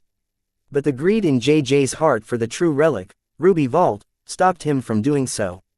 Then he began to think of a different way to remove the Ruby Vault embedded in the fountain. JJ believed that since his predecessor had thought far enough to leave a cryptic message in the royal family's historical records and enchant the fountain, he should have thought of a clever way to retrieve the Ruby Vault embedded in the fountain. That was when a thought crossed JJ's mind, that the Ruby Vault was an unclaimed true relic. He could just drop a drop of his blood on it to claim it, turning it into his origin card. This was when JJ realized that maybe this was the only way to retrieve the Ruby Vault and there was no other way. Meaning it would make no difference even if he called the adults, since his prodigal predecessor wanted whoever found it to either make the Ruby Vault their origin card or leave it for the other fated future generation. Now it was up to JJ to decide whether to take the Ruby Vault, turning it into his origin card, or leave it for some other fated one. JJ did not like the idea of turning the Ruby Vault into his origin card, but he also knew that there must be a reason why his predecessor went through all this trouble to leave this true relic for the future generation. Torn between the choices, JJ finally came to a decision. He decided to accept the Ruby Vault as his origin card. Yes, JJ had high hopes for his origin cards, but he also did not want to miss out on whatever his prodigal predecessor had left behind in the Ruby Vault. In the end, his curiosity got the best of him, thinking Ruby Vault would make a good origin card. He could do worse. He had seen card apprentices with a worse origin card. Consoling himself, JJ dropped a drop of his blood on the ruby gem, accepting the true relic Ruby Vault as his origin card. JJ did not regret his decision. He proceeded to check the info on his new origin card to find a surprise waiting for him. The ruby gem true relic that he believed to be the true relic, Ruby Vault, wasn't it? Yes, to JJ's surprise, his origin card's name was something totally different than Ruby Vault. It was called Record Vault. Card name: Record Vault. Card type: Origin card. Card rank: Unique grade. Card rate: Card durability. Card effect: the user can store records in the vault. Additional effect: Vault of Knowledge: the user can store their memories or knowledge within the record vault in the form of records. Note: Vault of Knowledge is only responsible for saved memories of the user and not all the memories of the user. In plain sight: the user of the record vault can use this ability to enter or access the record vault anywhere and anytime without having to worry about being discovered by others. Note: the record vault cannot be detected using soul energy, mental strength, or rule power. Indestructible: record vault is invincible to all enemy attacks with the exception of those that had achieved transcendence. Note: the record vault is a relic formed from the remains of a being believed to have achieved transcendence. Reading the info of his origin card, JJ's face turned deadpan. The effects of the record vault were worse than the Ruby Vault. JJ would have preferred the Ruby Vault over the record vault. It was funny how times change. Earlier he did not want to have Ruby Vault as his origin card, but now he was complaining why his origin card was not Ruby Vault but Record Vault. JJ wanted to cry, but no tears came out from his eyes. A card apprentice's origin card not only gave them an edge over their opponents but also separated them from the common card apprentice. One card apprentice can only have 2 origin cards in a lifetime. Common card apprentices would worry about finding their fated ingredient in their limited lifespan, but JJ, who had the potential to become a demigod, worried about not getting a good origin card in his lifetime. To see his fear come true, JJ was devastated and cussed his prodigal predecessor for this fate.